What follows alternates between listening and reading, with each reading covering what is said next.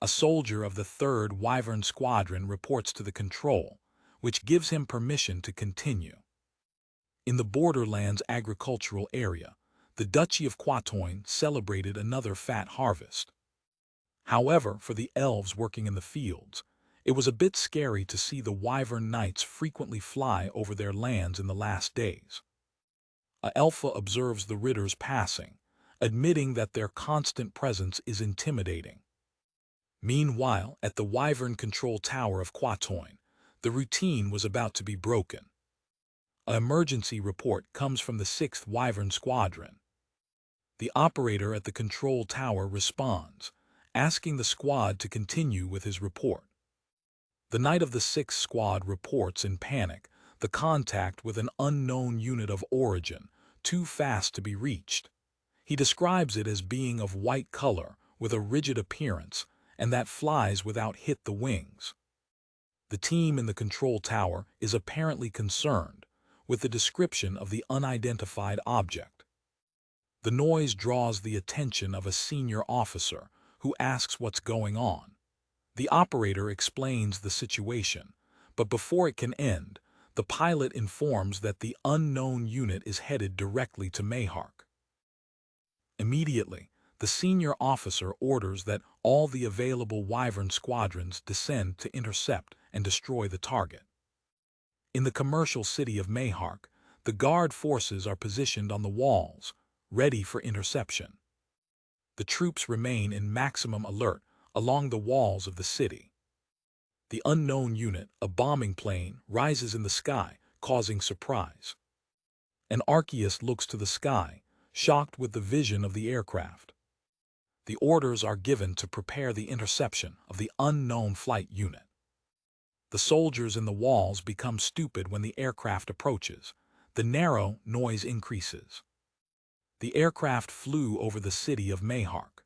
The soldiers, overwhelmed by the sound, are instructed to keep their positions, while an archer is preparing to shoot, suspecting that the noise may be of magical origin.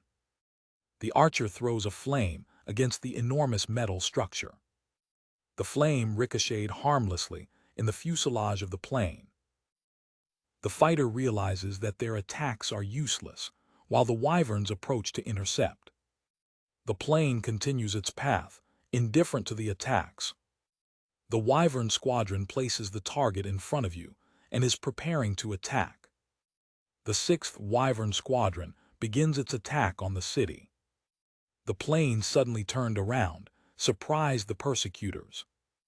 One of the fighters responds with fear to the aircraft's unexpected maneuver. Despite the fear, the orders are given to prepare the fire attack. But the goal is no longer where they were expected. The Wyverns shoot their shock attacks, a shelter of 12 simultaneous fire projects, as a punishment for the invasion. However, the plane had already passed through them, and the attacks mistaken the target. The aircraft rises suddenly, reaching an altitude that the Wyverns cannot reach, forcing the squad to abandon the persecution. Back to the walls, the archer reflects that the Drake did not attack them, questioning whether their intention was not to fight. A while later, in an ornamented room, a meeting takes place on the mysterious incident. At the naval base of the Principality of Quatoin, in Mayhark, the impact of the event begins to be discussed. The commandant of the base is wondering if the object seen was actually a dragon. The officer who led the interception asks the commander's opinion about the true identity of the unknown unit. The commander, while analyzing a map, speculates that the unit could have come from the Empire of Parpalia or the Kingdom of Louria, a country with which they had a conflict. His deliberation is interrupted by a subordinate who announces an urgent magical transmission from the Second Fleet. The message comes in the form of a magical pergamen. The messenger reports that a large unknown affiliate ship was observed in the open sea, along the shore of Mayhark. On board the Second Fleet of the Navy of Quatoin, the captain orders the ship to stay firm while observing the huge ship. Through his lunette, He sees the unknown ship gather the candles and stopped. The head of the fleet concludes that they were observed by the mysterious ship. The captain announces the start of the ship's investigation and puts all stations in maximum warning. He chooses 2 of his men to accompany him in the approach. As they approach, the disproportion between their ship and the aircraft carrier becomes evident, shocking the crew. The soldiers of Quatoin look up, crazy with the colossal size of the ship. The small vessel looks insignificant next to the metal structure. The captain murmurs that this is not a ship, but a floating fortress. For your surprise, a section of the conveys begins to descend, revealing to be a magical equipment. In him, they see humans acclaiming, as if they were invited on board. The platform sinking gently over the waters. The captain and his men become stupid with unknown technology. With caution, the captain rises to the platform, approaching the immense structure. When you arrive at the main conveys, you are amazed with its vastness. He thinks the space is so large that even a fair tournament could be held there. The magnitude and strangeness of the situation begin to leave you visibly nervous. Your anxiety increases by seeing the unusual costumes of the crew, a flag that you never saw, and strange flying machines in the conveys. Despite his concern, he recalls himself, determined to fulfill his duty. A real man in glasses, a diplomat, awaits his approach. The captain approaches and, keeping the formality, requires to know the affiliation and destination of the ship. The Japanese diplomat smiled, relieved because there was no language barrier between them. He presents himself as a member of the Ministry of Foreign Affairs of Japan, a name that the captain has never heard. The man explains that the nation of Japan was suddenly transferred to this world. He adds that, thanks to the information collected by his patrol plane, they obtained concrete evidence of their new reality. The captain connects the points and asks if the flight unit that appeared over Mayhark was theirs. The diplomat confirmed, admitting that it was an unexpected violation of the territorial airspace. The Japanese representative firmly assures that his country has no hostile intentions. Back to the commander's cabin, an officer quickly enters with new priority information from the Second Fleet. The gray of the commander's chart falls, a sign of tension in the air. With calmness, the commander orders that the message be read. His subordinate reports that a foreign officer from the country named Japan is on board the large ship and wants to start talks. He continues, explaining that the flight unit that invaded their airspace belongs to the same country and that they wish to submit a formal apology. Finally, the official reveals the most shocking information. Japan claims to be a country that has been transferred to its world. The commander remains uninterruptible, commenting that legends and folklore also speak of transferred countries.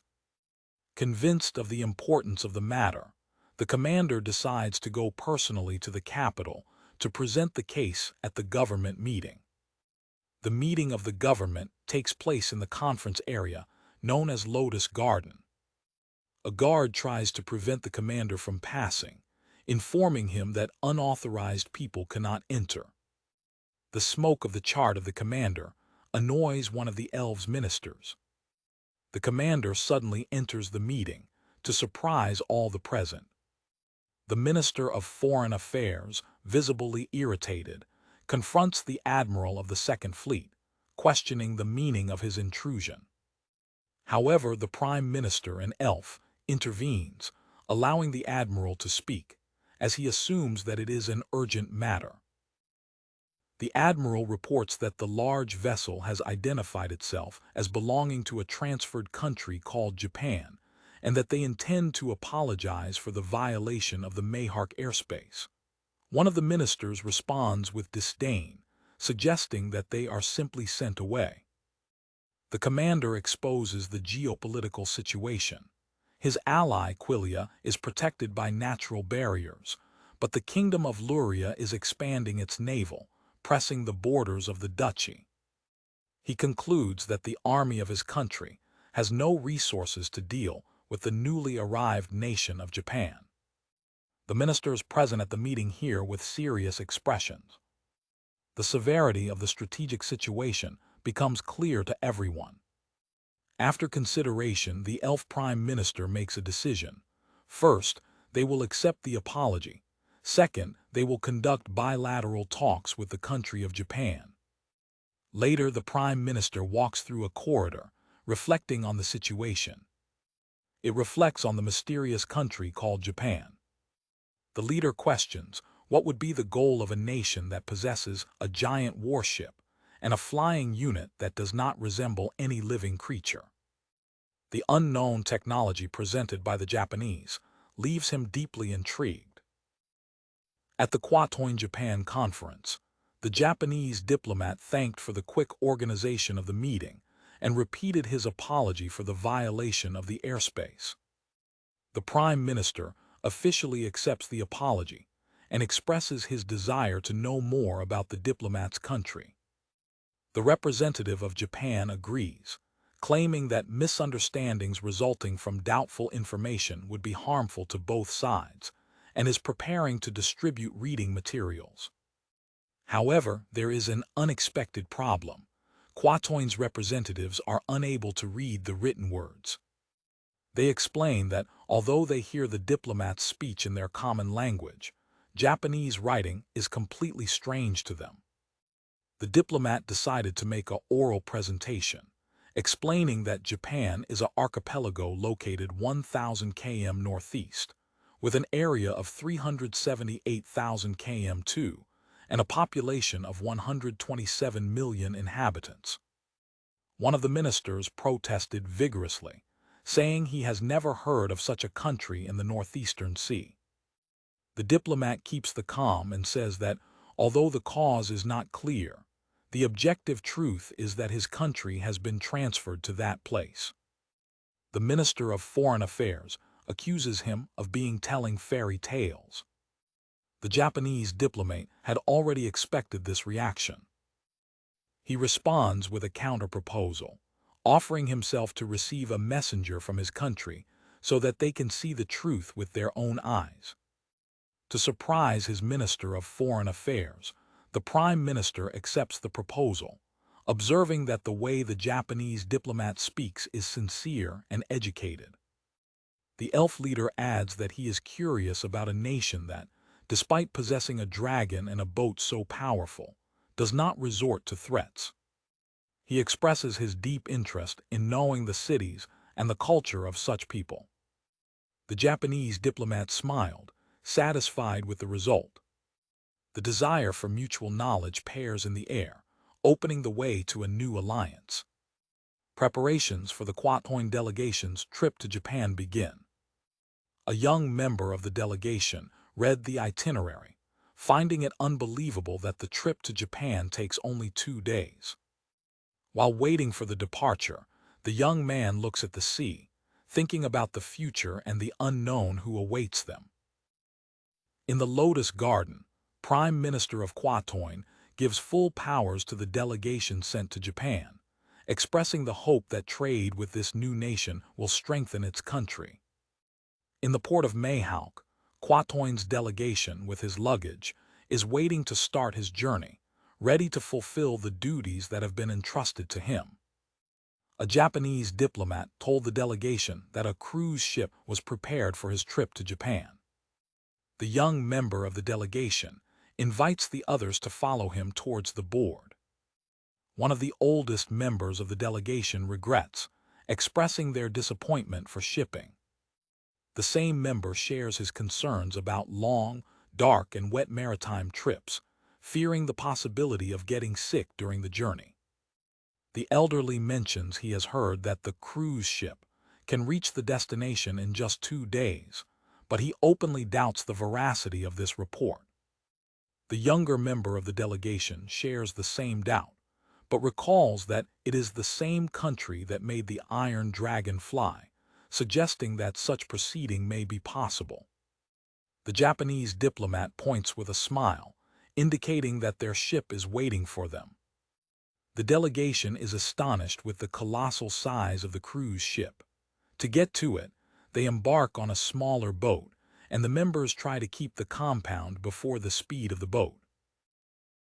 On board the ship, the delegation admire with the hostel, the swimming pool, and the luxurious and well-illuminated interior of the cabins.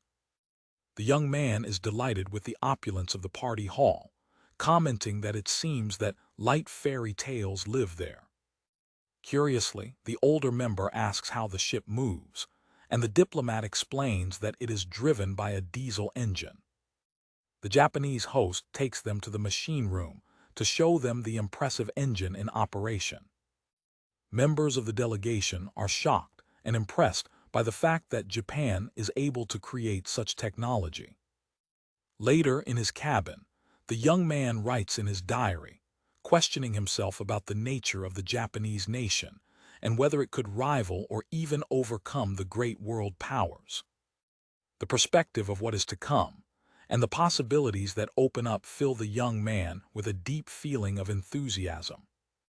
Meanwhile, the oldest member of the committee is relaxing next to the pool with a cocktail, considering how Japan built a ship so enormous, capable of moving without candles or rems. After a few days of journey, the delegation finally approaches its destination, watching the coast of Japan on the horizon.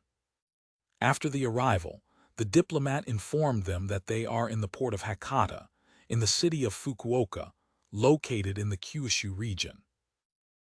The host explains that, from the docks, the rest of the route will be made by car. The committee's destination is the Hotel Shin Nikko, a name that makes them again shocked. In the luxurious lobby of the Shin Nikko Hotel, the members of the delegation settle, still processing the cultural shock of their arrival. The older member murmurs to himself, overloaded, who has seen so many surprising things that he believes that nothing else will be able to scare him. The diplomat approached the delegation with a gift, apologizing for waiting. He explains that they are clocks, devices to mark time, and suggests that you use them during your stay. It also informs them that before the scheduled air festival, they will have some free time. To take advantage of the free time, the diplomat announces that he will take them to walk through the city. During the tour, the delegation is amazed by the city's technology, watching with astonishment the trains, semaphores, and modern buildings. Suddenly, they hear a striking noise and witness a serious road accident, with a wounded woman falling to the ground. The diplomat and the senior member of the delegation commented on the severity of the accident, noting that someone seems to be injured. The young man of the delegation runs instinctively to help the woman, but the diplomat asks her to wait while he calls an ambulance. Ignoring the diplomat, the young man declares his intention to heal the woman and opens the way among the curious. The elderly member of the delegation calms the concerned diplomat, ensuring him that the young healer's skills are incomparable. The young man approaches the wounded woman and, concentrating himself, begins to throw a healing magic. For the diplomat's complete surprise, the woman's wound begins to be visibly closed under the effect of magic. The woman recovers consciousness, and the young man gently advises her not to get up yet, thanking the heavens for her being well. The diplomat, shocked, asks what he just did. The young man responds with naturality that it was just simple magic. The answer causes a mutual shock. The young man becomes stupid when he realizes that there may not be magic in Japan, while the diplomat fails to process the confirmation of his existence. The conversation is interrupted by the older member, who points to their new clock and reminds them that it is time to go to the air festival. The group arrives at the entrance of the Tsuiki Base Air Festival, joining the crowd. An advertisement on the altifalance informs the public that a F-15J fighter is about to land. The F-15J flies over the site at a stunning speed. The dark sound shocks the oldest member, who asks if that is the iron dragon they saw over Mayhawk. The diplomat clarifies that what they saw before was a patrol plane, while this is a fighter plane. While a Japanese officer explains the technical specifications of the F-15J, the oldest member of the delegation is lost in thoughts. He imagines how these hunters could overthrow the Wyverns of their country with total impunity, without any possible counterattack. Later, during a meal in a traditional Japanese environment, the older member directly asks if it would be possible for Quatoin to produce those iron dragons, questioning about the export of technology. The diplomat explains that, unfortunately, the New World Technology Loss Prevention Act was implemented, preventing them from sharing sensitive technologies. Without being overwhelmed, the young man of the delegation makes a counterproposal. They would teach the Japanese magic in exchange for their technology. The diplomat humbly rejects the offer, saying with a smile that Japan's only desire is to buy its agricultural products as quickly as possible. The young man accepts the answer, hoping that his country's needs have become clear, and says he is waiting for formal negotiations in Tokyo. During a meal with Quatoin's delegation, the Japanese diplomat is interrupted by touching his phone. He asks for a license to meet the call, and the delegation gives him permission to be momentarily absent. The diplomat goes away through a corridor to meet the call in private. In his absence, the older member of the Quatoin delegation expresses surprise by Japan looking for agricultural products, to which the young man responds that the nation should be blessed by the gods.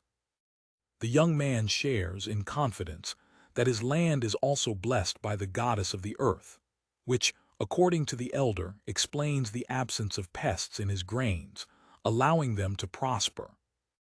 Despite optimism, the young man's expression changes to regret the apparent impossibility of importing Japanese technology. The elderly member of the delegation then proposes a different approach, a military alliance with Japan to contain the threat of the kingdom of Louria. The young man responds that such alliance will be difficult to realize due to the restrictions of the Japanese constitution. Without being dropped, the senior of the committee says that although military technology is out of question, they can still negotiate on transport and railways. Meanwhile, in Japan, executives analyze data that confirms the existence of vast cereal-producing regions in Quatoin, with plants similar to the Earth. The meeting continues with the presentation of reports on the neighboring kingdom of Quira. It is revealed that in the desert area of Quira were confirmed oil deposits and structures similar to extraction wells, though in small scale. The revelation about the oil pools causes surprise, as the continent of Rhodnius is not considered technologically advanced for such a fact. One of the executives thinks about the danger that this discovery may represent. It raises the possibility that there may be another technologically modern nation in this new world. The scene moves to Tokyo, preparing the scenario for the next bilateral meeting. The official bilateral meeting takes place in the opulent house of hosts of the state, in the imperial village. At the meeting, the Japanese diplomat explains that his country imported annually 55 million tons of food from various nations before the transfer.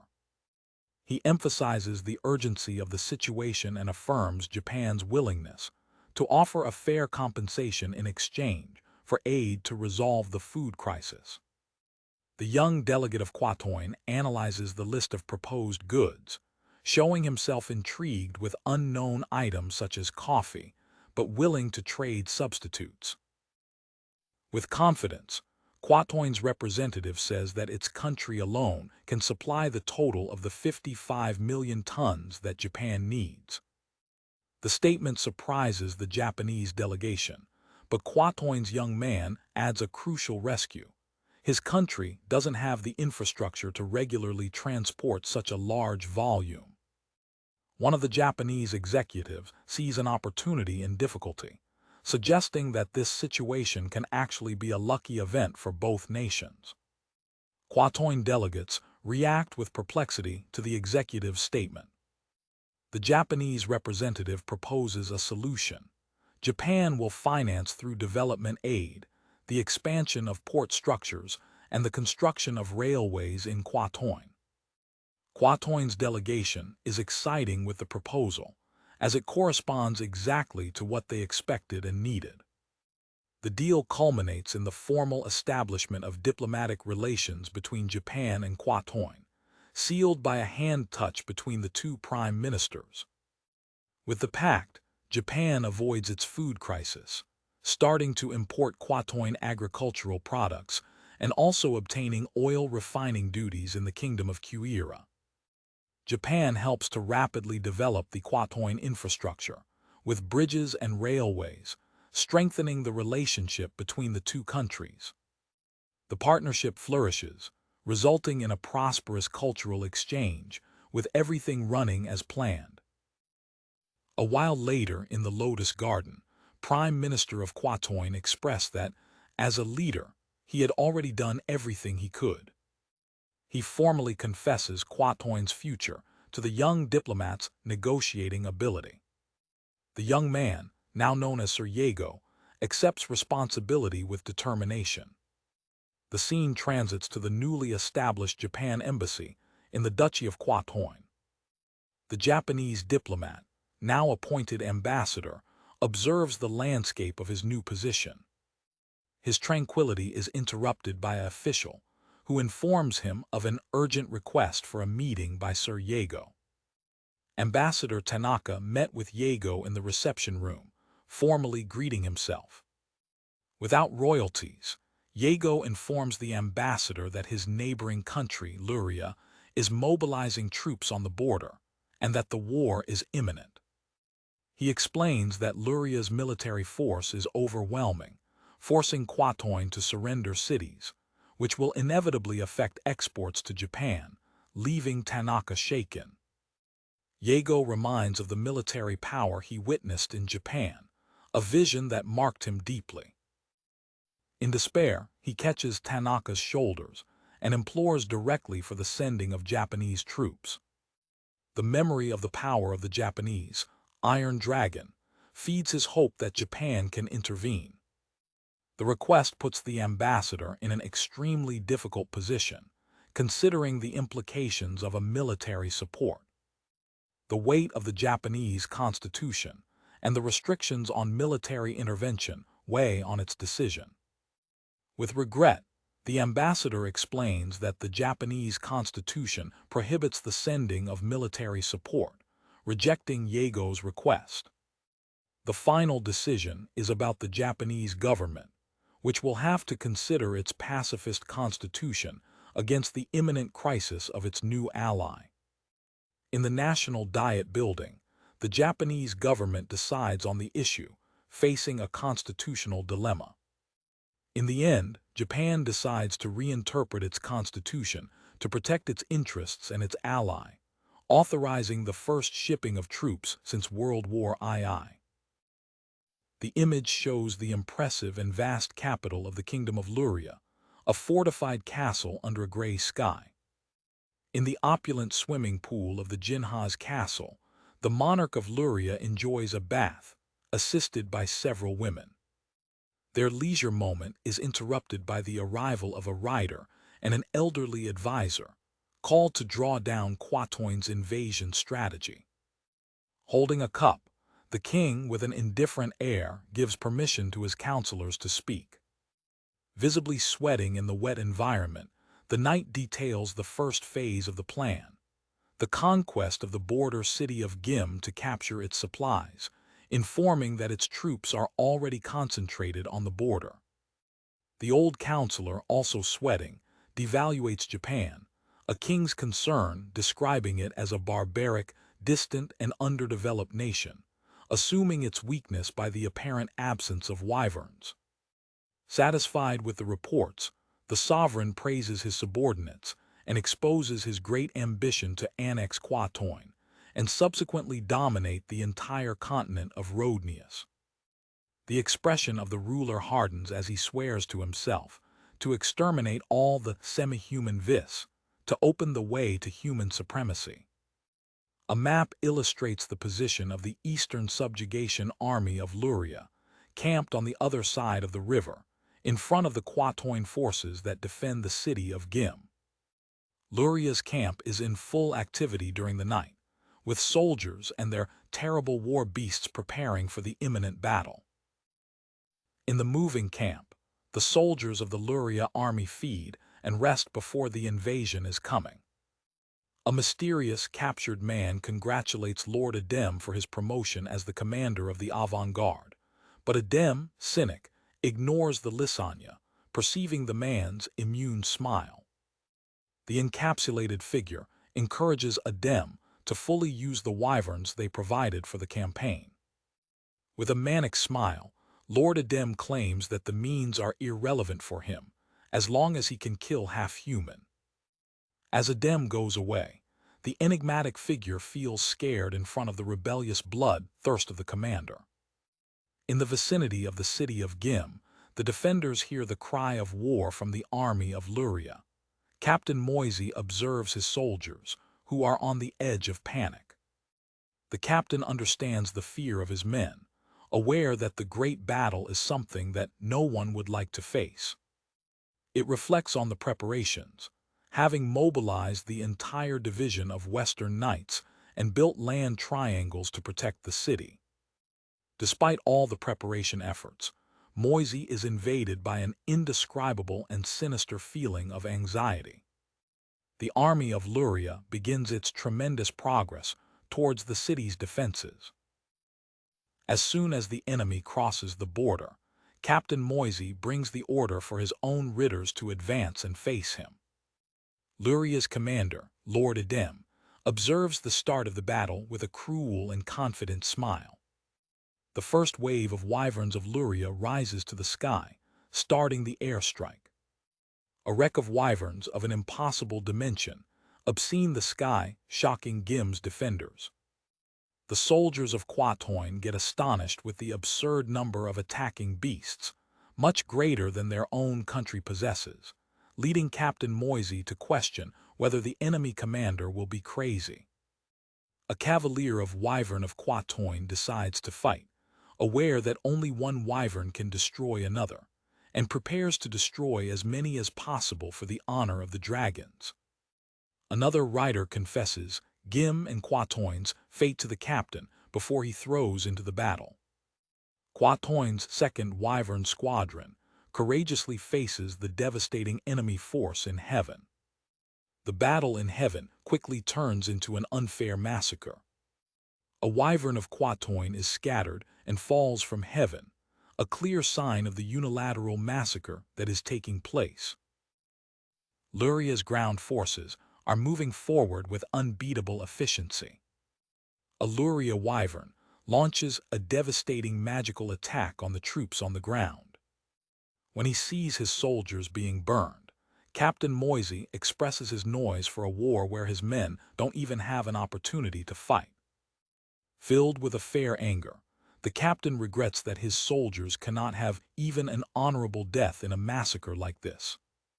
The standards of Quatoin's army fall as Louria's forces destroy their positions. Louria's wyverns continue their impeccable attack, massacring Quatoin's defenders on the ground. A soldier screams of terror while his comrades are killed around him. A Quatoin soldier is stumbled by a shot of Louria, plus a victim of the brutal attack. Refusing to give up, Captain Moisey gathers his few remaining men for a last and desperate burden by the people of Gim. The city of Gim burned as the army of Louria concludes its conquest. With a view to the captured city, Lord Adem tells his men that he will not blame them for any drawings, considering the pilgrims a fair reward for their hard work. With a perverse smile, Adem justifies the violation as an appropriate method to preserve the morality of his troops, releasing them over the city's population. After the conquest of Gim, the soldiers of Louria gather the semi-human survivors. A soldier asks what to do with them, and Adam, full of repulsion, orders that everyone be sent to Louria, expressing a deep desire to kill them. Adam changes plans, deciding that it would be more mighty to make 100 children an example before releasing the rest. Soldiers of Louria brutalize the defeated inhabitants of the city. The commander declares his intention to use the survivors released to spread fear throughout the region. A soldier informs Lord Adem that they have successfully captured the commander of the West Knights of Quatoin, Captain Moisey. The soldier adds that capturing the magnificent captain was a hard task, which required 10 men to finally subjugate him. Captain Moisey, captured and immobilized, looks at his captors with a challenging look. Lord Adem approaches the kid, noting sarcastically that the fame of General Furioso, Moisey, has reached his ears. In an act of supreme cruelty, Adem reveals a cage containing Moisey's wife and daughter, provoking the captain captured. The captain's wife and daughter look at him horrifying, calling for him. Moisey looks at the scene in shock and absolute disbelief, unable to understand why his family was brought to the battlefield. Adem proposes a sadistic choice.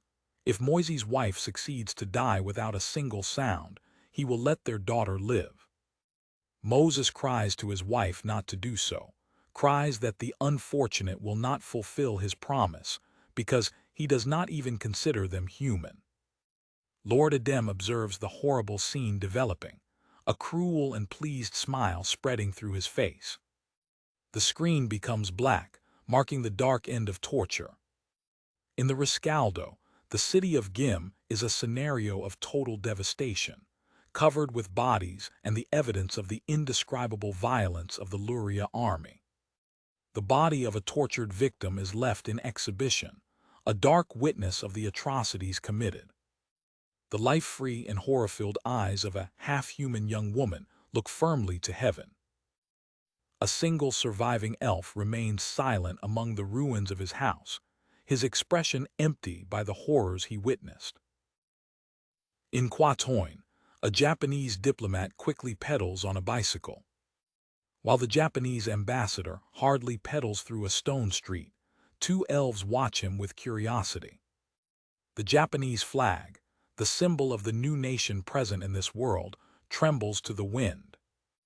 In front of the government building of the Principality of Quatoin, Ambassador Tanaka encounters Yago, apologizing for the delay due to the translation. Yago accepts apologies with gratitude. Tanaka presents to Yago the diplomatic document containing Japan's official resolution on the imminent crisis. Meanwhile, in the Lotus Garden, the Government Council of Quatoin receives terrible news. The city of Gim fell to Louria, and an enemy marine with more than 50,000 soldiers is surrounding Mayhark. The Prime Minister reacted with unbelief to know that the Louria fleet is composed of some impressive 4,000 ships. A minister explains that, according to rumors, Louria is receiving military support from the powerful Parpalia Empire, justifying its overwhelming force. The severity of the situation falls over the council members, who have considered their dark future. The dark meeting is interrupted by the dramatic arrival of Yago, which brings with it the document of the Japanese embassy. The Minister of Foreign Affairs is trying to present his own report on the issue. However, the Prime Minister, exhausted by bad news, stops it suddenly. Knowing that communication is from Japan, the leader's attitude changes drastically, and he requires to know their response to the crisis. Anxiously, the Prime Minister and the Foreign Minister order Yago to read the contents of the document immediately. Yago begins to read the statement loudly. The Japanese government vehemently condemns the unhuman actions committed by the insurgents in the city of Gim. The statement continues, requiring the Quatoin government to take measures to solve the problem, offering its full cooperation. The message culminates with Japan's decision to send the Self-Defense Forces, JSDF, if Quatoin formally requests it. The Minister of Foreign Affairs gets confused with the terminology, questioning why Japan refers to the Louria army as insurgents, rather than recognizing the state of war. The Prime Minister, acknowledging the validity of the matter, asks Yago's opinion on the strange formulation. Yago is preparing to clarify Japan's subtle diplomatic strategy. He explains that the Japanese constitution prohibits war as a means of resolving international disputes. By labeling Louria as insurgents, Japan can overcome this restriction and send troops in a non-belligerent way. In short, Yago confirms that Japan has agreed to help them militarily, as long as Quatoin makes the official request. The revelation fills the members of the Council of Hope, witnessing the return of the Iron Dragon and the imposing warship. Without hesitation, the Prime Minister orders that immediate assistance from Japan is requested to eliminate the insurgents. At the Mayhark Naval Base, a Japanese helicopter approaches to gather the Quatoin observation officer. A senior Quatoin officer commented on the peculiar shape of the aircraft, which the Japanese call helicopter. The veteran officer questions the seriousness of the young elephant to embark on this dangerous mission, but this confirms his determination. The young elephant believes that, because it's Japan, there's a real chance of victory despite the overwhelming chances. His superior exposes his concern. With only 8 ships against the 4,000 of Louria, he feels that he is sending a subordinate to a certain death. The elephant reiterates his belief, saying it is worth risking his life to embark on the ship of his new and powerful ally. The elf officer approaches the helicopter, where he is greeted by a Japanese soldier. The strong wind of the helicopters makes it difficult for the elephant to communicate and move while the elephant is present. Disoriented by the force of the vendaval, he asks if it is possible to stop it. A Japanese soldier helps the elf to board, ensuring that the situation will improve as soon as he is on board. The helicopter lifts flight, starting its journey towards the Japanese fleet. When arriving at the aircraft carrier, the elephant is amazed by its colossal size, comparing it to a floating fortress. He estimates that, with 8 ships like that, the victory is possible. On the command bridge, the Quatoin officer is received by the ship's captain, the Izumo. The two officials exchanged formal greetings as a sign of mutual respect. The observation officer expresses his deep gratitude for the strength sent by Japan. The Japanese captain offers his sincere condolences to the victims of the massacre in Gim. The crew of the bridge makes a moment of silence in respect of the dead. The captain begins the briefing of the operation, explaining that Quatoin is being threatened on 2 fronts, and that JSDF has sent a fleet of 8 counterfeiters with the main objective of protecting Mayhark. The elf interrupts educatedly to express his concern about the strategy. He emphasizes the scattering numerical disadvantage, reminding the captain that the insurgents have thousands of ships. The captain calms him with a smile, affirming with confidence that they already have information about the number and location of the enemy, and that their safety is guaranteed. The elf gets confused with the calm of the captain, unable to understand his apparent indifference to the numerical disadvantage. On the north coast of the continent of Rhodnius, the admiral of the Louria fleet observes its vast and imposing armed forces.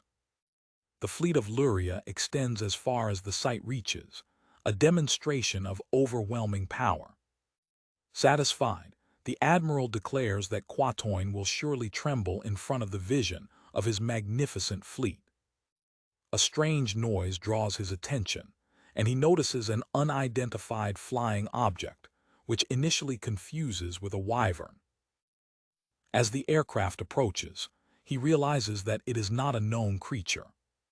From the helicopter altiphalance, a voice warns the insurgents that they are invading the territorial waters of Quatoin.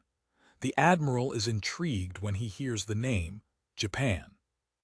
The warning message continues, requiring the fleet to change direction immediately under the punishment of being attacked, while a Japanese counterfeit emerges from the cloud. The soldiers of Louria become stupid about the size of the ship, questioning how a supposedly barbaric and underdeveloped nation could possess such a ship. The admiral recovers the compound, reminding his men that it is just a ship against 4,000. Confident in his numerical superiority, he orders the start of the attack. The warships of Louria are preparing for the imminent battle. The orders are given to maneuver the fleet and position on the side of the enemy ship. The timoneers perform the maneuvers, turning the ships to the battle. The order is given, and the arqueers prepare to throw a flame rain on the counterpetier. A shell of fireflies is shot toward the Japanese ship. Heavy beasts also shoot their projectiles against the metal helmet. For the surprising of the attackers, the flags rose harmlessly in the ship's metal helmet.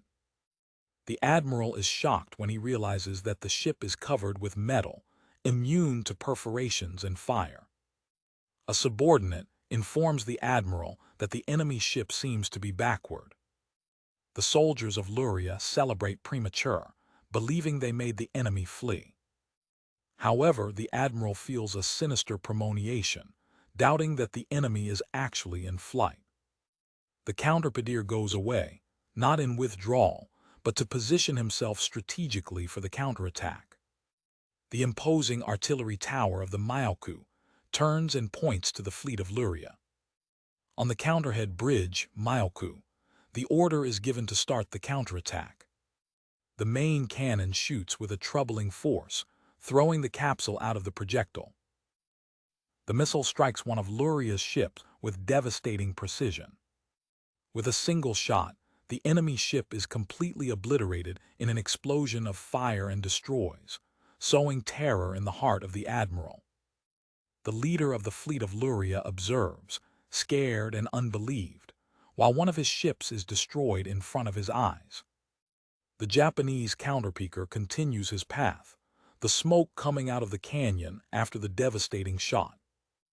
On the Myoku bridge, officials hope that this demonstration of strength will be enough to force the enemy fleet to withdraw. The commander adjusts his bounce, sharing the hope that the battle can end without further bloodshed. On board his captain's ship, the admiral of Louria observes, unbelievably, the destruction of one of his ships, noting that the weapon used is different from any cannon he knows. Shocked by the demonstrated power, the commander wonders if the Japanese counterpetier is using some kind of magical weapon. On the bridge of the Japanese ship, an operator reports that the enemy fleet has not changed its course and has not given any indications of withdrawal. The senior officer hears the report with a serious and concentrated expression. Surveys on board a Louria ship confirm that the giant ship has ceased its activity and that there are no visible soldiers in its conveys. The admiral erroneously interprets the break as a sign that the enemy cannot shoot his powerful weapon in rapid succession. Trusted in his assessment, he orders the fleet to reduce the speed and maintain the position while requesting air support from the Wyverns. With a presumptuous smile, the fleet leader declares that his Wyverns will burn the occupants of the metal ship. However, at the air base of Wyverns in Jinhog Castle, in the Kingdom of Louria, the preparations for the attack are ongoing. A rider is assisted to seal his mount to the imminent battle. An officer gives the order for the 17th Dragon Squad to advance. Two leaders discuss the strategy. One of them, having heard that the enemy ship uses a magical weapon, suggests sending all the 250 Wyverns, but the other hesitates, fearing to leave the capital unprotected. The 17th Dragon Squad raises a flight to join the offensive. The most aggressive officer insists, arguing that troops should not be sent into small contingents and that the total force will guarantee the end of the enemy. The Wyverns raise flight from a base in the desert, ready for battle. All the dragon squadrons of Louria are now in the air, forming an enormous wave of attack. On board the Japanese counterhead, a radar operator suddenly detects multiple targets coming near. The targets are identified as a square of 250 Wyverns. Officers evaluate the threat, noting that their fireballs are powerful, but their physical resistance is unknown. Concluding that a neglected attack would put their lives at risk, the commander orders the start of the anti-air war and the launch of ship-air missiles to prevent the enemies from approaching. The commander reflects that a direct and without precautions confrontation would be too dangerous. The vertical launch system of the ship is ready to shoot. The missiles are shot from the counterpetter's conveys, leaving a white smoke trace against the blue sky. From his fleet, the men of Louria see the enemy ship suddenly engaged in flames and smoke, but the admiral realizes that it is not an explosion, but a launch. The fleet leader watched carefully, noticing that the enemy threw something similar to flags to the sky. Perplexed, one of his men asks himself in a loud voice what will be the intention of those projectiles. The ship-air missiles fly toward their target with an impressive speed. The horde of Wyverns continues its advance, without knowing the imminent danger. A rider from Wyvern is watching strange objects approach high speed. He hardly has time to wonder what they are when the ogiva of a missile detonates by proximity. The first explosion immediately overlooked several Wyverns, starting the massacre. A Wyvern is violently deformed into pieces by the force of the detonation. His rider is designed to the empty, falling to death.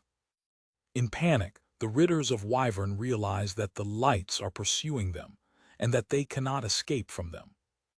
A bright explosion illuminates the sky, sealing the fate of more attackers. Multiple Wyverns are caught in the shock wave of another detonation, raining destroys from heaven. A Japanese operator reports that only 50 targets are left, a distance of 7 kilometers. The radar screen shows the Wyvern's formation significantly reduced. As the survivors don't go back, the commander orders the shift to anti-air ammunition, which explode in the air, filling the sky with deadly stains. The main artillery of the ship opens fire. The admiral of Louria is shocked with the ability to shoot continuously, while his Wyverns are dimmited. The admiral's face is surrounded in a pure expression of horror in front of the effectiveness of the enemy weapon. Below, the soldiers of Louria observe, in denial, their powerful Wyverns falling from heaven like mosquitoes. The radar operator reports that only 3 enemy remains, already on the ship. The order is given to activate the CIWS system. The nearby Automated Defense Metrelder, CIWS, points to the remaining targets. CIWS displays a torrent of projectiles, destroying the last Wyverns who dared to approach. The weapons smoke after its rapid and lethal riding. The radar confirms that the last target has been removed. The counterpetter remains immobile in the watchers, as the remains of a Wyvern fall to his side. A soldier of Louria Gageja, prosecuting the fact that 250 Wyverns were killed by a single ship. A Japanese official calmly confirms that all the targets have been shot down. His commander hears the report, keeping his steel composition. The Admiral of Louria, sweating cold, fails to articulate that all his air force was destroyed by a single ship. The Japanese counterpetter fluctuates quietly, a silent testament to his overwhelming power. Louria's fleet leader is worried, scared, whether his fleet will be the next to be sent to the bottom of the sea. Certain that the Japanese will not ignore the atrocities committed in Gim, the admiral is preparing for a desperate action. He orders to his Gale's fleet to advance with the Rems, moving to an offensive tactic of direct assault. The galleys of Louria advance in training, preparing to approach the enemy ship.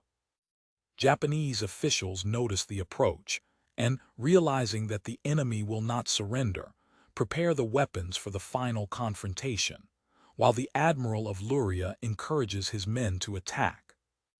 The Gale's fleet remains with all its strength towards its target. The admiral observes the progress of his troops.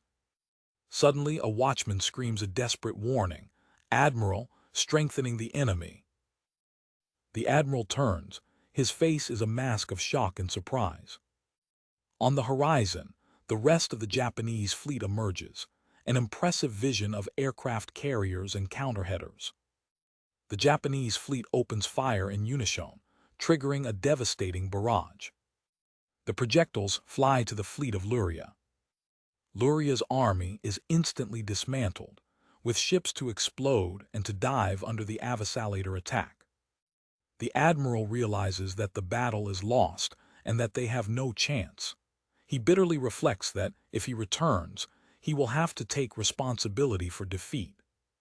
He regrets that his name will remain for the story as that of an incompetent admiral. Despite his personal dishonesty, he decides that he cannot allow more of his subordinates to die in vain.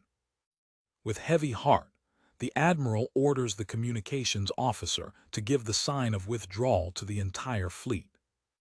The Japanese radar detects that the enemy fleet is changing direction. An operator confirms that the enemy seems to be backward.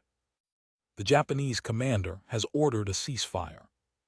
With the end of the hostilities, he announces that they will now carry out a maritime rescue operation. From the Japanese aircraft carriers, helicopters descend. Quatoin's elephant observer on board gets shocked with the sudden end of the battle and asks if there were downs on the Japanese side, to which the captain replies that there was no one. Intrigued, the elf then asks who is intended for the rescue operation. The Japanese captain confirmed with a quiet smile that they did not suffer any downs. The elephant expresses his unbelief in the speed with which the devastating enemy fleet was defeated. Japanese rescue ships approach the survivors of Louria fighting in the waters, among the destroys of their ships. The captain explains to Quatoin's official rapper that the rescue operation is to save the insurgent soldiers.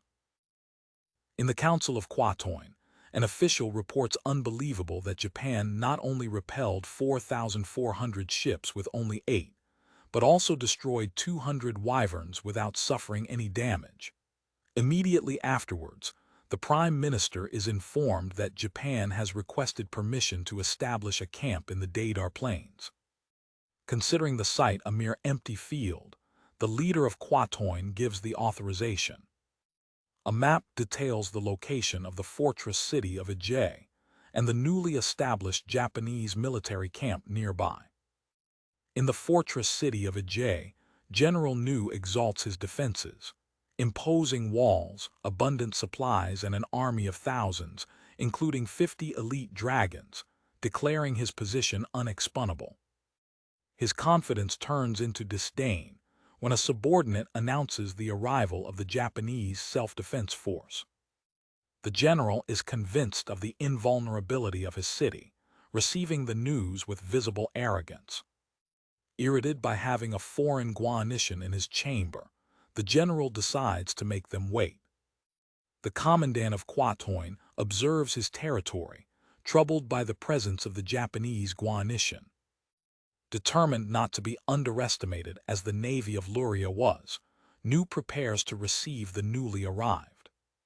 Commander Nu receives the Japanese delegation with a badly disguised sarcasm. Commander Uechida of the 7th Division of Japan's Land Self-Defense Force is formally presented. Quatoin's general openly criticizes Uechida's uniform, ignoring the alarming warning of his assistant to have more touch.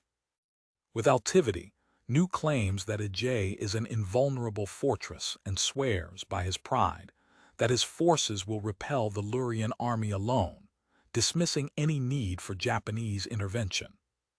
The tension increases between the two commanders, leaving news counselors concerned with the possibility of a diplomatic incident. Keeping the compound, Uechida accepts a backward support role and requires permission to park observers within Ije. The general agrees, recognizing the need for the Japanese to report the situation to their country. With the sealed agreement, the Japanese delegation withdraws for relief from the counselors of Nu.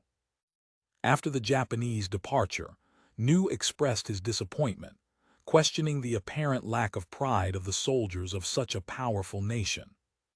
In the outside, Uechida comments with his subordinate that the result was favorable, as they avoid the front line and the difficult personality of the general. The scene moves to Jinhog, the capital of the kingdom of Louria. In the capital of Louria, the king decides with his counselors. One of them considers the report of naval defeat too absurd to be credible, suggesting that the information is reviewed. A writer proposes a new strategy, capturing the fortress city of Ije, using the conquered city of Gim as a base of operations. The monarch approves the plan, hoping for a positive result this time. A group of elves refugees travel from Gim to Ije, fleeing the advance of the Louria army. A young elf, exhausted, asks her brother to rest. He encourages her to continue, promising that there will be little to get to Ije. By seeing the fortress of Ije far away, the young woman recovers her strength and determination to continue. His journey is brutally interrupted by the sound of horses to gallop. The flag of Louria announces the arrival of a cavalry patrol. The group of elf refugees too, scared with the approach of the enemy. The knights of Louria approach the undefensed group. One of the elves warns the other about the presence of the Lurian cavalry and screams for them to escape. The ridders of Louria watch the group of elves, identifying them as easy targets. The captain, bored with his recognition mission, sees the refugees as a slaving secondary dish. One of his men asks for permission for a demonstration, and the captain allows his men to make fun. The cavaliers of Louria carry over the group of refugees fleeing. At the sound of the war scream, "It's time for massacre," the young elf expresses her fear to her brother. One of the refugee leaders orders them to leave their property and spread through the camps to survive. The two elves' brothers run hand in hand, trying to escape. The knights of Louria continue their implacable pursuit. One of the horses relinches during the loading. In confusion, the young elephant turns down and falls, losing contact with her brother. His brother returns, determined to protect her at all costs. The young woman, in tears, apologizes for failing to run anymore. The boy takes a simple POW from the ground to face the rider that approaches. While her brother is preparing for the confrontation, the young woman desperately prays for divine help. The girl's prayer dissolves a memory of her childhood, in which she asks her mother to tell them the legend of the god of the forest. The mother offers them a choice: the legend of the god of the forest or the legend of the Lord Demon. My mother begins to tell the story, which has happened a long time ago. The children choose with enthusiasm the story of the Lord Demon. In a tape, the legend is illustrated. The Lord Demon invaded the continent, forcing the peoples to reverse. The god of the forest asked for help to the god of the sun, who sent his messengers to the elves. The mother explains that the demon lord has been asleep, but one day he will wake up, and asks the children what they would do. The boy promises to become a hero to defeat him, while the girl says she will offer her prayers to God.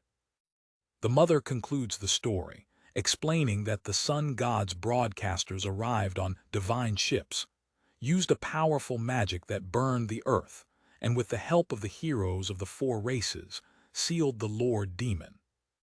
Back to the present, the young elephant continues to pray fervently. At the moment that the Lurian cavalry is about to hit the brothers, a violent explosion destroys part of the squad. The Captain Lurian is troubled and shocked by the sudden attack. The bodies of his men fall on the ground, smoking after the explosion. The captain, assuming that they are being attacked by archimages, orders the dispersion of his troops. The elves' brothers observe, confused, while the Captain Lurian suspects the presence of powerful magic. The Lurian commander realizes that he made a mistake by underestimating the refugees as merely peasants. A second explosion causes even lower between its rows. The surviving elves observe, among the crosses that mark the tombs of their own, the development of the battle. A horse of Louria is in panic with the chaos of the battle. The captain, even trying to understand the situation, makes a plan of attack. The captain and his remaining men look to the sky and see the origin of the attack. Two Japanese attack helicopters that approach to destroy the remaining Lurian cavalry. The captain of the Lurian cavalry is instantly upset by the fire of a Japanese helicopter before he even managed to react. The helicopters continue the attack, shooting implacably against the Lurian ridders fleeing. The ridders of Louria desperately try to escape the carnificine, but they have no chance against the air power. The elves observe, atonight, while their persecutors are systematically annihilated. The explosions continue to devastate the cavalry, leaving a trace of destruction in the field. After the total annihilation of the Lurian cavalry, the surviving elves watch, shocked, the helicopters flying over the battlefield. Unbelieved with the sudden reversal of the events, the elves wonder if their mysterious saviors are allies. Their uncertainty increases with the arrival of more helicopters, from which soldiers with unknown uniforms land, which the elves consider strange. One of the elves observes a Japanese soldier, noting that his appearance does not match that of a warrior or a traditional magician. The young Alpha enthusiastically points to the emblem in the uniforms and vehicles of the soldiers. The symbol, a red circle, is prominent both in the caps of the soldiers and in the fuselage of the aircraft. Brothers, wondered, identify the symbol as the emblem of the god of the sun, a central figure in their legends. Two Japanese soldiers approach the group of refugees elves and ask if they are wounded.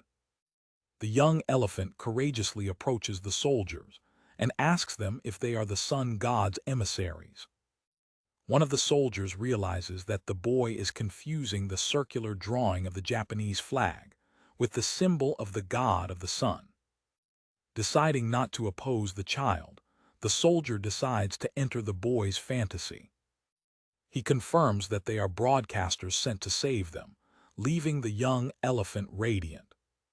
The soldier's confirmation leaves the remaining elves in a state of shock and admiration. The other elves also notice the emblem and begin to link the events to their legends, the ships that fly and the magic that burns the earth. Convinced that the legend has become reality, all the elves kneel and begin to pray before the Japanese soldiers. The soldier he spoke is embarrassed of having caused a misunderstanding, but his companion reminds him that the security of civilians is the priority. One of the soldiers asks the elves to board the helicopter to be evacuated. However, an elf refuses vigorously, claiming that they are not worthy of embarking on a divine ship. The insistence of the soldiers finds the devout rejection of the elves, creating an impasse. The soldiers try to persuade them gently, ensuring that they don't have to hesitate. The elves keep their position, insisting that they are not deserving such honor. Meanwhile, at the general quarter of the division of the Eastern Lords in Gim, the commanders of Louria gather to discuss their strategy. One of the lords is informed that they have lost contact with the cavalry squad sent for recognition.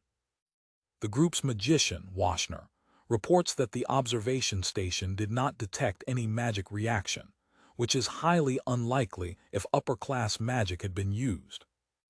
Another commander is wondering if this means that the cavalry was destroyed by the semi-human. Washner the magician, although he considers the idea a disparate, is preparing to share an information. One of the lords encourages him to speak openly about what he knows. She begins to report a rumor that circulates among the witches about the new nation involved in the war. The rumor says that Japan has ships with a magical weapon that drowns fleets with a troubling sound and destroys wyverns, a power that neither 1,000 magicians together could match. It adds the most intriguing part. Despite mass destruction, no magical reaction has been detected. Another lord intervenes, claiming that he has also heard a rumor related to these events. He shares what he has heard. The operation of the Mayhark Circle failed, resulting in the loss of 1/3 of the fleet and 250 wyverns.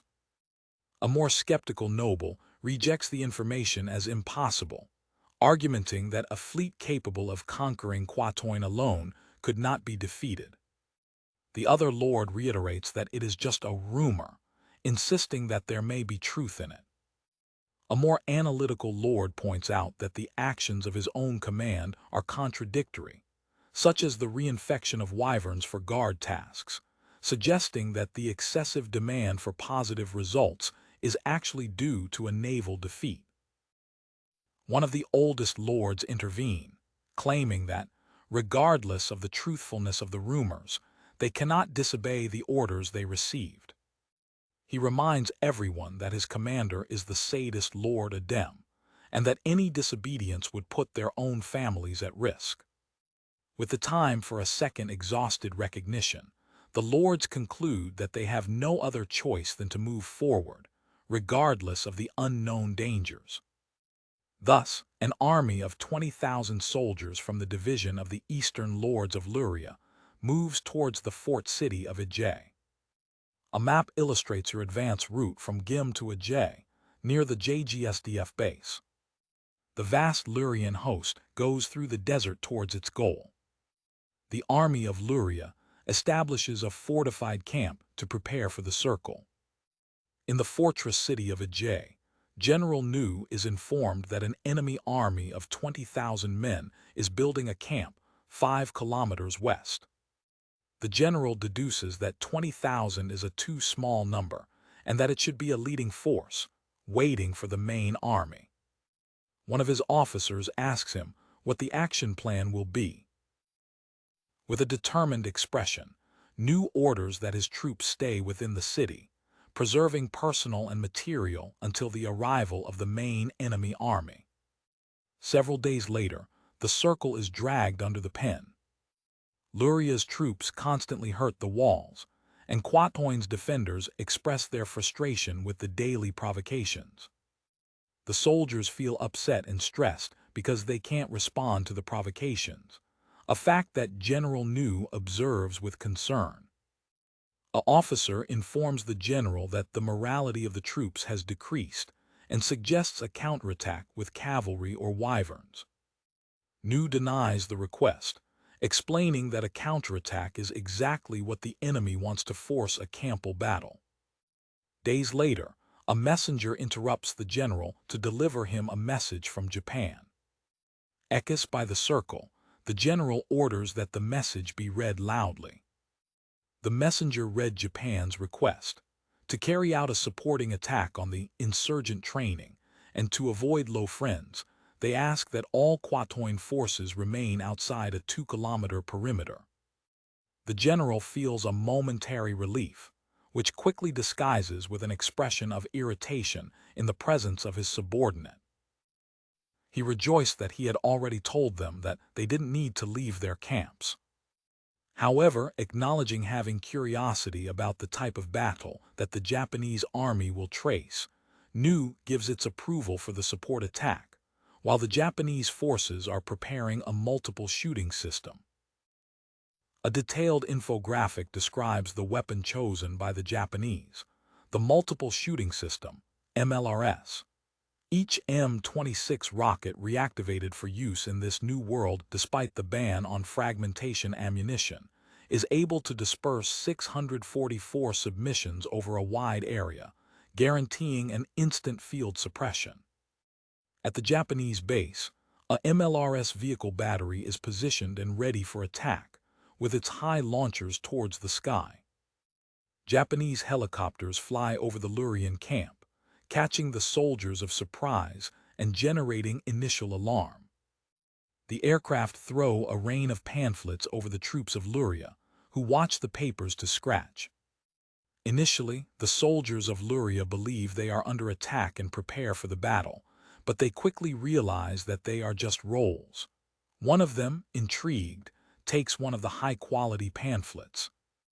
In command retirement, the Mag Washner informs a lord that the flying dragon has thrown out documents written in the common language of the continent. The lord read the content of the pamphlet in a loud voice to his officers, an ultimatum for Louria's army to evacuate the camp and withdraw from the area within 2 hours, under the punishment of attack. The lords of Louria gather together to discuss the arrival of the rushed Japan, feeling concerned with their presence. One of the commanders asks about the spirit of the troops after the message.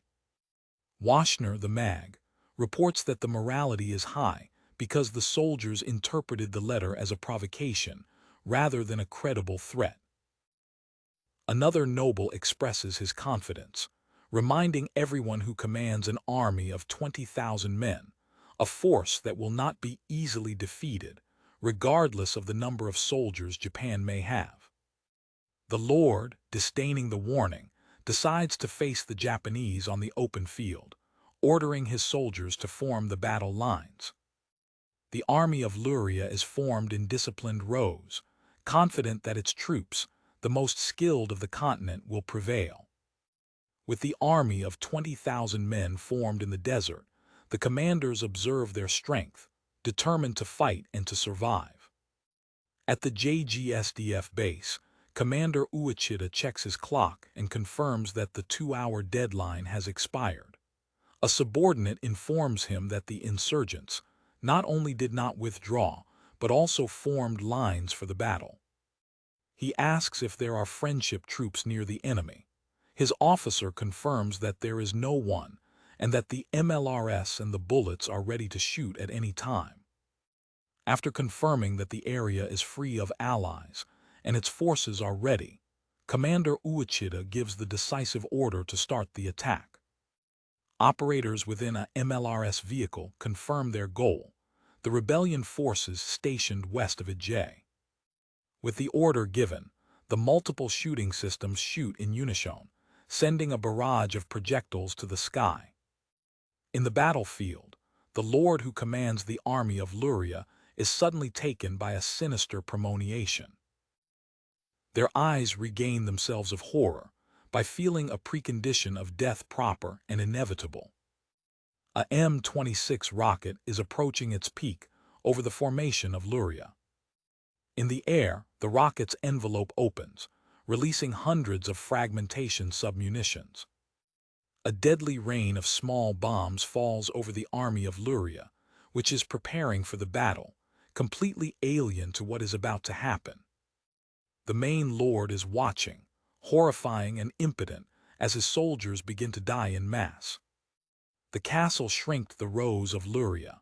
Veterans, comrades of weapons and ordinary soldiers are broken into pieces or consumed by the flames of the explosions, without even having the opportunity to fight.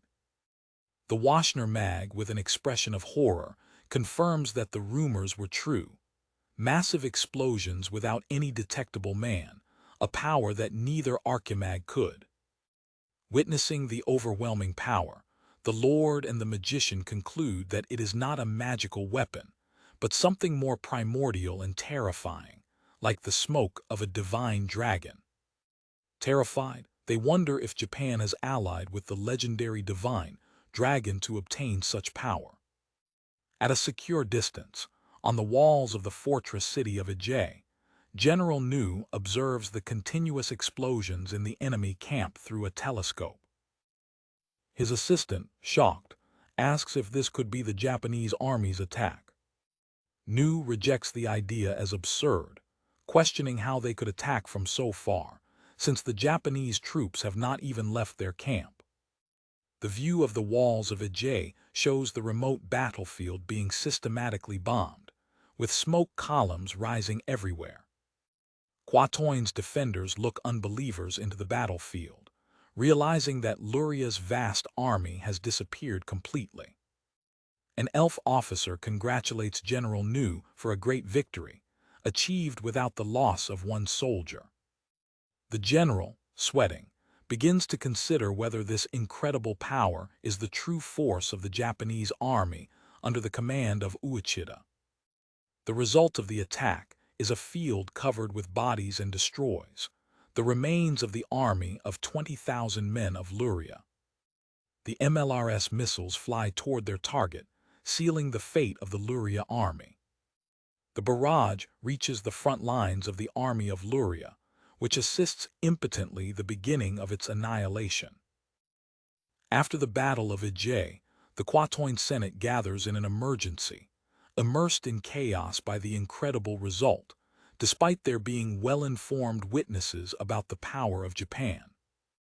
Members of the Senate are debating, questioning whether the Japanese weapons, capable of destroying 20,000 men in minutes, are magical or whether their actions echo the legends of the ancient magic empire.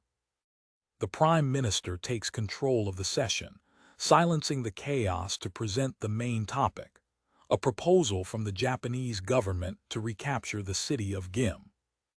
It is revealed that the Japanese have already completed their preparations, leaving the final decision in the hands of Quatoin government. Senators consider the proposal, recognizing that there are no disadvantages for Quatoin, since the initiative came from Japan itself. One of the members asks if the proposal is not, in fact, something positive for its principate. Another senator concludes that, facing recent events, the only viable option is to trust your new and powerful ally. With the consensus formed, the Senate unanimously voted for Gim's recovery plan. Meanwhile, in Louria's general quarter in Gim, Lord Adem questions a subordinate about the lack of communication of the division of the Eastern Lords. The Lord expresses his growing irritation with the inexplicable silence of his troops. The subordinate confirms that the continuous attempts to contact through the Manacom did not get any response. Adem then asks about the Wyverns sent to Ije, and your subordinate confirms that they should arrive at any time. The Knights of Wyvern fly toward their target, keeping a low altitude to avoid being detected by the enemy. The squad approaches the designated place. When arriving at the camp of the avant-garde unit, the Knights of Wyvern get confused when they find the place completely deserted. One of the pilots notices a smell of the burned land and, overflowing the area, discovers a field covered with bodies, wondering if there was a battle there. Horror is installed when they recognize the battle flag of their own army among the destroys. With an overwhelming shock, the knight realizes that that is his battle flag. The terrible truth becomes clear. Their advanced force has been completely destroyed. Unbelieved, the knights decide to withdraw to report their discoveries to the general quarter. The knight desperately tries to contact the general quarter to report the annihilation. Suddenly, a Japanese attack helicopter rises on the horizon, approaching quickly. The helicopter reveals its heavy weapon when it approaches the Wyvern squadron. The rider of Louria turns back, alarmed by the presence of the strange flying machine. Without notice, the helicopter opens fire, launching a missile against the Wyverns in retreat. Back to Gim, a messenger runs into the Lord Adem's command room with urgent news. The messenger reports that the contact with the Wyvern's recognition unit has been lost. Adam turned around and asked to know the situation. The messenger reports that the last message of the unit was a desperate scream. A ball of fire is pursuing us. Considering the message an absurd, Adem tends his head and threatens to execute the messenger for talking absurd. He reminds the subordinate who are in the presence of General Pandor, specially sent to capture Ije. General Pandor intervenes calmly, advising Adem not to scream and focus on what can be done. The general questions the chief of state major about the defenses of the main force, who answers that 44 Wyverns are on continuous patrol, a number that surprises Pandor.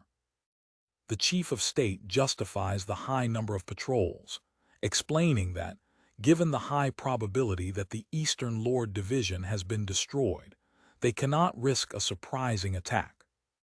A young man dressed in a monk approaches and asks for something to swallow to Adem's ear. The young man shares a secret information with the Lord. The news makes Adem begin to sweat cold, his face surrounded by concern. Adem informs the general that he will return to the castle of The Hague to personally request reinforcements. He justifies his departure with the need for more men to defend Gim and his conviction that a personal request will be more effective. General Pandor understands the severity of the situation. Terrified, Adem galopa at all the speed, convinced that Japan is using the magic weapons of the legends and that Quatoin's campaign is a failure that he needs to report urgently. Adem, with a forced smile, guarantees to the general that he will meet his expectations before leaving. In Gim, General Pandor observes the patrols of Wyverns over the city, confident that their air force will protect them from any surprising attack. The general confesses the backward to Adem and is preparing to return to the Eastern Subjugation Army's headquarters. The Wyverns patrol the heavens of Gim. Suddenly, a bright light explodes in the air, touching one of the Wyverns full. The sky runs into multiple explosions, destroying the air patrol. The destroys of the Wyverns in flames fall over the city. Atonido, General Pandor observes the carnificine with his eyes, refined of unbelief. The survivors scream in panic that something is pursuing them, while missiles hit their targets. The explosions continue to devastate Louria's air force. The soldiers on Earth watch, scared, while their powerful Wyverns are scattered in heaven. 2 Japanese jet hunters rise over the city, approaching at high speed. The jets fly over the city with an avasalator speed and power, destroying the remaining Wyverns.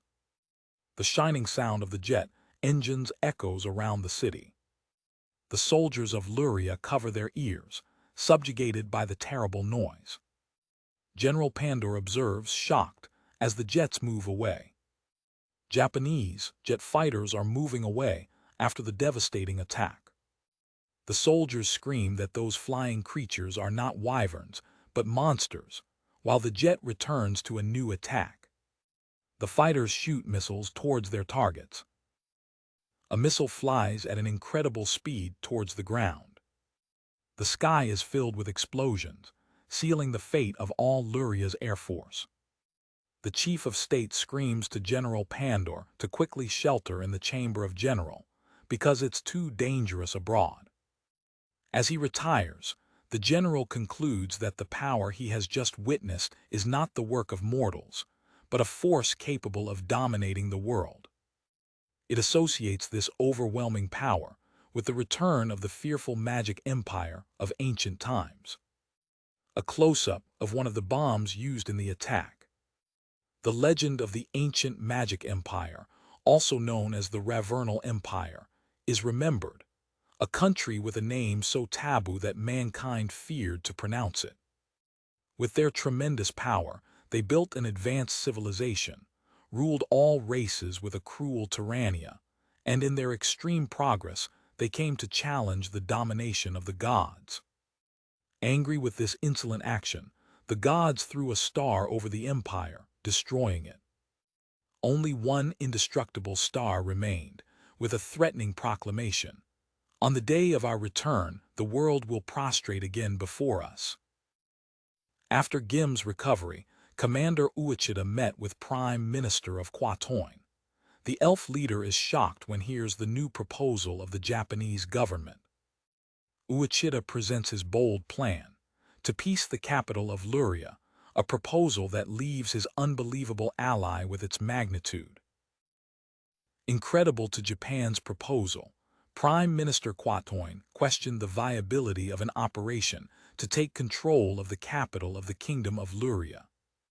Commander Uechida seriously confirms the plan, explaining that Japan has accepted the responsibility to arrest the King of Louria at the request of the Duchy of Quatoin. In the capital of Louria, Jin Hog, General Patagon darkly informs the Lord Council that his strategic base in Gim and the entire Eastern Conquest Army were defeated.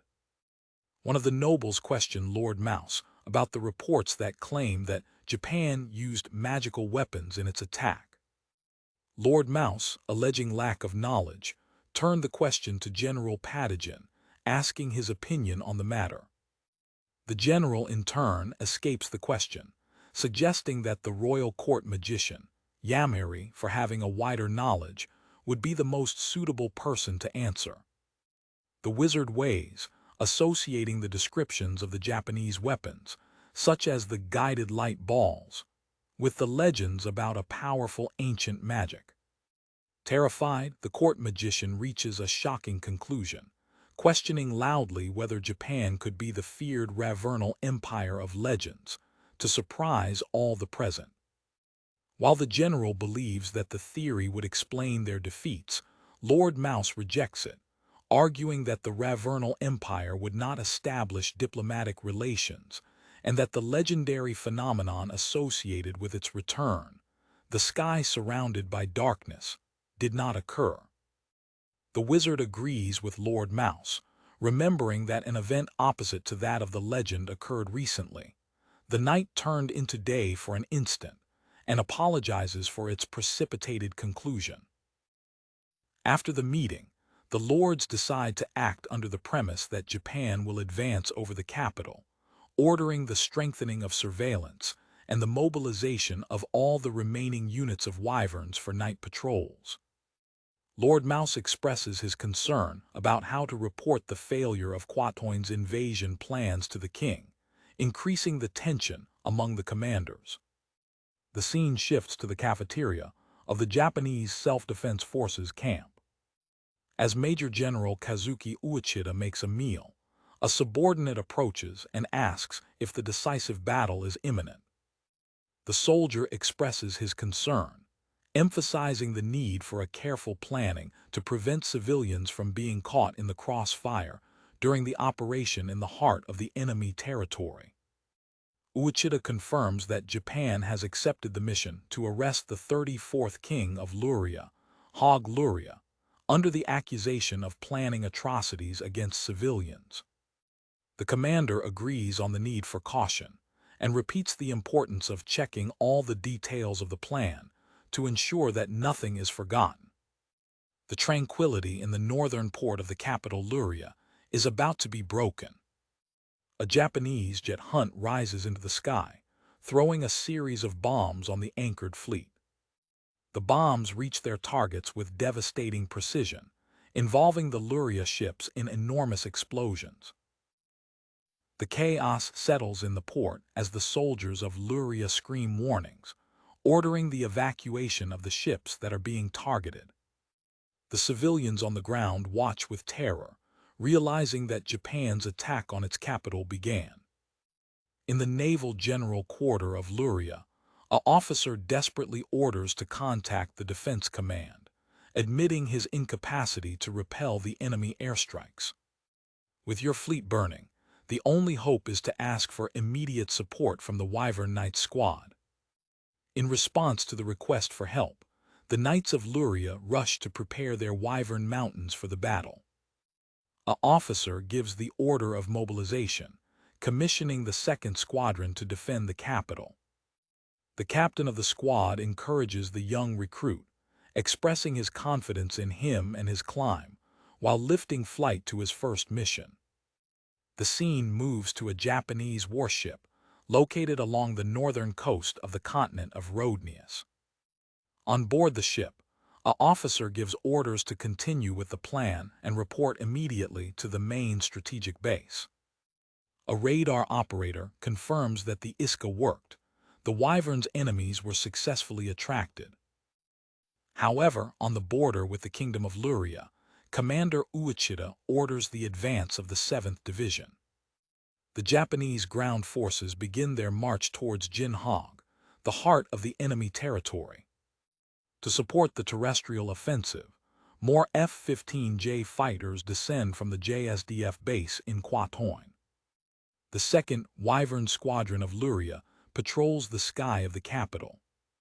The young rider in his first mission is amazed with the view of the capital from heaven, sharing his enthusiasm with his climbing. A more experienced rider reminds the recruiter that the defense of the capital is his opportunity to prove its value, and he responds with a determined promise of rejecting any enemy. However, the patrol is suddenly intercepted by Japanese fighters, who shoot a barrage of air-air missiles. The young rider and his bad mountain have time to react to the surprise attack. The experienced rider is instantly obliterated by a missile, and the sky is filled with explosions that destroy the squad. In panic, the rise of the young recruit dive toward the ground, disobeying his commands and forcing an emergency landing that projected him from the seat. After surviving the fall, the rider observes, scared, the flame remains of his crew falling from heaven, while his own mountain trembles of fear. The young rider remembers a day of his childhood in which, by adventuring in the forest to catch beans, he ended up losing himself. His childhood adventure took a dangerous direction when he encountered a frightening demonic beast of 3 heads. Convinced that his end was imminent, the boy was saved by a wyvern who defeated the beast with a single blow of fire, revealing a majestic courage that marked him forever. Returning to the present, the rider observes his horrifying climb and wonders how such a powerful creature, a true ruler of heaven, can feel fear. Along with his falling climb and the capital being bombed to the bottom, the young man reflects on the paradox of seeing the governor of heaven dominated by terror. In the walls of the castle, the court magician, Yamari, is confused to observe the explosions that shake the capital, as he cannot detect any magical signature, making the origin of the attack a mystery. A warning sounds from the 4th Guard Tower, reporting the invasion of enemy flying units that approach northwest. When he sees the attackers, the magician remains calm, gathering his men in the walls to prepare for defense. With a firm command, Yamari orders his witches to raise their boxes, ready to throw their witches. Confidently, the court magician declares that, as it is not the old magic empire of legends, there is no reason to fear the enemy that approaches. The darker sound of the jet hunters that fly over the walls disrupts the concentration of the magicians, interrupting their songs, but their leader insists that they don't vacillate. A Louria officer uses a magical communicator to coordinate defenses, directing the units to the same position.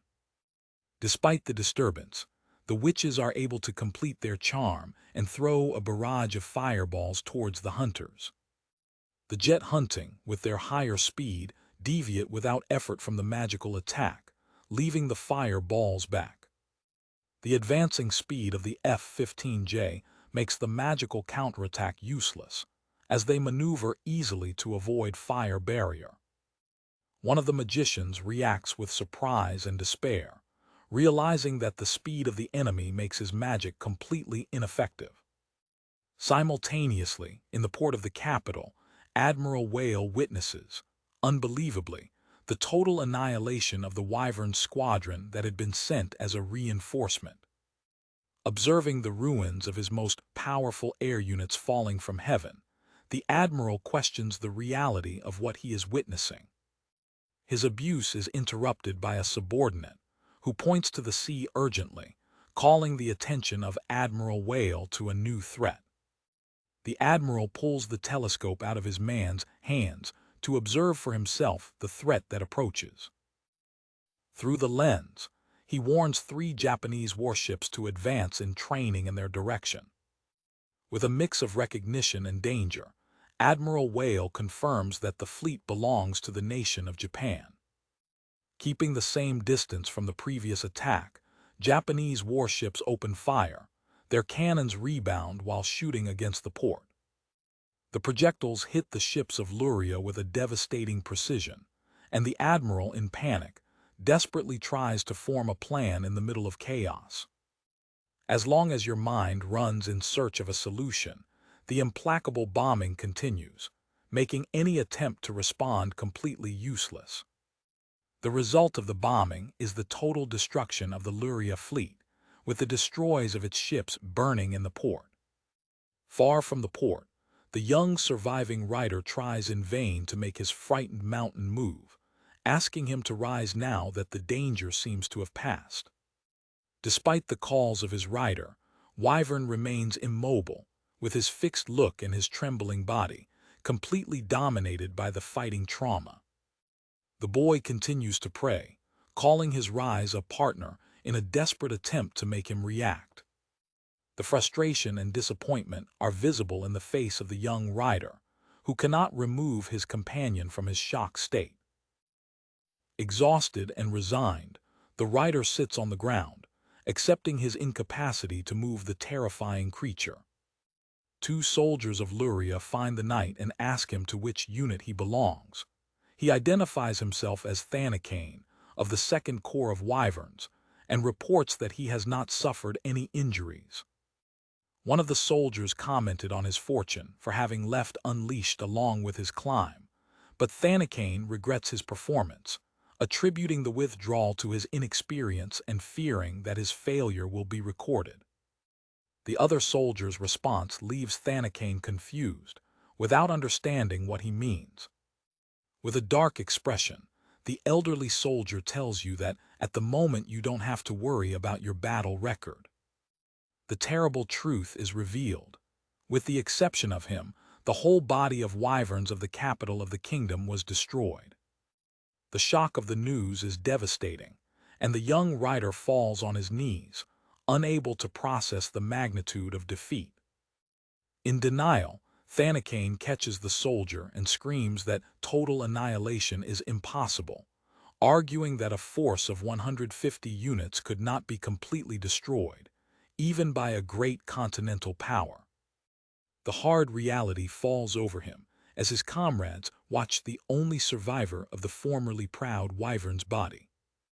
In the capital, Jin Hog, General Patagine, presides an emergency meeting, calling for an explanation for the disastrous battle of the day. The general encourages the presence to speak without circumstances, saying that even the most trivial details are important to understand the defeat. The court magician, Yamari, admits with frustration that his magic was useless, as the targets moved at a speed that his wizards couldn't reach. A naval officer reports the complete obliteration of the naval forces and their general square, adding that the high command parade is unknown. Another commander claims that although the capital's land army remains intact, the loss of the Wyverns Corps will have a severe impact on the troops' morality. As the lords of Louria discuss their situation, the apostles of the Papard Empire, present at the meeting, sweep each other. Lord Mouse addresses the apostle of the Papard Empire, calling for his alliance and asking for military help to face the crisis that threatens Louria. Louria's leaders wait for the answer with the suspension of breath, their expression a mixture of hope and anxiety. The messenger of Parpalia responds with dishonesty, blaming the incompetence of the leaders of Louria for their situation and claiming that their investment, which targeted the profits of a unified continent, no longer has any value. Coldly declaring that the survival of Louria is not on your account, the delegation of the Papard Empire withdraws from the meeting, leaving its former ally. After the departure of the missionaries, General Padagin expressed his anger and frustration, smiling the table with force. His anger is interrupted when another lord asks the word, calling the attention of the general. One of the nobles raises the hand and questions a crucial point: why Japan did not use its ground forces in the battle. He notes that neither the reports of the day's battle nor the reports of the Eastern Conquest Army mention the Japanese infantry, suggesting that if the enemy ground forces were in Quatoin, they would have already been mobilized. This observation burns a foam of hope among the lords, who theorize that Japan's infantry may be their weak point, which would prevent them from taking the capital, especially against their Capital Guard Order, an elite force specialized in terrestrial war. A commander observes his elite troops, depositing in them the hope that they can be the key to preventing the invasion of the royal capital. They don't know that while they deliberate, the Japanese ground forces, led by a column of tanks, are already silently advancing through the desert towards Jinhog. In the royal palace of Louria, two guards discuss the imminent attack. While one believes that the palace will not fall, the other realistically claims that, if that happens, the security of the monarch must be entrusted to the royal guard. The guard's determination is clear. If we lose the king, Louria will never rise again. We cannot lose it. A writer reports to King Louria the devastating news. Due to the magical attack of Japan, all his naval fleet, bases and body of wyverns were completely destroyed.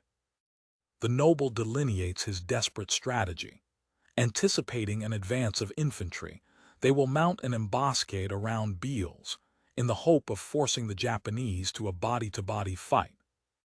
The hope lies in the belief that in a direct confrontation, Japan will not be able to use its powerful, long-range magical weapons.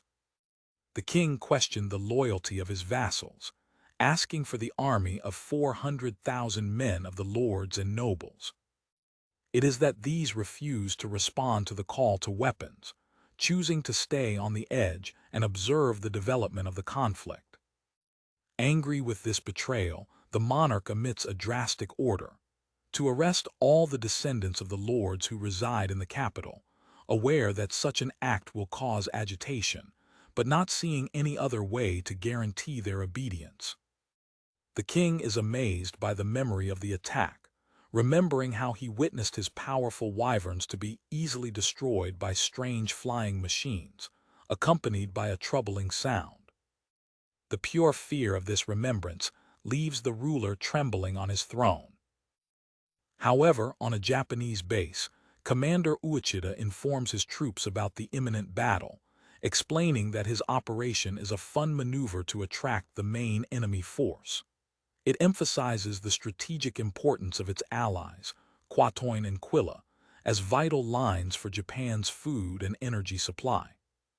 The commander encourages his soldiers, declaring that this battle is not just about strategic interests, but of protecting Japan's own destiny. The next morning, under the mantle of a closed cloud, the Japanese armed divisions advance through the desert towards the Lurian capital, Jinhark.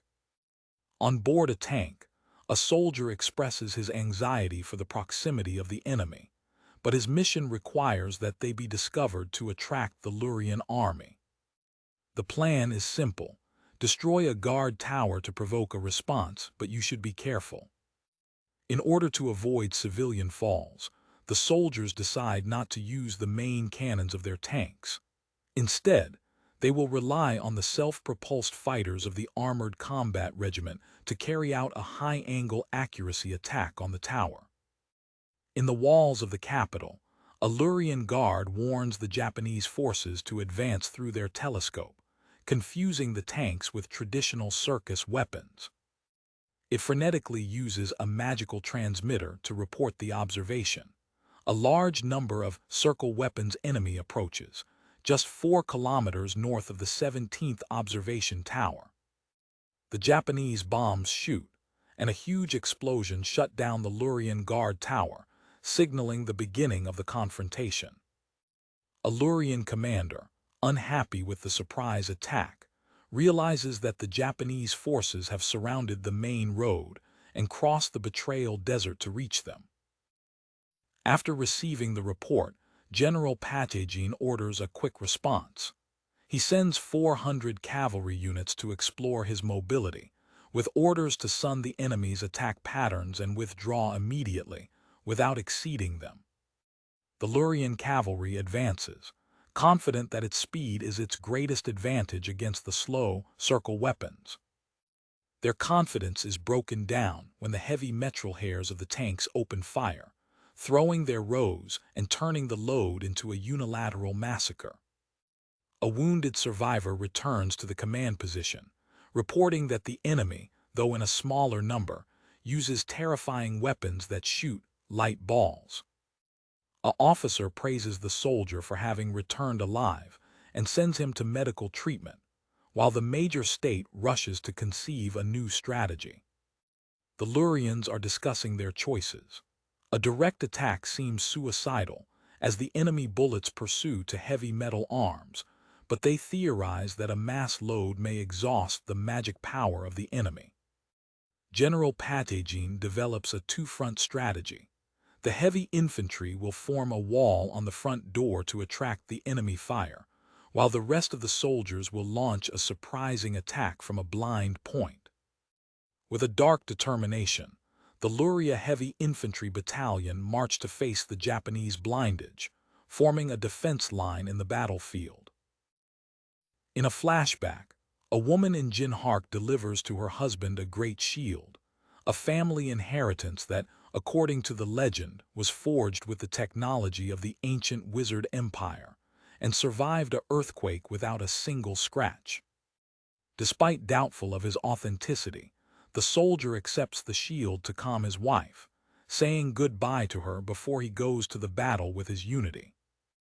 In the battlefield, Louria's heavy infantry forms a defense line against the Japanese tanks, which open fire with their heavy metal hairs. A rainbow of metrolator balls shrink the air towards the Louria infantry line. A commander of Louria screams orders for his men to enter defensive training. The heavy infantry raises its shields, preparing for the imminent impact. The soldiers of Louria form a wall of shields in the hope of resisting the attack by the Japanese forces. Observing the walls, General Protagonist is shocked to see that, while the shields of others fail, one soldier resists the implacable attack. The bullets ricocheted in the shield of the inheritance, which shines under the impact, while the soldier strives to maintain his position. Rounded by his fellow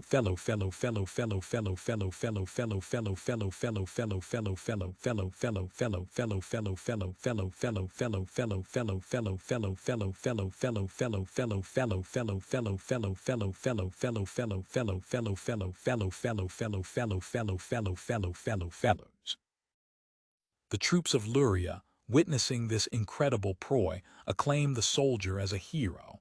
Inspired by their resistance, the cavalry throws a brave load. Within a Japanese tank, the crew is surprised to see a single shield blocking the fire of its metrolator, considering it an operation threat and an artifact worthy of study.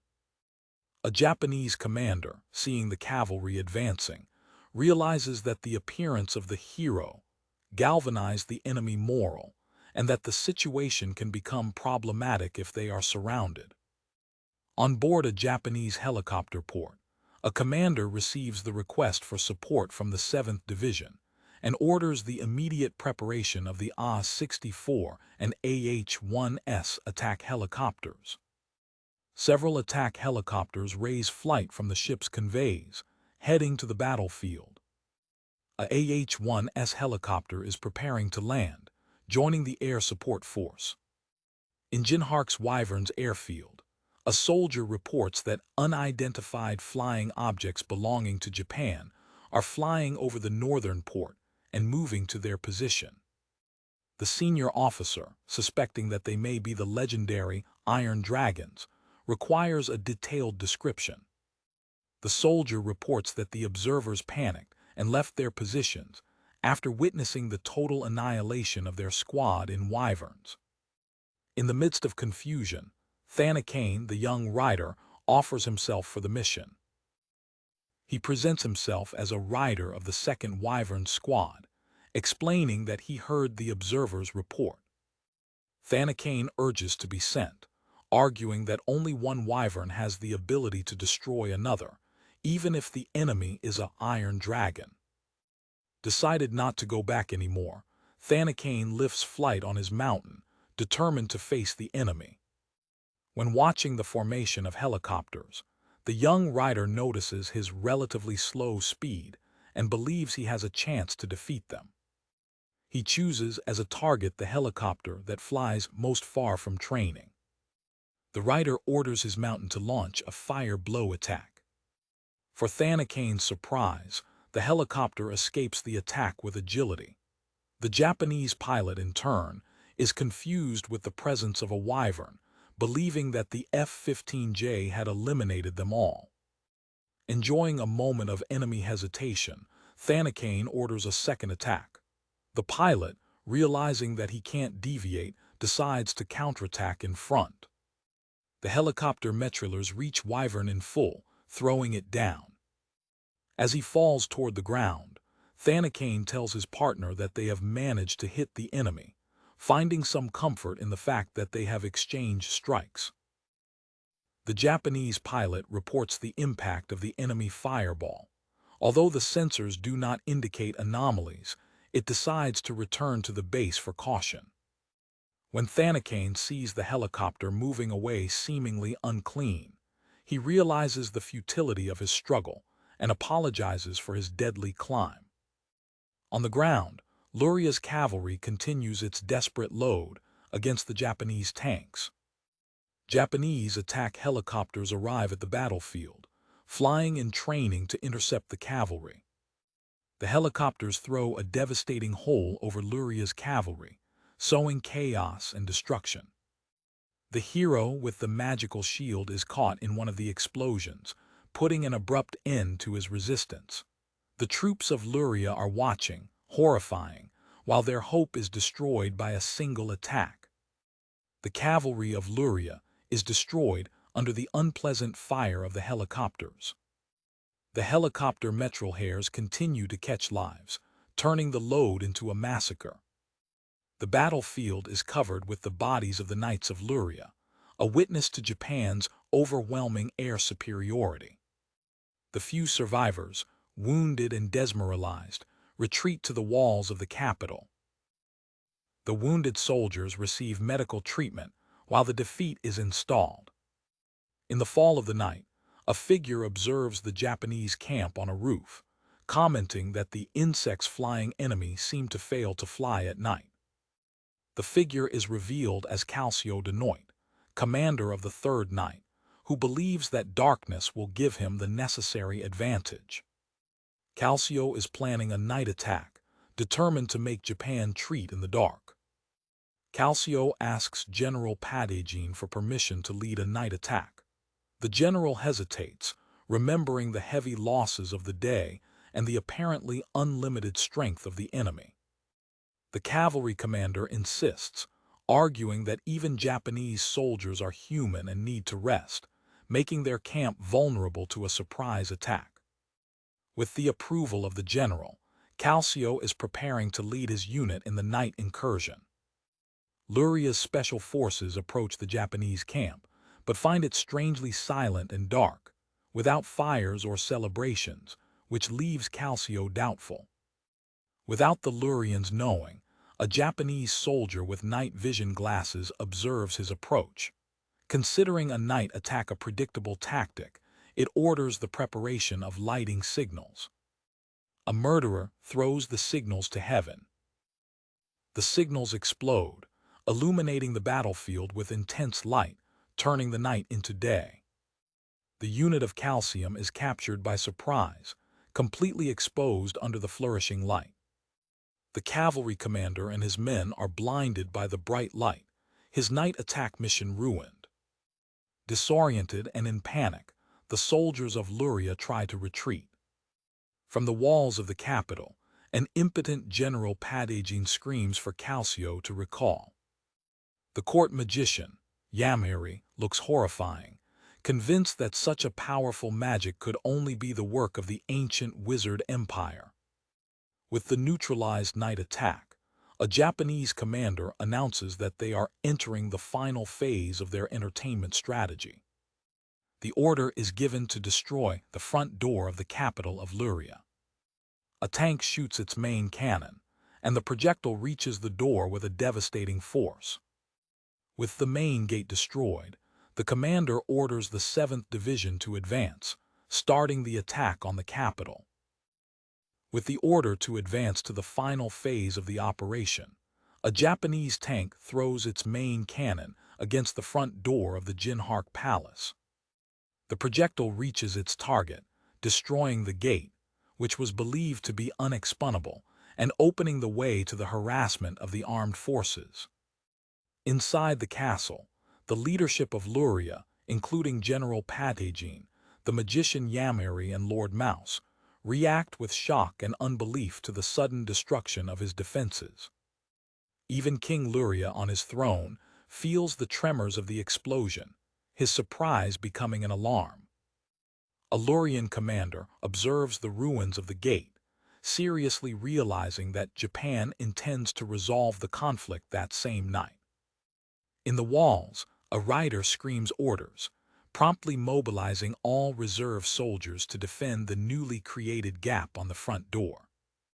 General Protagonist communicates magically with Captain Rand, informing him of the gap and commissioning him to protect the king at all costs. Rand accepts his mission, while his superior prepares to face the advancing Japanese army. As he is preparing for his task, Captain Rand thinks about the order to use all the necessary means to ensure the security of the monarch. Determined, the captain instructs his men to keep the enemy invasion on his place. When he finds 2 servants in a corridor, the officer orders them to accompany him, declaring that he will make them useful to the king. General Protagonist questions Lord Mouse about the preparations of the army, who confirms that he has armed all the men capable of fighting. Lord Mouse asks the general not to rush to face death, reminding him that his kingdom still needs him. The court magician, Yamiri, joins them, promising their full support and guaranteeing the general that he will protect him. Commoved, the military leader thanks his companions, expressing his pride in having them next to him, while reflecting that the feelings of his fallen companions now reside in his heart, strengthening his determination. Together, the general and the wizard prepare to lead their soldiers and face the approaching Japanese army. As Japanese tanks advance under the sky illuminated by signals, Louria's leaders observe with a mix of fear and determination. Within one of the tanks, a Japanese soldier expresses his concern with a frontal confrontation, but his companion reaffirms that retreat is not an option, since his fun mission must be successful. As the land battle is approaching, Japanese helicopters arrive in the castle, starting the air phase of the attack. On board, a team of special forces discusses their mission: infiltrate the palace while the enemy is distracted by the 7th Division, with the leader warning their men to correctly identify the unarmed civilians. In the court of the castle, the guards of Louria look to the sky, alerted for the approach of the enemy aircraft. When they see the soldiers descend from the cords, a guard screams a warning, calling them monsters and ordering everyone to hide. A Japanese team on the ground confirms the presence of armed insurgents at the infiltration point. To cover their comrades, the helicopter artillery opens a suppression fire on the defenders of Louria. With the secure infiltration point, Japanese special forces descend from Rape to the castle palace, starting the capture operation of King Louria. In the evening, in the royal palace of Louria, Japanese helicopters fly over the walls as special forces teams advance through the yard, using the cover of smoke grenades to start their infiltration operation. Inside the palace, Japanese assassination squadrons move methodically, with orders to be given so that the various teams begin to violate their designated areas and advance. A kidnapping team is preparing to break a locked door, and after a short decreasing count, advances to the interior of the room.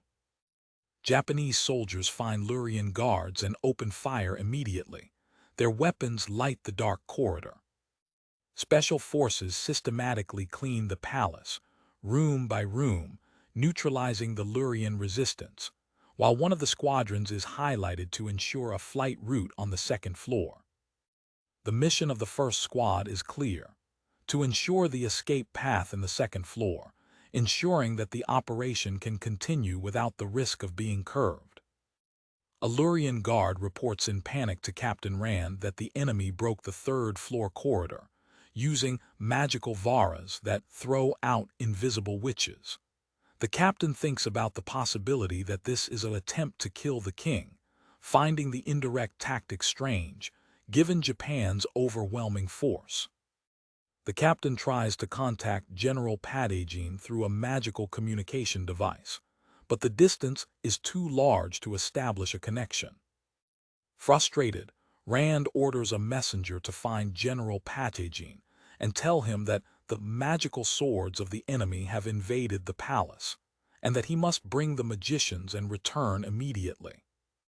With the two creatures he has previously found on his side, the captain decides to win as much time as possible, believing that if his superior returns in time, they will be able to launch a counterattack from two flanks. The Japanese teams continue their implacable progress, reporting that the third floor is completely safe.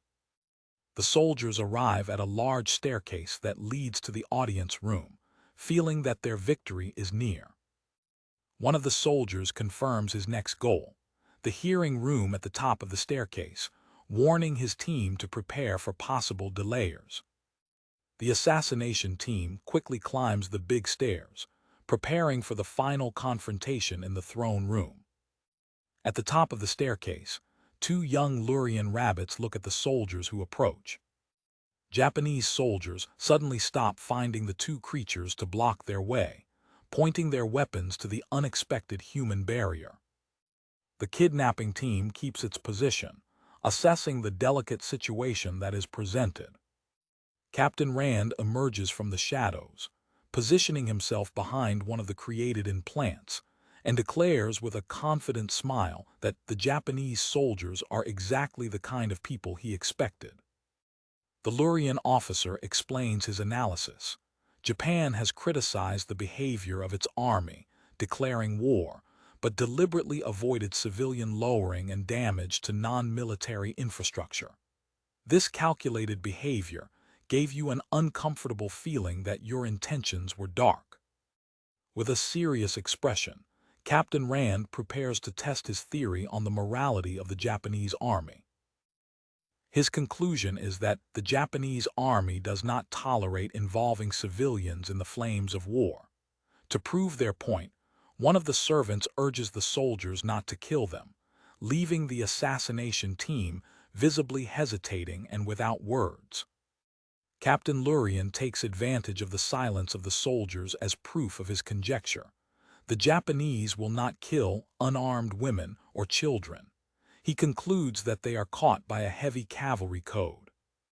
Safe of his moral advantage, Rand challenges the soldiers, offering them the option of rendering. A Japanese soldier, keeping his weapon targeted, questions the captain about his next steps.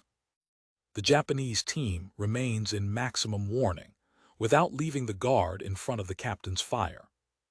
A second Japanese soldier flanked the position, interrupting Rand's maneuver. He orders the captain to lie on the ground and orders his soldiers hidden behind the pillars that give up, refusing to allow him to earn more time. Rand obeys, ordering his first Royal Guard Corps to deposit the weapons. Falling on the ground, he questions the motivation of Japan to support a nation like Quatoin. Ignoring the question, the soldier requires to know if King Hark Louria XXXIV is behind the door in front of him. The two servants watch scared, while Captain Rand remains subjugated on the ground.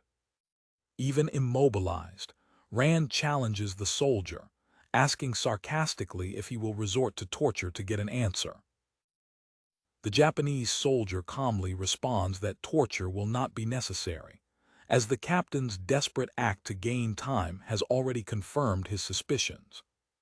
Confident in his deduction, the team leader orders his men to shut the door, because the king is there inside. Perceiving that his plan failed, Rand curses the intelligence of his enemies and gives a final order to his reserve forces. A puzzle is activated. Hidden doors open, releasing a smoke curtain and revealing more Lurian guards. In confusion, Captain Rand takes advantage of the opportunity to disarm the soldier who interrogated him. In the midst of chaos, the Captain Lurian smiled, determined to fight until the end. The captain ran into the attack, taking advantage of the opening that his ambuscade created. The audition room is immersed in a chaotic body-to-body battle, with the smoke obscured the confrontation between the Lurian guards and the Japanese special forces. In the throne room, alien to the fierce battle from the outside, King Hark Louria sits, absorbed into his own thoughts of greatness. The monarch reflects on his achievements, declaring himself king among kings, the man who subjugated all the rival nations and became a great sovereign. The doors of the hall are rounded, and the Japanese soldiers invade the site, putting an abrupt end to the king's devanis on his destiny to govern the continent of Rhodnius. Faced with the reality of a Japanese soldier pointing him a weapon, the monarch regrets that his great plans have not been accomplished. Without hesitation, King Louria raises his hands in resignation. It reflects how it promulgated the extermination of semi-human to unite the country, and how it gathered a magnificent army, preparing for glory. The camera reveals the result of the battle, Captain Rand Jazz dead, while the two creatures observe, unclean. The king believes that everything was going perfectly until the intervention of Japan. The Japanese soldier approaches the rejected king. His dark expression reflects the severity of the situation. With knees and surrounded, the former powerful monarch asks himself, turning up, "What did I do in the world?" Having the memories of the victims of the Gim massacre, the Japanese soldier accuses Hark Louria XXXIV, and on behalf of the Principality of Quatoin, declares him in prison. With the assured target, the Japanese special forces helpless the king of Louria, successfully completing his capture mission. Japanese helicopters fly over the captured capital of Louria, signaling the end of the conflict. The Japanese air strike forces withdraw from the battlefield, leaving behind the war's devastation. On board a helicopter, diplomats and military personnel begin their return journey, ending their successful mission. The news of the defeat of the Kingdom of Louria spreads quickly, arriving to the neighboring Kingdom of Heaven, a nation located at the border of the third area of civilization. In the Kingdom of Heaven, a minister runs to inform his king of terrible and urgent news. The monarch of Seoz assumes that Louria unified the continent of Rhodnius, a fact that he considers insignificant compared to the power of the Parpalia Empire. The minister quickly corrected it, announcing that, on the contrary, his largest trade partner, the Kingdom of Louria, was defeated. The king reacted with unbelief, declaring that Louria's defeat is impossible because his military superiority seemed unquestionable. His advisor explains that, according to the reports, Louria lost all of its warships and wyverns due to the intervention of an emerging nation, Japan, which has diplomatic relations with Quatoin. Still skeptical, the king discloses the news as an absurd. The minister insists, warning that Japan's influence on the continent of Rhodnius is growing every day. Faced with the loss of their main trade partner, the king and the minister agree that they should contact Japan. However, in order to avoid provoking the anger of the powerful Parpalia Empire, they decide to ask for the help of Quatoin to secretly organize a meeting. Having reached an agreement on his cautious action plan, the king orders the negotiations to be kept in secret. Meanwhile, in Esthoran, the capital of the Empire of Parpalia, an officer of the Department of Continental Strategy reflects on his involvement in the conflict. He acknowledges that the help of his cabinet to Louria was an independent action, and that they exaggerated the situation to deceive other divisions of the government. The officer warns his subordinate that, if the matter reaches the emperor's ears, they won't go out unrighteously, leading the young man to apologize profusely. The senior officer then questions his subordinate about the information he possesses about the military proceeding of Japan. The young officer reports that they lost contact with his intelligence agent on the ground, allegedly dead in battle. He adds, however, that they managed to collect some information about Japan from Louria merchant ships that arrived in their port. The subordinate tells the stories of the merchants about the iron dragons of Japan, who travel faster than the sound and destroy wyverns in a single blow, and their iron beasts terrestrial, capable of destroying cavalry formations and destroying ports. The senior officer devaluates these reports as manipulated and exaggerated information, something common in times of war. He sees the death of his agent as a convenience that, paradoxically, plays in his favor. To protect his department and his families, the officer orders that all documents relating to Japan and his aid to the kingdom of Louria be burned, deleting any trace of his involvement. In the Lotus Garden, in the Principality of Quatoin, the government gathers to evaluate the consequences of the war. An elephant officer informs the council that, with the imprisonment of Hark Louria XXXIV, the kingdom lost its leader and influence over its vassals. Although the army of Louria's vassals still counts 400,000 men, internal revolts are predicted to prevent that force from being projected to the outside. The council members reflect on Japan's power, noting that although they initially doubted its capabilities, the self-defense forces achieved victory without suffering losses, making it impossible not to recognize its strength. Asked about the army of Louria, an officer reports that only 9,000 men, mostly naval forces, remain. Another council member notes that the losses of lives were minimized due to the fact that Japan has focused on attacking only the drawn warships. The leader of the meeting concludes that the lords of Louria will be busy with internal affairs and notes that they are already receiving letters from various territories, with the intention of improving the relations. The council agrees that improving relationships is beneficial, but they say they cannot forgive the vassals who participated in the attack on Gim. With his saved principate, the leader declares his intention, from now on, to seek a more friendly relationship with Japan. The tranquility returns to the Lotus Garden, symbolizing a new beginning for Quatoin. Peace is based on the nation, which now looks for a future of cooperation with its new allies. In the desolated battlefield, the soldier who became a hero for the people of Louria recovers consciousness at the dawn. He looks at his shield, the family legacy that his wife gave him, and realizes that it was he who protected him from the deadly explosion.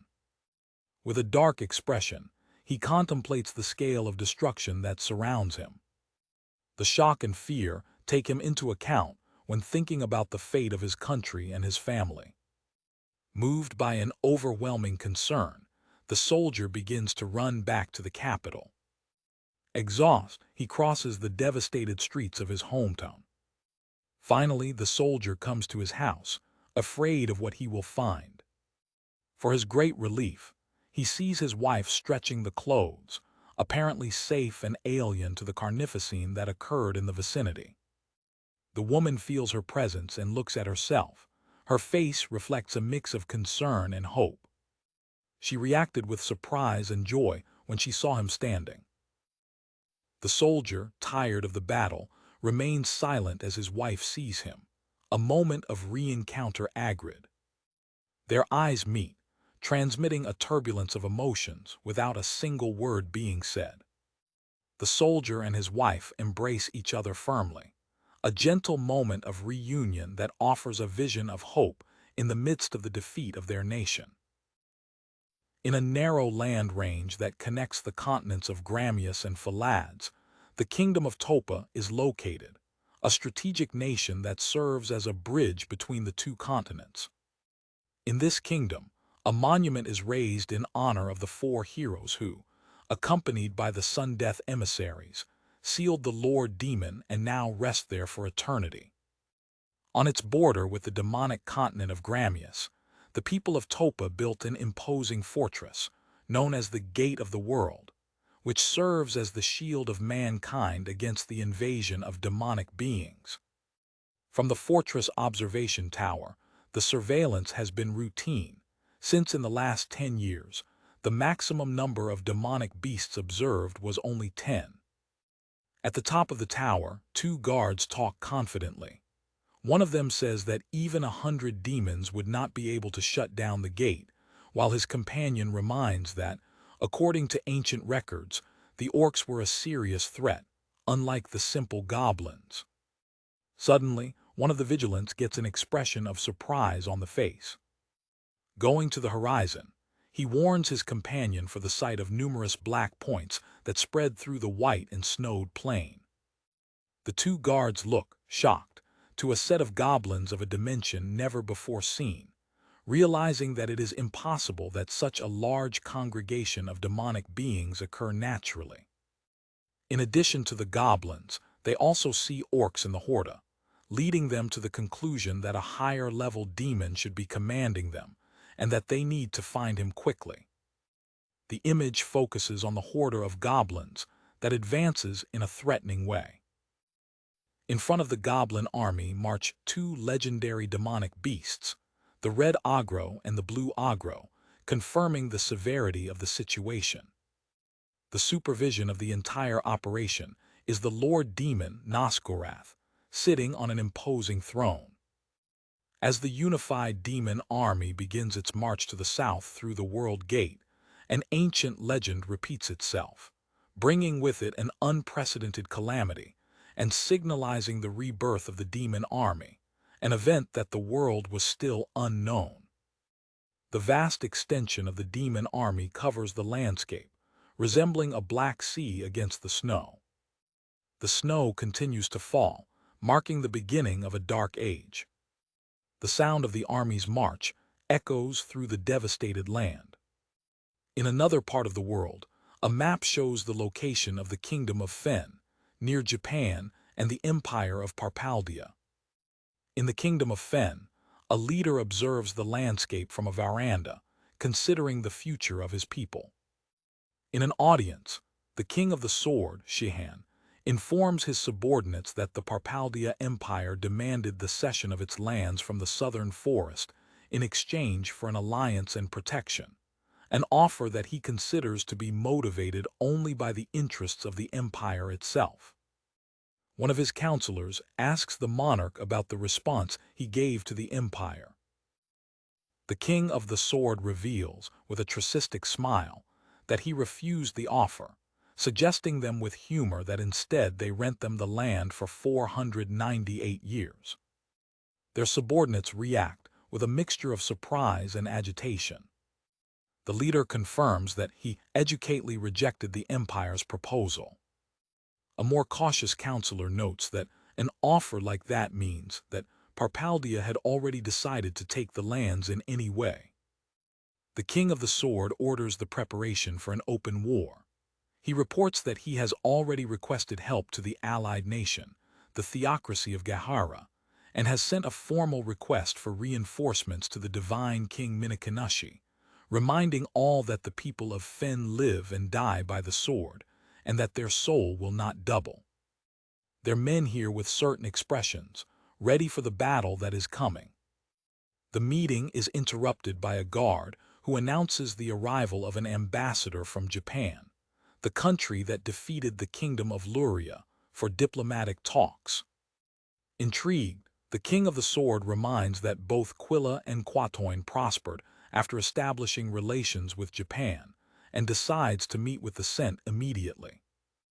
In one waiting room, two Japanese diplomats comment on the austere and disciplined atmosphere of the site, comparing it to a scenario of an era drama about warriors. A servant enters and announces that the King of the Sword will receive them. The sound of steps approaches. The King of the Sword, Shihan, sits in front of the diplomats and welcomes them. One of the diplomats gets impressed with the king's behavior and presence, feeling that his own skill, although a seventh dan in kendo, is not compared to the dignity of a true warrior. The penetrating look of the King of the Sword appreciates his guests. Before negotiations began, the Japanese diplomat announced that they brought gifts as a gesture of goodwill. The gifts are revealed: a magnificent katana, a pair of modern shoes, and a set of jewelry. The king and his men are visibly impressed with the quality of the gifts. The monarch invites his subordinates to observe the items closely. One of them experiences the shoes, wondered with their lightness. Another examines a collar of perfectly round pearls. He expresses his unbelief about how it is possible to make such perfect pearls. Saving the katana, the King of the Sword praises the widely advanced technology and the variety of products of Japan, concluding that the rumors about the prosperity of the allied nations must be true. With a determined look, the monarch declares that his country also wants to establish diplomatic relations. The diplomat smiled, satisfied, and prepared to discuss the terms of the agreement. However, the king interrupts him, asking him, as an additional proof of goodwill, to show him his famous iron vessel. To facilitate the demonstration, Shihan offers 4 of his own warships, intended to be destroyed, so that the Japanese use them as targets and dive them, to the diplomat's surprise. The two messengers exchange confused eyes, surprised by the invulgar request. The King of the Sword explains his logic: to truly understand a nation, the best way is to understand its military power. Meanwhile, in the imperial palace of Parpalia, a high-level officer demands furiously a report on what happened to his punitive forces in the kingdoms of Fen and Alaras. In an inflamed speech, the official remembers the mission of the Third Office of Foreign Affairs, ridicularizing and subjugating the barbar enemies, presenting their lands, wealth, and peoples to the emperor, and warns that never let these insolent barbar underestimate them. He orders to his subordinate to transmit this message to the officers on the ground. The subordinate curves and departs immediately to comply with the order. At the same time, in another part of the building, at the reception table, a Japanese diplomat asks to talk to any authority person if the head of the department is not available. He expresses his frustration for his meeting being postponed for 3 months. The recipient responds that there is a protocol to be followed and that, having read personally the summary of the negotiation, he considered it unacceptable. She looks at the diplomat and questions her courage, considering Japan's refusal to accept the clause of extraterritoriality of the Parpalia Empire. The receiver concludes that such attitude is extremely discourageous. The diplomat tries to argue that his position is based on a status of equality. The woman disdained the idea, showing a map of the world that divides the nations into 3 civilized areas. It points out that Japan is located outside of these areas, and is therefore considered East Barbar, and has no right to a status of equality. While the recipient claims that leaving someone pass like him would harm his assessment, the diplomat catches his head, exhausted. He realizes that the situation is problematic because the difference in values and principles between the two nations is too large. Back to the gate of the world, the horde of demonic beasts approaches the fortress inexorably. Defenders shoot flags from the wall, but their projectiles are ineffective against the orcs, who begin to throw huge rocks against the fortification. One commander screams orders to point the orcs, but another soldier warns that his sheets cannot penetrate his thick skin. The only hope is to use magic, and they need to make time for their magicians to sing the wizards. In the middle of chaos, one of the guards, Guy, points to the backward of the enemy army, recognizing the figures of the blue Agro and the red Agro described in the legends. They then see the most frightening figure of all, Lord Demon Nosgorath, mounted on a throne over a scarlet dragon. The captain of the guard orders an elf named Mo to go to the fort city of Tormus, because his knowledge of demonic beasts is crucial for survival. Mo strongly refuses to give up his order and his companions, insisting that he will fight alongside them. The captain breathed and turned to Guy with a serious expression. With a look that transmits the gravity of the moment, the captain confesses Guy the mission of bringing Mo to a safe place. Guy catches Mo to force and pulls him away, while this screams in protest against the captain's decision. The captain turns to his remaining men, asking them to sacrifice their lives to ensure that the two are able to escape. With heavy heart, the captain looks at his two soldiers fleeing for safety. Defenders are preparing for the final attack, while Agro throws the door with his mass. The two Agros and the demon lord enter the fortress, bringing the destruction with them. The terrible vision of Lord Demon Nosgorath freezes the blood of the defenders. Topa soldiers look at their apparently invincible enemies with fear. The battle runs inside the walls of the fortress, with the soldiers being quickly subjugated. The captain fell, deadly wounded. With his last breath, he prays for the Orgus children of Topa to escape and protect the world. At a secure distance, Mo screams the name of his captain when he sees the door explode, while Guy forces him to continue to flee the horse. In Plants, Mo runs on Guy while riding away from the lost battle. Within the fortress, the carnival continues, with the soldiers being brutally massacred. The two survivors leave behind a trace in the snow, carrying the weight of their loss and the future of their kingdom. The landscape of Tokyo, in Japan, serves as a foundation for the country's new diplomatic developments. Due to the transfer of Japan to a new world, the former Earth ambassadors have been unemployed and are now rented by nations of this new world for their diplomatic activities in the Japanese capital. In a cafe near the embassy neighborhood, 4 ambassadors from nations of the New World discuss the growing influence of Japan. One of them suggests that it would be prudent for the Kingdom of Fen to alliate with Japan, especially because the Parpalia Empire has ambitions over its territories.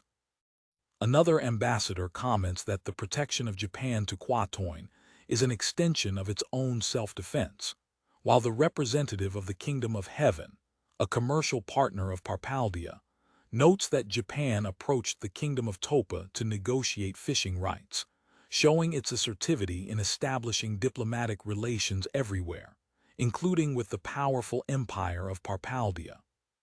The scene moves to the fort city of Tormus, in the Kingdom of Topa, covered with snow. In a war meeting, an elephant reports to his commander that an army of 20,000 demonic beasts, mostly composed of goblins and orcs, is marching from the continent of Gramius. The horde is led by the fearful Lord Demon Nosgorath and its legendary generals, the red Agro and the blue Agro. The commander is shocked by the news of the Lord Demon's resurrection.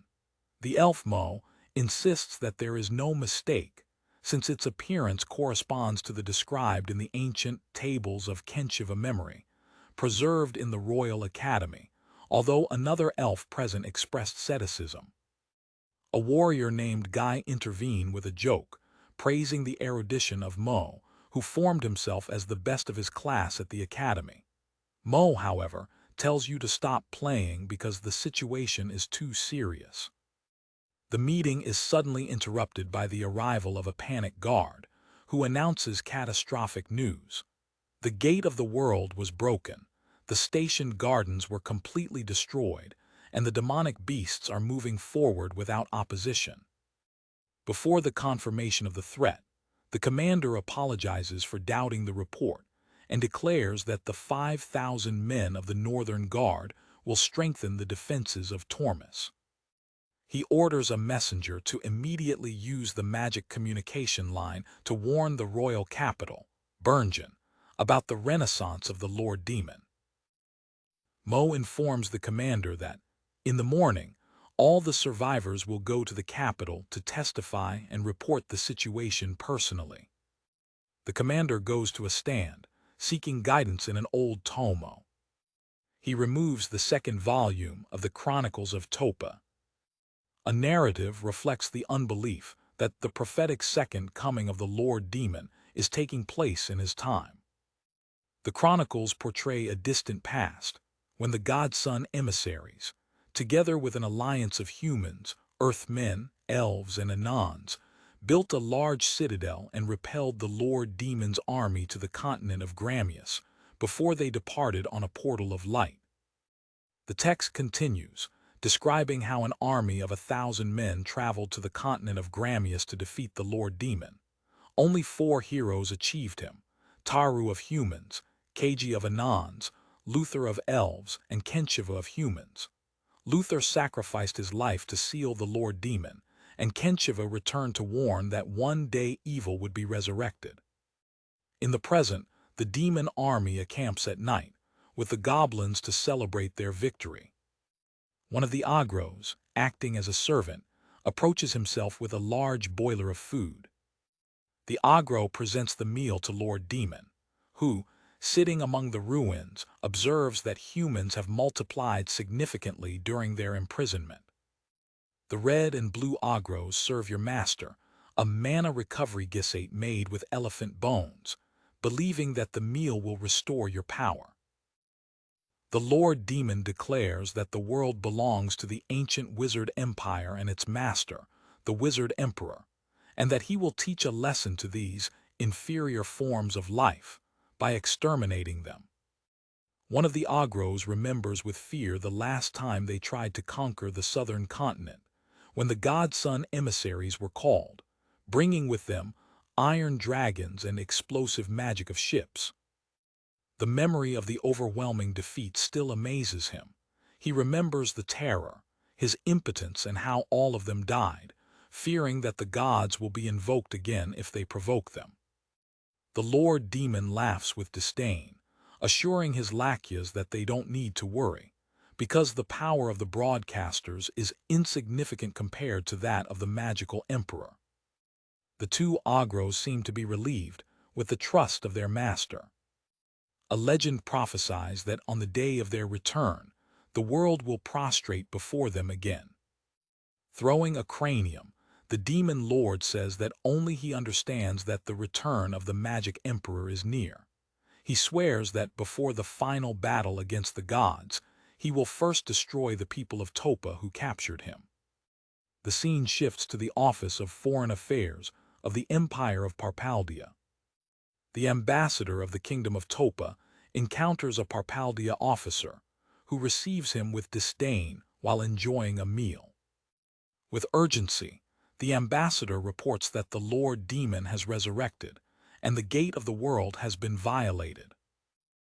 He demands the sending of soldiers from all nations, especially from Parpalia, whose army has portable magical artillery that would be very effective against the threat. The official of Parpalia dismissed the report, referring to Lord Demon as a synthesized demon, and categorically rejected the request for help. The ambassador prays, warning that if your country falls, the whole continent of Phalads will be in danger. Indeed, the officer continues to eat, arrogantly affirming that the army of his empire will deal with the beast demons when it reaches the height. He adds that his hands are busy dealing with another nation that offended them. In a passively aggressive way, the officer said he saw a report on Topa's refusal to provide his annual slave offer, leaving the ambassador in silence and without words. With a vigorous warning about the most aggressive elements of the empire, the officer sends the ambassador, parting on a car, to his mission, a total failure. On the coast of the Kingdom of Fen, Lord Susanoo of the Theocracy of Gahara patrols the heavens mounted on a wind dragon. His climb warns him to the strange ships in the sea, who are observing them with light. Susanoo can't see anything, but the dragon explains that he can perceive signs that humans can't, a form of communication or distance observation. The Lord becomes intrigued, wondering if the ship's observation capacity can actually exceed the one of a dragon. A wind dragon flies over a counterpedder of the Japanese self-defense maritime force, a meeting between the mythical and the modern. In an observation pavilion, the King of the Sword of Fen and his counselors attend the Japanese military demonstration. They notice that the ships, which appear fortified, are at least 4 kilometers from the targets.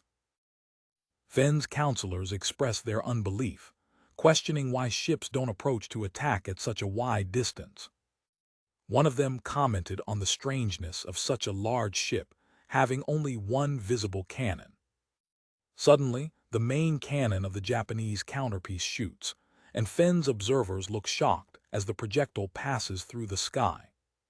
The target vessels are completely destroyed by accurate and devastating impacts. The King of the Sword laughs of satisfaction, excluding that the demonstration of power is beyond anything he could have imagined. On board the Japanese ship, the crew discusses how, for political reasons, they should not show all their capacity. The conversation is interrupted when an operator detects 20 flying objects approaching the west, identified as Wyverns. An officer decides to immediately contact Fen's army to confirm whether the Wyverns are part of the demonstration. The captain deduces that, coming from the west, the Wyverns must belong to one of the nations of the 3 areas of civilization. From the top, Lord Susanoo witnesses the destructive power of the ship and becomes confused, without knowing how to report such a fact to his divine king.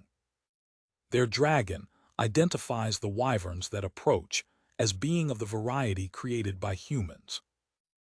Susanoo concludes that they must be of the Parpalia Empire, the only nation in this region that uses them for military purposes, but considers them insignificant compared to their wind dragons. He orders his squad to remain vigilant, suspecting that the King of the Sword has invited them precisely to this confrontation. His dragon notes that although the Japanese ship has detected the Wyverns, it remains immobile. In the Japanese ship's command center, an operator confirms the presence of unknown nationality Wyverns on the radar. An official expresses concern over the lack of response of the Kingdom of Fen, emphasizing that, in the modern war, the preparation for the fight at any distance is crucial. The Japanese captain, keeping calm, orders an evasive maneuver, determined not to be the first to initiate hostilities. The commander of the Parpalia Wyverns, when he feels the presence of the feared Gahara wind dragons, realizes that their ambuscade has been anticipated. He orders the execution of Plan B, a direct attack on the military parade. Parpalia forces are divided into 2 groups, one with the mission to burn coastal cities and the other to attack the Japanese uncomfortable white ship. The chapter ends with a hang, showing the Parpalia Wyverns to sink towards a Japanese patrol boat to start their attack.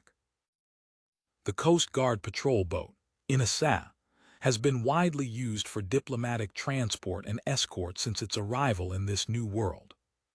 When Wyvern's enemies dive toward the ship, The captain immediately orders evasive maneuvers at all the speed. The Emissaries manages to deviate from the initial attack, leading the leader of the Wyverns to order a new projectile rescue. One of the projectiles hit the ship's pop, causing a fire. In response, the captain gives the order to open fire. The leader of the Wyvern squadron, frustrated by the ship's escaping from almost all its attacks, orders its forces to reunite for a new invested. The captain of the Emissaries, declaring that his actions are in legitimate defense, commands his crew to retaliate. The weapons of the patrol boat open fire against the attackers. A wyvern is hit in full flight, demonstrating the effectiveness of the Japanese counteroffensive. The Knight of Wyvern falls toward the sea, shocked by the ship's unexpected firepower. Meanwhile, the second group of wyverns of Parpalia burned the coastal cities of Fen, spreading the destruction. The counterfeit of the Japanese Maritime Self-Defense Force shots its main weapon against the air threat. The remaining wyverns are quickly destroyed by the Japanese warship's precise artillery. Fen Kingdom officials, who watched the demonstration, were stupid with the demonstration of military power. On board the contractorpedia, an officer reports that all the wyverns' enemies were killed, but there are fires in the port city. Another crew confirms that the fire in the Emissaries was extinct without downs. The captain, assuming that the danger has not yet passed, orders that they keep a close surveillance on the radar. At a distance, Lord Susanoo and his wind dragon observe, concluding that his intervention was not necessary.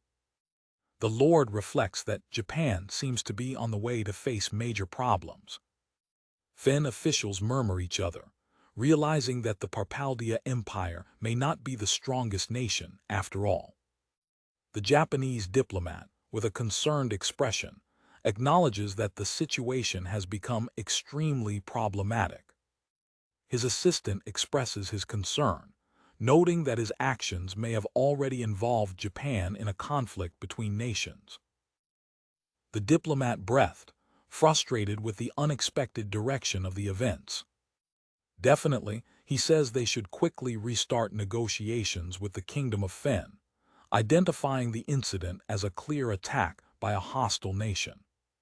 The diplomatic meeting is held again in the Fen tea room. The Japanese representative clarifies that their actions were purely in legitimate defense, while the King of Fen thanks them for defeating their enemies. A moment of tension pairs in the air as the diplomat and the monarch evaluate each other.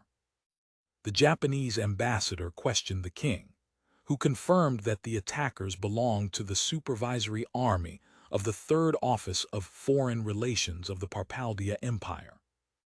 The diplomat continues, investigating about a considerable fleet that is approaching. The king is faced with the suspect of having planned the incident. A Fen officer confirms that the nearby fleet also belongs to the empire. The king of the sword makes a vein, assuring the diplomat that they had no prior knowledge of the attack and that it was a very unfortunate event. The diplomat apologizes for his assumptions, but declares that diplomatic relations cannot continue with Fen in war state, and that he must immediately return to Japan. Fen's monarch understands, but warns that Japan's involvement in the conflicts of the continent has raised them the anger of a superpower. As diplomats are preparing to leave, Fen's citizens thank the crew of the White Ship for having saved them. The diplomats walk through the shore in the direction of the Emissaries. The Japanese representative informs the captain that it is time to return home. The captain orders the engine to be connected, but this does not start. He repeats the order without success. A crew said the engine was likely damaged during the attack. The captain orders the repair team to repair it quickly. The diplomat suggests that they use one of the escort ships. The captain explains that the New World Technology Flight Prevention Act prevents you from leaving the Emissaries, and that the repairs may take days. The Japanese ambassador regrets the diplomatic confusion, aware that he cannot act without the approval of his government as the enemy fleet approaches, and that any further action could be interpreted as a declaration of war. A map shows the supervisory fleet of the Parpalia Empire approaching the kingdom of Fen. The imposing fleet of Parpalia navigates towards its target. On board Parpalia's captain ship, the captain is informed of the loss of contact with the Wyvern squadron, but devaluates the news. Admiral Quatoin intervenes, claiming that the absence of the squad is, by itself, a message. The captain praised the admiral's insight. The guard warns the navy of Fen, and the captain orders that all positions prepare for the battle, with their 40 cannons ready to shoot. In the West Sea of the Fen Kingdom, the local fleet is preparing for the battle. Fen's commander notes that the direction of the wind is favorable to them, which will allow them to attack before the enemy can shoot their borders. Commander Kashira inspires his second-in-command, claiming that, even against a superpower, his duty is to fight because they are the elite. It is revealed that Fen's captain ship, the Kenjin, has a secret weapon in the proa. The Kenjin is equipped with a new magical cannon of great caliber, secretly obtained from civilized nations. The captain of Parpalia, opposed by the unfavorable wind, orders the use of the lagram of the god of the wind. The magical artifact is activated, generating a powerful wind that drives the fleet of Parpalia. Fen's fleet observes, impotent, while the enemy accelerates and positions its cannons, gaining the tactical advantage. The situation seems desperate. In a desperate attempt, Commander Kashira orders the magical cannon to disappear, preferring a little chance than no one. The magical artillery of Kenjin throws an energy projectile. The shot mistakes the target, exploding harmlessly in the water between two enemy ships. The captain of Parpalia disdained the attempt, declaring that it is time to show the barbarians what the true fire power is. The artilleries of Parpalia are preparing to shoot. The fleet of the Empire displays a devastating border with all its cannons. The sea surface explodes with the impact of hundreds of cannon balls around the Fen fleet. Commander Kashira is swallowed by the explosion, subjugated by the devastating demonstration of power of the superpower. Despite being surprised by Fen's magical weapon, the captain of Parpalia remains confident, claiming that the plan does not change as they continue to deal with barbarians. He orders the fleet to go directly to Aminoki to exercise a little more of cannonair diplomacy. A ship from Parpalia advances towards the coast of Fen. The scene moves to the convoys of the JSDF Izumo helicopters along the coast of the Kingdom of Fen. The Japanese diplomat shares with the ship's captain his belief that the Parpalia fleet will attack the Kingdom of Fen. The captain informs the diplomat that, for his security, he has orders from the Ministry of Foreign Affairs to stay on board the Izumo. The Japanese ambassador apologizes for the course of the events. The captain calms him, mentioning that the JSDF crew in Fen is constantly working to repair the Emissaries. The military adds that, however, the counterfeit Mayoko will deal with the enemy fleet if it is attacking them. The diplomat asks the captain to take a walk to discuss some matters. He makes a difficult and invulgar request. Can he fight against the enemy without causing deaths, or by keeping them at least? The representative explains that it needs a margin of maneuver to negotiate with the Empire, as Japan does not want another war. The captain considers the request and concludes that the self-defense forces may be able to realize it. The fleet of Parpalia is watching the huge metal ship. The admiral is confused, acknowledging that he does not belong to the Kingdom of Fen. The imposing presence of JSDF's Mayoko counterheaders prepares the stage for the imminent confrontation. The army of Lord Demon advances over the kingdom of Topa, leaving a trace of destruction. His march culminates in the annihilation of Tormus, the second most populated and fortified city in the kingdom. After the fall of Tormus, demon forces occupy the northern district of Menace, establishing a new reduction. The demon beasts pile the bodies of the fallen knights, appropriating themselves with all their equipment and weapons. The town's inhabitants, treated as cattle, are gathered and imprisoned in the Grand Hall, facing an uncertain destination. The Menace district becomes a scenario of indescribable horrors, serving as a refuge for the army of the Lord Demon.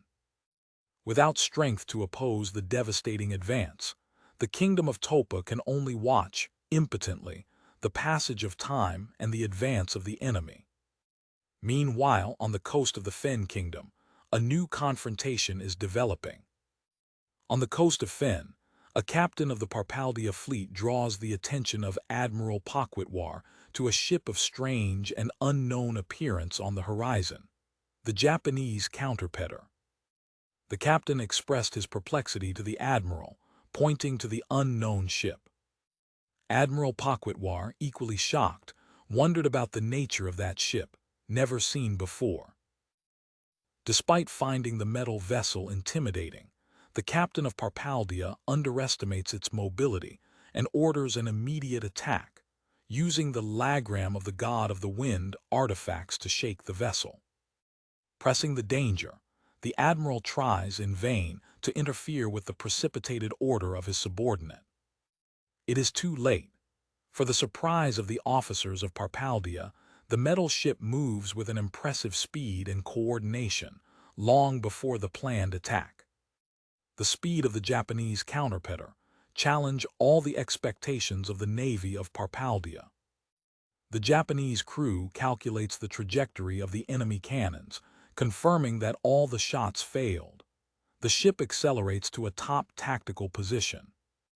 The captain of the invading fleet becomes unbelievable when he sees the metal vessel escape from the reach of his cannons at an impossible speed for a candle-free vessel. Admiral Quatoin feels a bad presence, realizing that they have seriously underestimated his opponent. On board the Myoko, the captain consults his sergeant about the viability of his plan: neutralize the enemy with the minimum lowest possible. The servant responds that, although it cannot guarantee zero low, the mission can be executed with the appropriate care.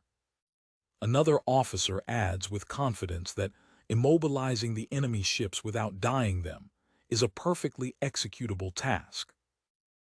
Satisfied with the answers, the captain gives the order to demonstrate the true capacity of his ship.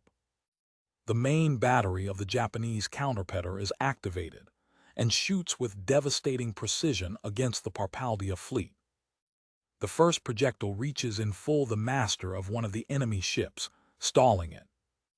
A second ship, the Pals, is immobilized after having its masters destroyed. The captain of Parpalia is confused, unable to understand how the enemy cannons can have such reach and accuracy.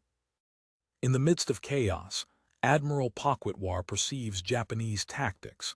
They are not shooting by chance, but rather targeting the masters deliberately to immobilize the fleet without dying it. A messenger runs to submit a report of the situation. The report confirms the worst. Half of the Parpalia fleet has already been neutralized. The commanders of Parpalia observe their fleet being dismantled, the scene so surreal that it looks like a nightmare.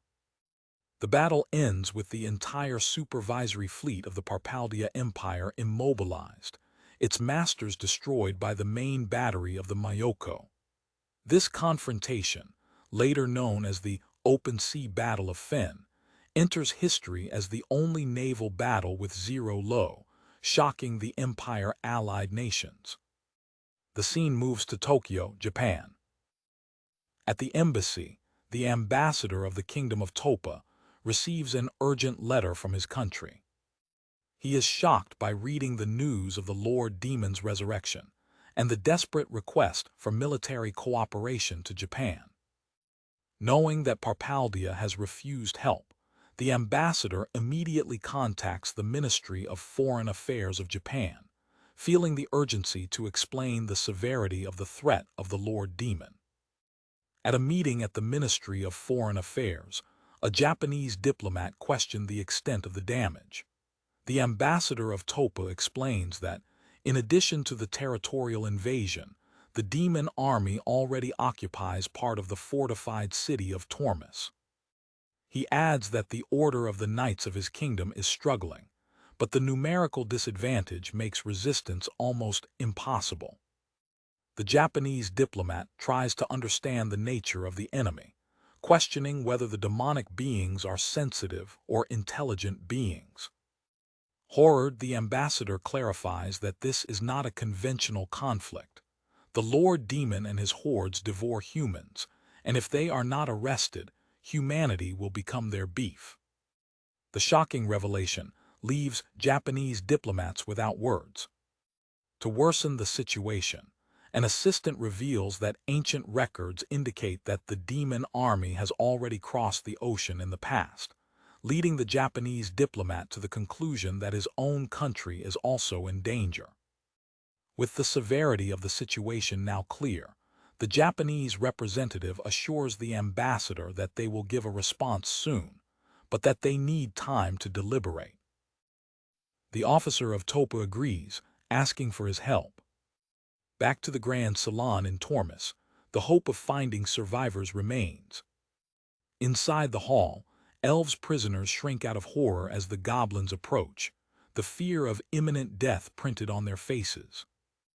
In despair, an elfes pray to the god of their people, praying for the sending of the legendary sun god Emissaries to save them. A goblin brutally selects 3 elves to be taken, threatening to call the orcs if they do not obey. The goblins discuss their selection, requiring another elf for their meals. They end up carrying a binding victim, fearing the anger of the orcs. The action returns to Tokyo, this time to the Japan Land Self-Defense Force General Quarter. The pilot leader, Taru Momoda, presents himself as the commander of the Special Deployment Unit for the Kingdom of Topa. In a briefing, Momoda informs his troops that the Japanese government has officially designated the Lord Demon and his beasts as dangerous wildlife, and that his mission is to cooperate with Topa for his elimination. The soldiers murmur each other, recognizing political euphemism and comparing it to the designation of armed insurgents used in the conflict with the kingdom of Louria. Momoda presents the name of the operation, Operation Momotaro, a reference to the famous Japanese folklore. The enemy force is detailed, about 20,000 goblins organized by Lord Demon. The Agros, due to their high intelligence, are designated, together with their leader, as priority targets. One of the squad leaders, Inugami, raises his hand to ask a question. Momoda is preparing to hear the question. The soldier acknowledges that your question may be trivial, but feels that you need to do it. He points to the list of commanders Momoda, Inugami Dog, Saruwatari Mako, Shuratori White Sheep/Faison, and asks in the tone of joke if the choice of names for an extinction of Agro's mission is not too coincidence, for gaudy of his companions. Momoda, with a smile, discloses the observation as a mere coincidence and continues with the briefing. 3 days later, the advanced JSDF pilot departs to the Kingdom of Topa. Its strength includes main Type 10 battle tanks. The attack force also has Type 89 infantry fighter vehicles. The contingent is complemented by transportation of personnel, armed with Type 96 wheels. High mobility vehicles guarantee the tactical versatility of the pilot. All the equipment and staff embark on the Usumi tank landing ship and depart to the New World. In the capital of the Kingdom of Topa, Berngen, the arrival of the reinforcements is announced. A counselor informs King Rados that the troops sent by Japan have just arrived on their territory. Followed by local guides, the Japanese army directs directly to the front line in Tormes. The king Rados thinks about the reputation of Japan, remembering his victories against the kingdom of Louria and the empire of Parpalia. He expects the rumors about Japan's military power to be true, as they would be an invaluable throne for his army. The monarch orders that the guard ridders receive their new allies with all honors. At the southern gate of Tormes, Guy questions Mo about the fame of the Japanese troops. The elf shares the rumors that a small Japanese force managed to destroy tens of thousands of enemies, an army where each soldier is worth 1,000. He mentions his victories on the continent of Rhodnius and his ability to destroy the Parpalia Wyverns with his great magical ships. Gay shows himself skeptical, discarding the stories as lies or, in the best of the chances, exaggerates of a people who self-promotes. Mo rejects him, asking him to keep courtesy when speaking of his new allies. The conversation is interrupted by a guard who announces the arrival of the reinforcements. Almost immediately, a strange sound echoes and the earth begins to tremble. Mo and Guy look, shocked and confused, to the origin of the disturbance. On the horizon, a column of armored military vehicles advances. Their iron dragons shrink the snowed landscape. As the soldiers land, Guy dishonestly comments on his camouflage uniforms, comparing them to bandit clothes for Mo's irritation. The pilot leader, Taru Momoda, approaches and formally presents his unity, the Japanese Self-Defense Force Special Highlight Pilot. Mo, the Knight of the Kingdom of Topa, offers himself to pick them up to the general quarter of the subjugation army. Guy also presents himself, declaring that, although he is a mercenary, he will fight alongside them. Momoda thanked Guy, expressing his pleasure to meet him. The arrival of the special highlight pilot to Tormes causes a burst. The rumors about the Iron Dragon of the Earth of Japan spread quickly, and the vision of its power makes the people momentaneously forget the fear of the Lord Demon. As they move through the city, Japanese soldiers wonder with architecture, feeling as if they were in a historic film. Momoda quickly draws them to the attention, reminding them that Tormes is the front line of the battle. At the entrance of the fortress, an elf receives them and invites them to enter to a strategic meeting, marking the beginning of cooperation between the two nations. As they climb the stairs of the fortress, the JSDF soldiers, along with Guy and Mo, are addressed by the latter, who apologizes for going directly to the matter due to the urgency of the situation. The conversation is interrupted by Inugami, who says he has heard a scream coming from the city. Guy, with a dark air, explains that the sound is of goblins kidnapping people. Mo adds, disanimated, that the patrols of the Order of Knights, though constant, have revealed themselves useless against these attacks. In the war room, the leaders of the Order of the Knights of the Kingdom of Topa await the start of the strategic meeting. Commander Azes formally presented himself, expressing his gratitude for the strengthening troops sent by Japan. Captain Momoda, in turn, presents himself as the leader of the Special Expedition Vanguard pilot and presents his captains, Inugami, Saruwatari, and Shirotori. Topa's authorities detail the situation. Hundreds of citizens are hostage in the Grand Hall, guarded by the scary red Agro and a horde of goblins, while the blue Agro and its orcs patrullate the outside, frustrating any rescue attempt. Overview of the city, it is revealed that there are about 600 hostages. The main obstacle is the Agros, whose skin is so resistant that swords and shots are ineffective against them. Two Japanese soldiers analyze the mission, concluding that their firearms may be the solution to the invulnerability of the Agros, but that the situation of urban guerrilla makes the operation much more complex than a simple extermination of beasts. Momoda asks Inugami's opinion on the viability of the rescue mission in urban fighting. The soldier responds with determination, saying they must move forward because there is no time to lose with an enemy with which you cannot negotiate.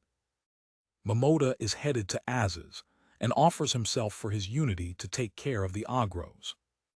The Knights of Topa are visibly surprised by the courage of the offer. Commander Az's immediately accepts the generous proposal, saying that if the JSDF manages to neutralize the Agros, its forces will then be able to deal with the goblins in the central market. Az's reflects, impressed, that the reputation of the JSDF is ahead of them. As expected from a force whose soldiers are worth 1,000, they don't waste time and attack the core of the problem. Despite his admiration, the commander keeps a peak of skepticism, wondering whether even the famous Iron Dragons of Earth will be enough to defeat the legendary Agros. Momoda interrupts Aziz's thoughts, asking for a map of the Menace district to plan the attack. The commander immediately orders an assistant to bring him. The assistant goes to a plate, indicating that the map should be within an old bay. When opening the bay, the assistant gets scared when something turns out of the inside. A seed of Morsigo arises violently from the bay, converging over the meeting table and merging into a single wicked and encapsulated creature. The newly formed devil, Malastris, addresses the present, repressing them for referring to him and his own as merely beast demons, and glorifying of having killed 100 ridders, challenges them to dare to pronounce their name. Without hesitation, the JSDF soldiers raise their weapons, preparing for the threat. One of the soldiers destroyed the security of his robbers. The Japanese unit is targeting its weapons, ready to open fire on the creature. Mo recognizes the entity, identifying it as the demon Malastris. When hears his name, the creature shows a sinister smile. Satisfied with being recognized, Malastris praises Mo's insight and, as a reward, decides to save his life. The devil then turned to Commander Az's, sentenced him to death. Az's is paralyzed by shock in the face of the imminent threat. In an act of sacrifice, the vice-commandant pushes Az's out of the path of the attack. Malastris conjures and shoots a powerful hellfire ball. The vice-commandant receives the total impact of the magic hellfire and is instantly reduced to ashes, his empty armor to collapse on the ground. Mo observes the JSDF soldiers in preparation with their strange magical varas, starting to believe in the rumors about their power. Nevertheless, the elephant knives his sword, preparing himself to face the devil, which challenges him for still to dare to fight after witnessing such power. Mo confirms to himself that the stories about the Japanese were not merely joke. Guy screams a warning to his companion. At the command of Momoda to descend, Guy shoots himself over Mo, forcing him to leave the line of fire. Immediately, the 4 captains of the JSDF download a scratch of bullets over Malastris. The devil, surprised by the speed and power of fire, falls against the wall, scratched with bullets. Perplexed, Guy and Mo watch the body of the powerful demon disappearing. Mo, Guy, and the Japanese soldiers look at the result. The elf now realizes that, with the power of the JSDF next to him, defeating the augurs is not an impossible dream. After the sudden appearance and elimination of the demon Malastris, both the JSDF and the Order of the Top Knights gain a deeper understanding of the threat they face and the strength of their new allies. The meeting to plan the rescue of citizens continues for the night inside. The next day in the Grand Salon, the manager of a store comforts his young employee Alpha, Alay, offering him food. He is grateful for his goodness in the midst of despair. The manager tells him they have to flee alone, for the knights who came to help him were destroyed on the square. Suddenly, goblins invade the site, and the manager puts himself in front of Alay to protect her. The creatures will make the air and choose Alay as their meat for the day. A goblin inspects other prisoners, but rejects them. When the manager tries to stop, he is brutally removed by one of the monsters. The man is left unconscious on the ground. The goblins surround the scared Alay, throwing her. One of them says she's fine meat, and they'll take her to eat her on the way. As the goblins pull Alay and scratch his clothes, they shock the manager, who tries to intervene, screaming that the day menu for the Lord Demon will be fresh meat. With his protector defeated and being subjugated by several goblins, Alay loses all hope. In despair she cries, regretting never to be able to see her friends, Guy and Mo, again. Meanwhile, the Inugami team, led by Guy and Mo, advances through the subterranean river route of Tormus to start the rescue operation. Mo informs that the channel passes through the reservoir of the Grand Salon, and by knowing the way, offers itself to go to the forefront. Inugami accepts the offer, relying on the local knowledge of the elf. The team runs through the dark tunnel. As they run, Guy reveals to Mo that his childhood friend, Alay, who worked in Menace, is among the captured. The mercenary asks him to be given time, as soon as they arrive at the place, to find her and help escape.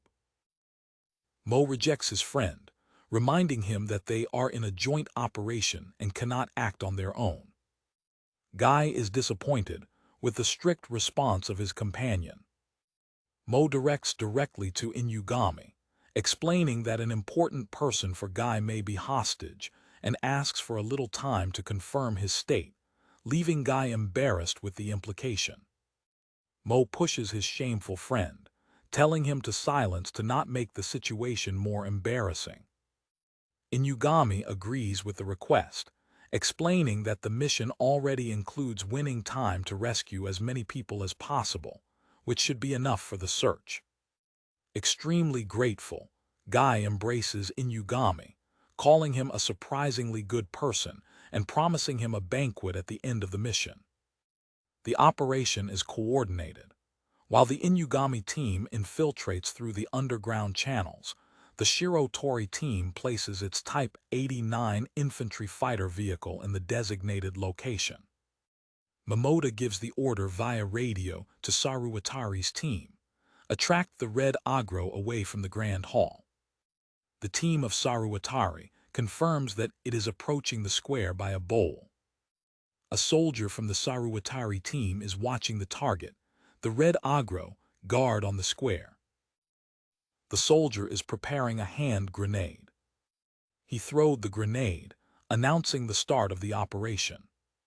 The explosion seeds chaos, killing several goblins, but the red Agro survives the impact. The creature, angry, turns toward the attack, watching its aggressors.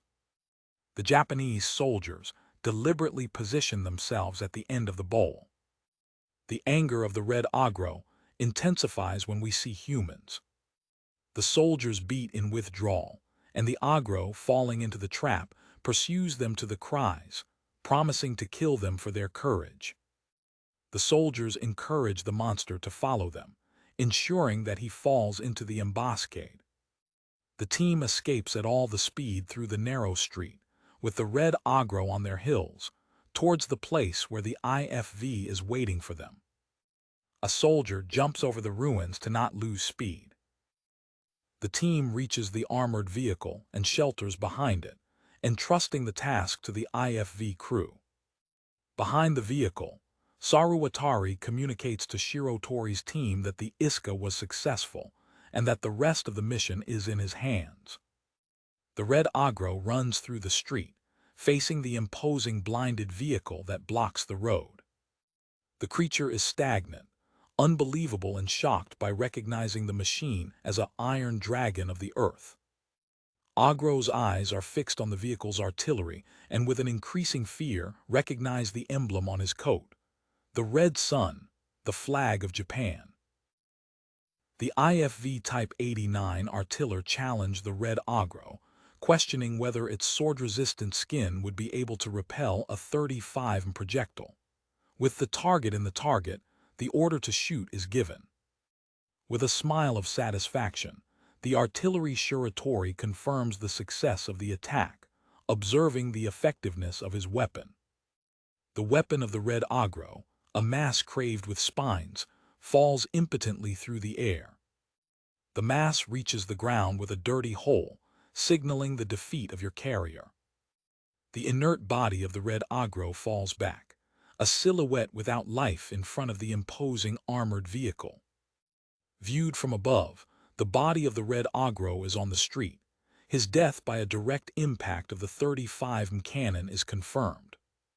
Shiratori's team communicates via radio the elimination of the red Agro and the absence of the blue Agro. In the underground, Inugami's team confirms the message and starts its rise to the surface. As planned, the assassination team emerges at the back of the Grand Hall, immediately watching goblins on the square. A soldier in cover position identifies 6 goblins on the square, confirming once more that there is no sign of the blue Agro. With the identified targets, a JSDF soldier points to his hunt, preparing to neutralize the threat. A precise automatic fire grid drops the goblins, eliminating the outer guard with lethal efficiency. Captain Inugami gives the final order to exterminate the remaining goblins, ensuring the approach to the hall. The joint rescue forces erupt through the main door of the Grand Hall, surprise the captors. Mo announces his presence, identifying himself as the Order of the Knights of the Kingdom of Topa, and ensuring the hostages who came to his help, asking them to keep calm. Without hesitation, the mercenary throws himself to the attack, pushing 2 swords and moving at an impressive speed. In a labyrinth, he cuts the goblins that surrounded his childhood friend, opening a path of destruction among the monsters. The remaining goblins, angry, jump over the warrior, trying to subjugate him by the force of the numbers. For a moment, Guy fears not being able to get in time to prevent the worst. At the crucial moment, Mo intervenes, protecting his friend's back and eliminating the attackers with a certain blow. The elf rider warns his companion about his imprudence, but Guy responds with confidence, claiming that his back is reserved only for his trusted friend. With the immediate enemy defeated, Guy pits the head of a fallen goblin. Approaching himself with his back turned by respect, Guy asks Alay if she's well. The young elephant thanked him, confirming that he came time to save them all. Although ashamed, Guy justifies his actions for being childhood friends. Mo approached and carefully covered Eli with his mantle, asking if he was wounded. The kindness and proximity of Mo leave Alay visibly colored and embarrassed. With calmness, the elephant rider instructs her to stretch her hands so that he can cut the cords that catch her. As Mo releases her, Alay reflects that, although Guy's arrival has excited her, Mo's kindness and care are captivating. With her eyes shining, she concludes to herself that Mo is, in fact, very charming. Watching the scene, Guy cannot hide his jealousy. Mo, alien to this, is in charge of his friend to take Alay to a safe place while he is looking for more survivors. Guy helps her friend get up and walk while she throws a last look at Mo. The mercenary also provides assistance to the store manager, who recovers consciousness. Alay's face reveals a turbulence of emotions, divided between Guy's gratitude and Mo's admiration. Guy and Alay join the rest of the JSDF team. Captain Inugami reports to the command that the survivors were successfully rescued. In an advanced command position, Captain Momoda receives the Inugami report, confirming the success of the rescue mission. With the secure hostages, Momoda declares the beginning of the next phase, the dangerous wildlife extermination operation, in cooperation with the Order of the Knights of Topa. Commander Azaz orders his infantry battalion to advance and recover the Menace district, and his men respond with a cry of war. The battle for the city of Tormes begins next to the walls of the fortress. The Knights of Topa, face the hordes of goblins fighting body to body on the streets of the city. The shots of the Knights of Topa rise against the horde of goblins. The Topa soldiers keep the training, despite the enemy's ferocity. The shot wall can repel the initial attack of the goblins. The combined counteroffensive begins to turn the direction of the battle, forcing the goblins to recover into disorder. A commander of Topa orders his men to pursue the enemies in flight, determined not to let anyone escape. An officer leads the load, encouraging his men to pursue the enemy. The troops of Topa advance in pursuit of the goblins fleeing. The persecution continues on the outer streets of the city. The knights continue their implacable pursuit. Suddenly, a projectile enemy is thrown against the knights, interrupting their advance. Out of the forest, a force of orcs arises to embrace the knights who pursue them, revealing itself a puzzle. The sudden appearance of the orcs, stronger and more organized, seed the panic among the rows of the Knights of Topa. Commander Azaz tries to restore order, urging his men not to vacillate and to use his numerical superiority against the orcs. However, an imposing figure emerges from the forest, drawing a devastating weapon, the fearful Agro Blue. The commander's confidence disappears, replaced by terror by recognizing the Blue Agro, the leader of the enemy forces.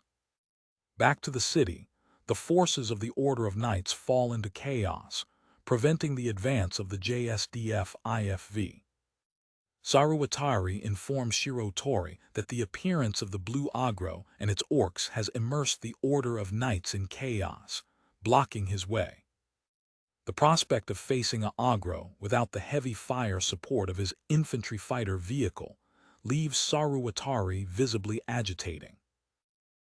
In the main camp of the Lord's Demon Army, in the northern region of the Kingdom of Topa, two goblins question themselves about the delay in their master's meal. A messenger cow flies toward the darkness of the fortress, carrying a report. One of the goblins speculates that the responsible for the storage of food may have devoured the meal intended for the sovereign. On his throne, the Lord Demon receives the report of his Batir Alato. Sitting on his ice throne, the Lord Demon receives the shocking news that the Red Agro was defeated by an iron dragon of the earth, mounted by humans. In the Menace district, Saruwatari informs his troops that they will leave the IFV, and that from that moment his squad and Kijima will take over the situation. The squadrons tacitly advance through the snow-covered streets of the city. A soldier warns Saruwatari, informing that a group of orcs is pursuing the Knights of Topa in their direction. Saruwatari immediately orders that they give support to the riddled riddles. Japanese soldiers take shooting positions and open fire against the orcs. The bullets strike the orcs with lethal force, throwing them instantly. After removing the threat, the soldiers approach a surviving rider to check his state. The rider, thanks for the help, informs them that the Blue Agro is in the nearby forest. Commander Azaz observes, scared, the Blue Agro leading dozens of orcs, preparing for the confrontation. Paralyzed by fear, the body of Commander Azaz refuses to obey his commands, trembling uncontrollably in front of the scary vision. Suddenly, the sound of eco-metrolers and the orcs are shot down by a bullet rain. The bullets hit the Blue Agro, which seems to feel just a bit. Commander Azaz, perplexed, witnesses the carnival of the orcs, without understanding the origin of the attack. The Blue Agro releases one of the projectiles from your skin. Family pain makes you remember something of a distant past. The giant creature rises, impassable before the initial attack. In the face of the inefficiency of the bullets, Saruwatari delivers to Kijima a 80-form anti-tank granite spinger, a more suitable weapon for the target.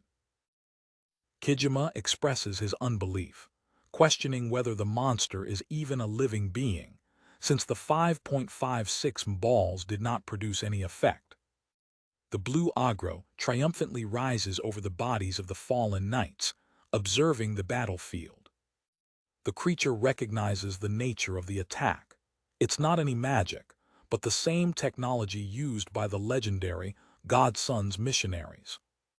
Toppa's commander fails to believe the speed with which the orcs were annihilated, transformed into a pocket of blood into a bit of eye, and wonder how the JSDF managed to do so. The giant monster turns the area with the look, desperately trying to locate the origin of the attacks. Finally, his eyes focused on the roofs, watching the Japanese soldiers. From a high position on the roofs, the JSDF soldiers are preparing for their next attack. With the blue Agro on the mirror, Kijima throws the anti-tank grenade. The projectile flies toward the target. The Agro, although realizing the danger, has no time to react and is hit in full. A violent explosion sweeps the Agro. Commander Azes protects himself from the impact, wondered with what he believes is a magic of incredible power. Observing the smoking crater and the remains of the Agro, the commander of Toppa feels a new hope. With the help of JSDF, the defeat of Lord Demon is possible. On the roofs, soldiers observe the result of their successful action. One of the soldiers commented, relieved, that although the use of that weapon seems exaggerated, the common sense of their world does not apply there, and that the important thing is that the blue Agro was reduced to pieces. Saruwatari agrees, claiming that the extinction of Oni was well executed. Now, what remains is to wait for the Lord Demon's reaction to the loss of another of his generals. Knowing the defeat of the blue Agro, the Lord Demon curses his enemies, remembering that underestimating them would be repeating a mistake of the past. Angry, the demonic sovereign orders his orcs to prepare for a human hunting. The orcs respond to the call with approval grunts. The Lord Demon begins a powerful charm, revealing the secrets of creation to invoke a new and terrible force. From the depths of the earth he calls his throne, the colossal Kaiser Golem. The sovereign observes his creation taking shape, a weapon of mass destruction. The next morning, a deep and rebounding sound echoed through the fortified town of Tormus. Guy and Mo are awakened by the strange sound that ruins the city. In the walls, a guard looks to the horizon, his face surrounded in pure terror. Through the city, the inhabitants and soldiers are awakened by the ominous trembling. The source of the sound is revealed. A bull of giant proportions progresses slowly towards the city. On the shoulder of the stone colossus, the Lord Demon observes his advance, confident in his victory. The master of the demonic hordes personally commands the final assassination of Tormus. An elephant rider informs Momota about the approaching of the giant golem. The Japanese captain asks to be taken immediately to a place where he can observe the creature. Guided by the rider, Momota quickly climbs the stairs of the wall. The elephant indicates the way, the urgency stamped on his face. In the walls, the defenders of Tormus shoot their catapults against the giant golem. Despite the direct impacts, the projectiles are useless against the massive rock of the creature, which continues to advance without even a scratch. The conventional circle attacks are completely ineffective. In the face of the failure of the catapults, the leader of a group of witches declares that it is time to intervene. A guard recognizes them, the special force of royal fighting wizards, witches whose expertise can rival the one of ancient heroes. Their reputation of legendary power precedes them. The special force unites its voices and boxes, initiating a complex and powerful charm. The result of his magic is a ray storm, a manifestation of magical power on a massive scale. One of the witches challenges the demon lord to prove his magic. Impressively, a JSDF soldier compares the phenomenon to a supercell, a storm of overwhelming power of his own world. Toppa soldiers watch, wondered and hopefully, wondering whether the attack was enough to stop the threat. When the storm dissipates, despair is installed. The golem continues to advance, completely unclean. The leader of the witches becomes unbeliever. They used their most powerful witch, their throne, and it was useless. From the top of the golem, the Lord Demon discourages of his attempt, considering a foolish challenge him in the field of magic. Terror replaces unbelief in the wizard's face. He extends his box, defeated, admitting that his greatest power has failed. The demon's sovereign counterattacks, conjuring a magical dark fire and throwing it towards the walls. The fireball turns into a flight, taking the shape of a black phoenix that shots over the magicians. The black phoenix, an incarnation of fire and destruction, dive over the walls, sealing the fate of the elite force of witches. The Lord Demon, angry with the inefficiency of his magicians, counterattacks with a dark fire witch, conjuring a black phoenix to fall over the walls of the city. The black phoenix collides with the walls in a devastating impact, dissolving the stone and destroying the elite of Topa's magicians. On the rocks of the walls, a Topa commander urges his men to defend the city with their lives, but a soldier expresses his fear that his position will be unbearable if the giant golem reaches them. Another soldier questions the purpose of his struggle, admitting that, although they could face a few hundred monsters, the current situation is desperate. Far away, another leader represses them for their disappointment, refusing to hear lammaries. The commander remembers the promise made by the JSDF that they will stop the Colossus. In a short reminder, a JSDF soldier asks Commander Azes that the Order of Knights contain the army of the Demon Lord while they take charge of the golem. Believing in the word of the force that destroyed the legendary demonic beasts, the commander of Topa concludes that it is worth risking his lives. At the same time, a JSDF train, led by a VCI Type 89, advances to the battlefield. The JSDF units approach the golem, with the soldiers wondering with its colossal size, comparing it to a supreme humanoid weapon out of an anime, for great confusion of its allies elves.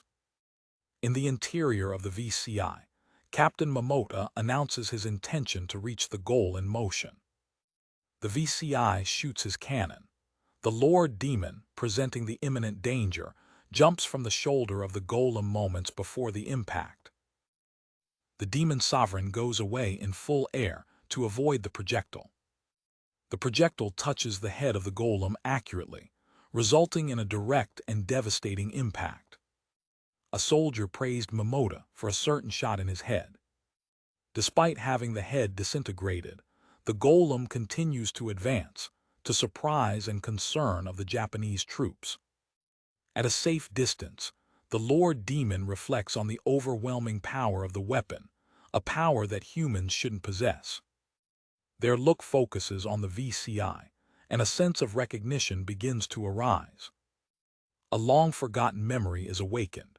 He recognizes the machine as a Earth Steel Dragon and realizes, with anger, who are his opponents. His memories take him to an ancient war against the forces of the Japanese Empire, with his tanks, aircraft, and the sunrise flag. He swears that he will never forget the emissaries of the God Sun.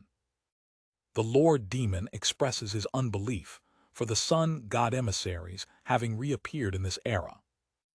Removing his memories, the demonic sovereign orders to his golem Akephalo to shake the dragons of the earth. Guy, in panic, asks Mo what they should do now that the creature has stopped. Mo, immersed in an old book, frenetically seeks information about the golem and its weaknesses. On the walls, Commander Azes continues to lead the city's defense. The commander of Topa orders his men not to allow any demonic beast to enter the city. The Topa forces are preparing to face the horde of monsters that advances along with the golem. A soldier warns his commander that the golem has changed direction, turning to JSDF forces. Aziz reacts with shock and concern to the unexpected development. Mo finally finds the crucial information. The weakness of the golem of the ancient wizard empire is its core, its source of energy. Through the radio, the elf rider informs Momoda of the discovery, instructing him to destroy the core located in the center of the golem trunk. Momoda confirms the receipt of the message. The captain of the JSDF orders all units to stop, carry scattered ammunition, and concentrate the fire at the center of the giant golem torso. The VCI shoots again, and the projectile reaches the core of the golem with lethal precision.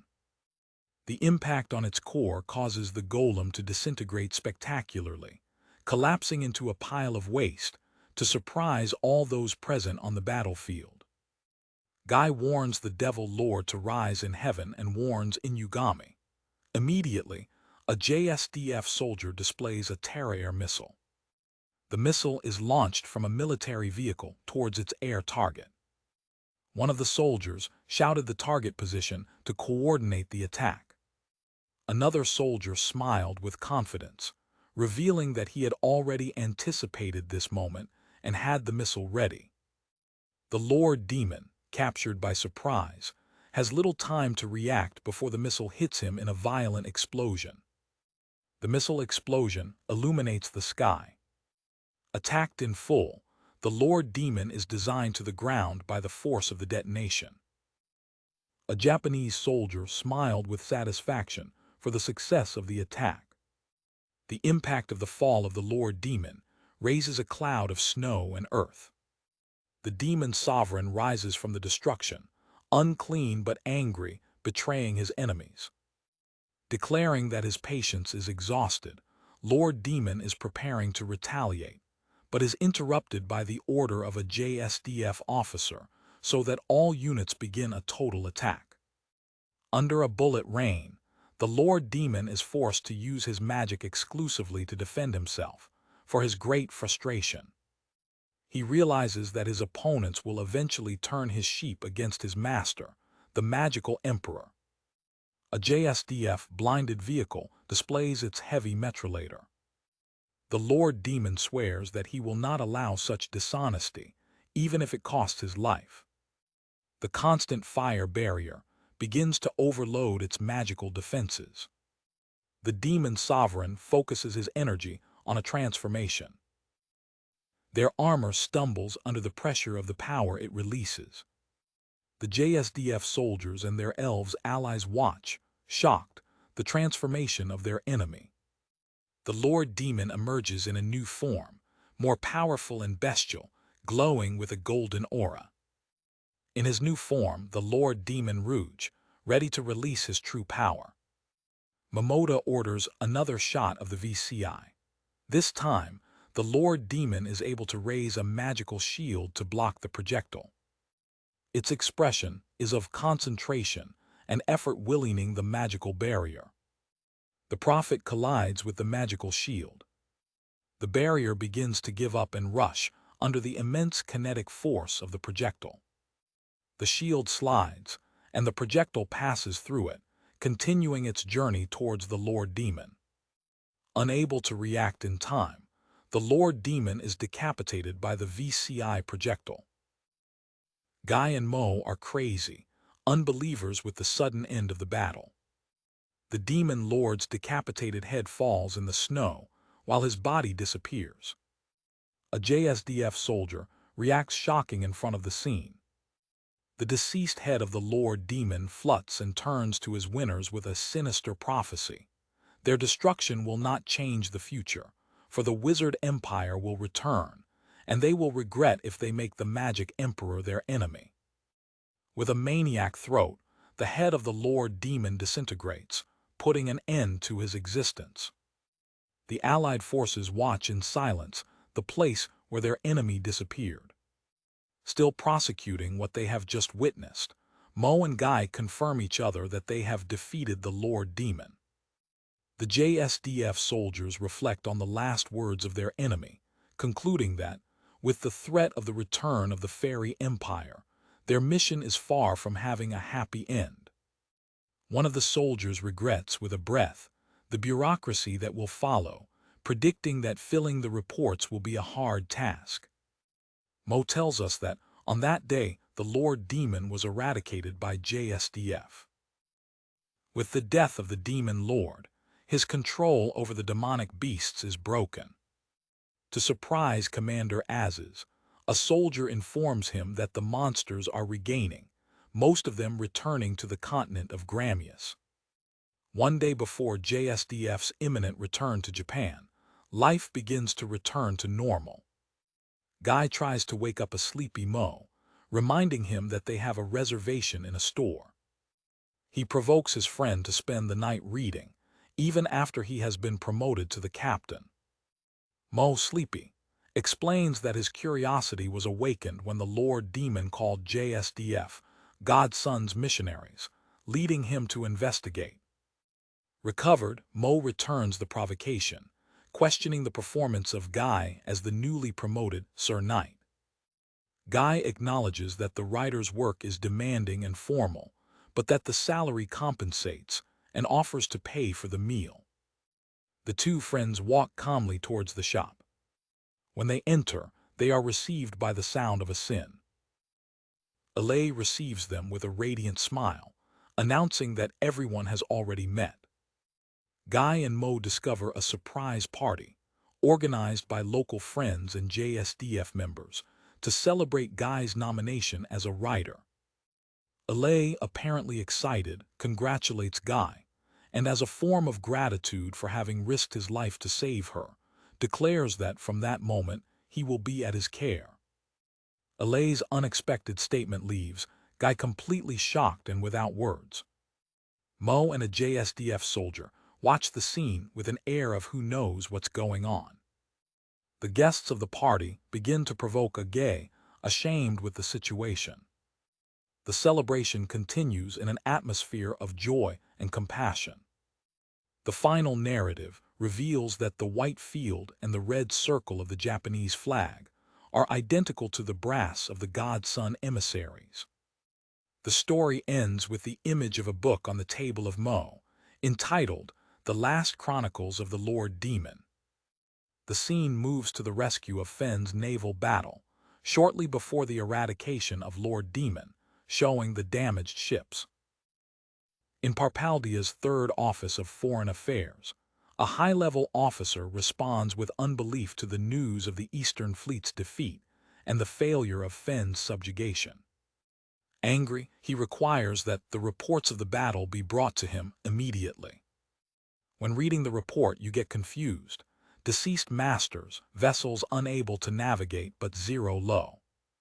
He discovers that hundreds of certain shots have been shot by a single battery of magical cannons, and, angry with what he considers as an Admiral Quatoin's attempt to minimize losses, decides that the Empire should immediately begin an investigation on Japan.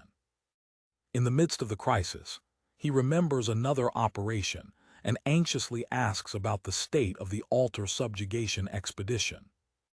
A map contextualizes the geographical location of the Parpalia Empire, Japan, and the kingdoms of Fen and Altaras. In the Kingdom of Altars, Princess Lummies is urgently escorted by her guards, fleeing from an ongoing invasion. In Parpalia's Office of Foreign Affairs, Director Kaios discusses with a subordinate the recent defeat in the Fen naval battle.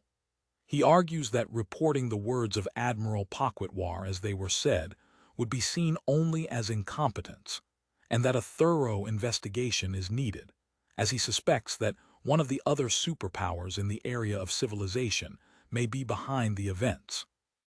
With a certain expression, Kaios declares that, regardless of what has happened, they cannot, in any way, fail in their campaign at Altaras. His subordinate expresses his total confidence, claiming that the failure in the Altars is impossible. He reminds the director that, in addition to the supervisory army of his cabinet, the Imperial Land Legion is also involved in the operation. He concludes his reasoning with the certainty that a defeat of the Imperial Earth Legion is unthinkable within the third area of civilization. On the north coast of the Kingdom of Altars, Princess Lummies disappointedly flees before the imminent invasion of the Parpalia Empire. Exhausted and overwhelming, the young princess continues her race for survival. Her loyal guards call for her, indicating the way to a secret escape route. As she runs, Lummies is invaded by pain and missing, calling her father into an angry memory. In a retrospective, his father, King of Altars, informs a shocked Lummies that the Parpalia Empire has started its invasion, and that it must flee the country to ensure its safety. The king justifies his decision, explaining that it is loved by the people and versed in politics. He assures you that the day of your return will come, and that your existence will be the force of the altars. Incredible, Lummies questions the order of his father, asking if he is asking him to leave his people and escape. The king strongly rejects any other alternative. Lummies implores, suggesting that a surrender could result in a less severe treatment by the empire. However, his father contradicts, claiming that although his kingdom may fall, the real lineage must survive at all costs.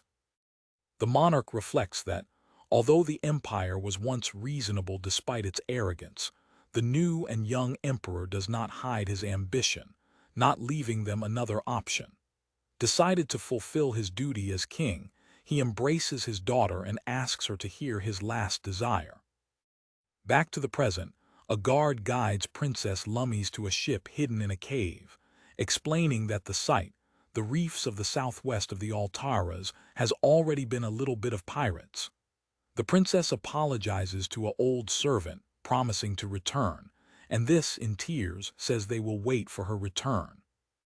The old servant confesses the security of the princess to his loyal rider, Lilseed. With a solemn expression, Lilseed accepts his mission. With his face swallowed in tears, Lummies said goodbye, wishing everyone to stay healthy until his return. After the secure departure of Princess Lummies, the king reflects on the cruelty of the empire.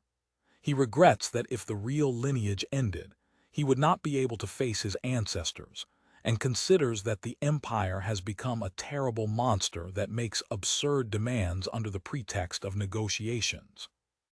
The monarch thinks how the citizens of the empire are proud of their status of superpower, delighting with victory, while their leaders accumulate countless fortunes with their wars. In front of his army, the king is wondering what more the insatiable empire may desire. The scene moves to the vast snowplains of Labile, in the Kingdom of Altars, where the decisive battle is about to begin. The imperial army advances, using giant and curved turtles as war beasts and transporting troops. An imperial officer informs his commander that he will soon get in touch with the Altar army, composed of 20,000 men. The commander expresses a sarcastic admiration for the fact that the enemy has managed to gather so many men without escaping. He anticipates the reward of victory, the famous magical stone mine of Altars, one of the 5 best in the world, which will soon belong to the empire. The commander laughs, declaring that, with such a great responsibility, the defeat is out of question. A bubble of the imperial army begins to ruin, signaling the beginning of the advance. By the sound of the tambours, the empire commander orders the advance of all his troops. On the other side of the battlefield, the Altar cavalry is preparing for the confrontation. The commander of the Altars urges his troops, relying on his numerical superiority to victory, and orders the advance. With a striking war cry, the Altar cavalry carries toward the enemy lines. The imperial commander calmly orders his men to prepare the magical cannons. Imperial artillery teams point and shoot their magical cannons against the nearby cavalry. The burden of the Altars is immersed in chaos when the explosions of the enemy projectiles open breaks in their rows. The commander of the Altars realizes, shocked, that the enemy is using portable magical cannons beyond his earth dragons. Still confident in his numerical advantage, The commander of the altars orders his archers to continue the attack and make the enemy reverse. The horse archons of the altars shoot a flame of sheets against the earth's dragons that move forward. The sheets reveal themselves useless, rising harmlessly in the thick carpets of the earth's dragons. Without leaving himself off, the commander repairs in the slowness of the earth's dragons and orders to his shooter cavalry to break the enemy line and attack the center of his formation. The altar shooters move forward with determination, focused on breaking the enemy formation. However, the Altarans didn't count on the ability of the Earth's dragons to squeeze fire, and their burden is received by a devastating flame wall. Despite the terrible losses, the commander of the Altaras refuses to withdraw and orders his men to cross the flames and show the Parpalian males the pride of the Altaras. The remaining shooters are preparing their shots for a last and desperate attack. The Imperial Army responds to the load with modern firearms.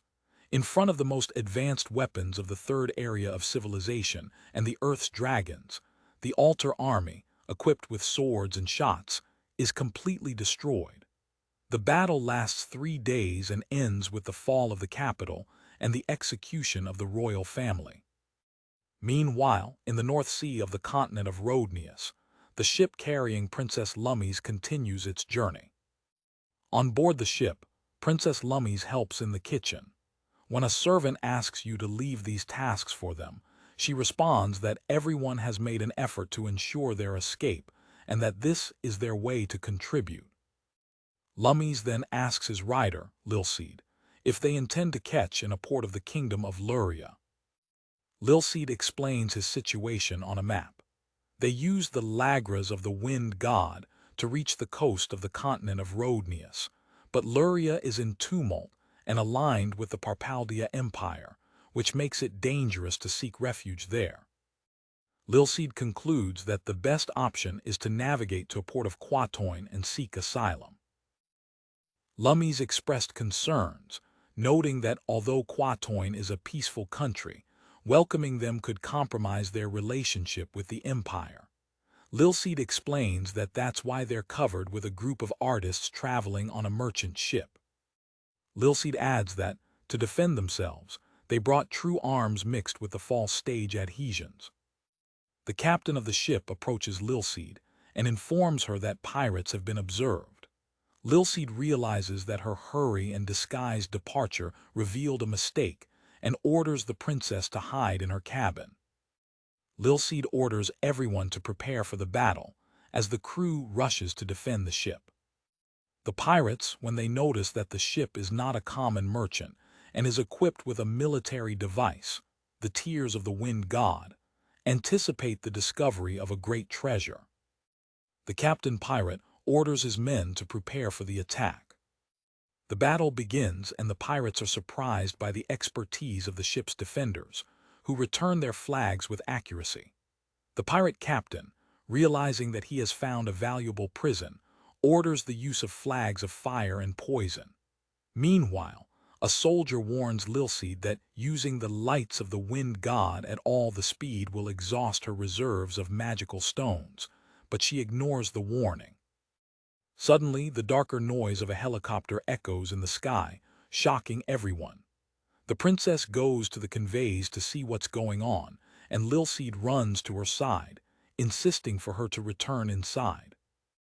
The pirate captain recognizes the helicopter as the feared White Devil of the rumors, but desperately orders his men to take over all the treasures before it can intervene. As the pirates shoot another salve, Princess Lummies is hit in the arm by a poisoned fleet. Lilseed runs to help the wounded princess, while the crew tries to extinguish the fires on board. At this time, a Japanese Coast Guard ship, the PLH-31, rises behind a nearby island. The modern and imposing vessel makes the 2 oldest vessels seem insignificant as they are positioned.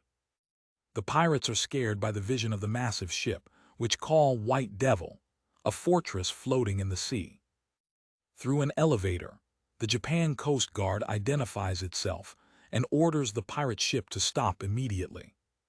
Perceiving that they are in disadvantage, the captain pirate orders a hurry withdrawal, claiming that a pirate's life is to live to fight another day.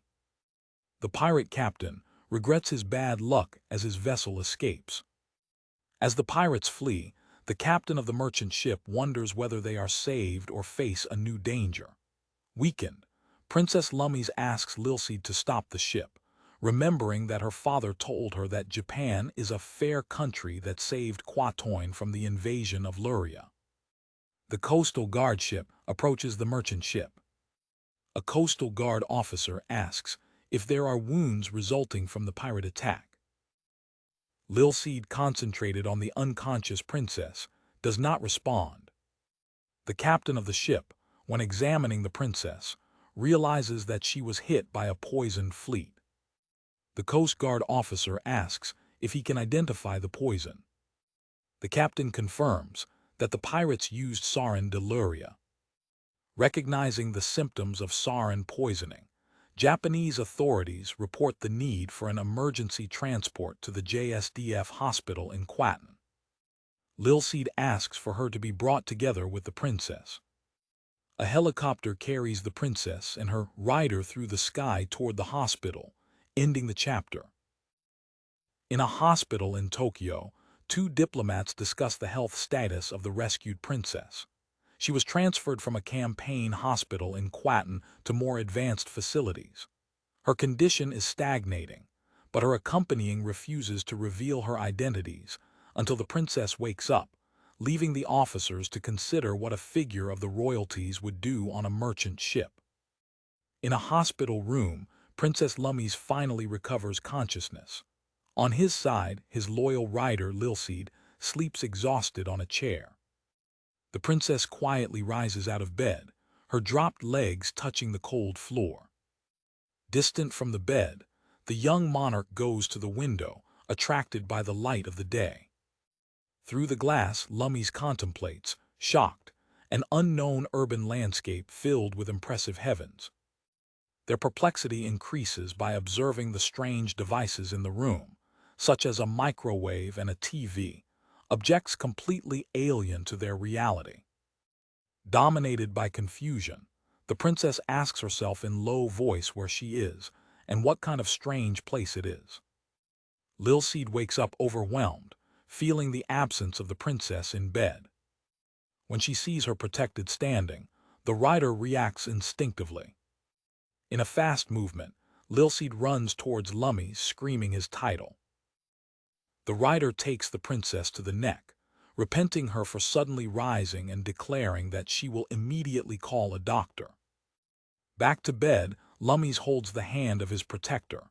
Lilseed, with the voice embarrassed by emotion, expresses her relief because the princess has finally awakened.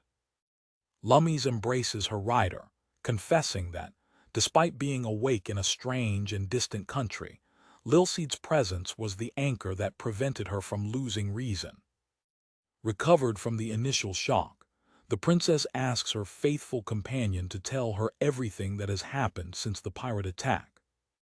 Lilseed begins his report, explaining that, after the rescue, the Japanese nation admitted them in that hospital. He also informs that his ship, along with the Japanese Coast Guard ship, is now secure at the port of Quatoin. The writer continues, explaining that it was Japan that provided medical care while the princess was unconscious. Lummies asks if their saviors know their true identities, to which Lilseed responds that he has not revealed anything to them yet. With a certain expression, Lummies decides that, as a form of gratitude for having saved his life, he will tell all the truth to his hosts. Princess asks Lilseed to call Japan's representatives to meet with her.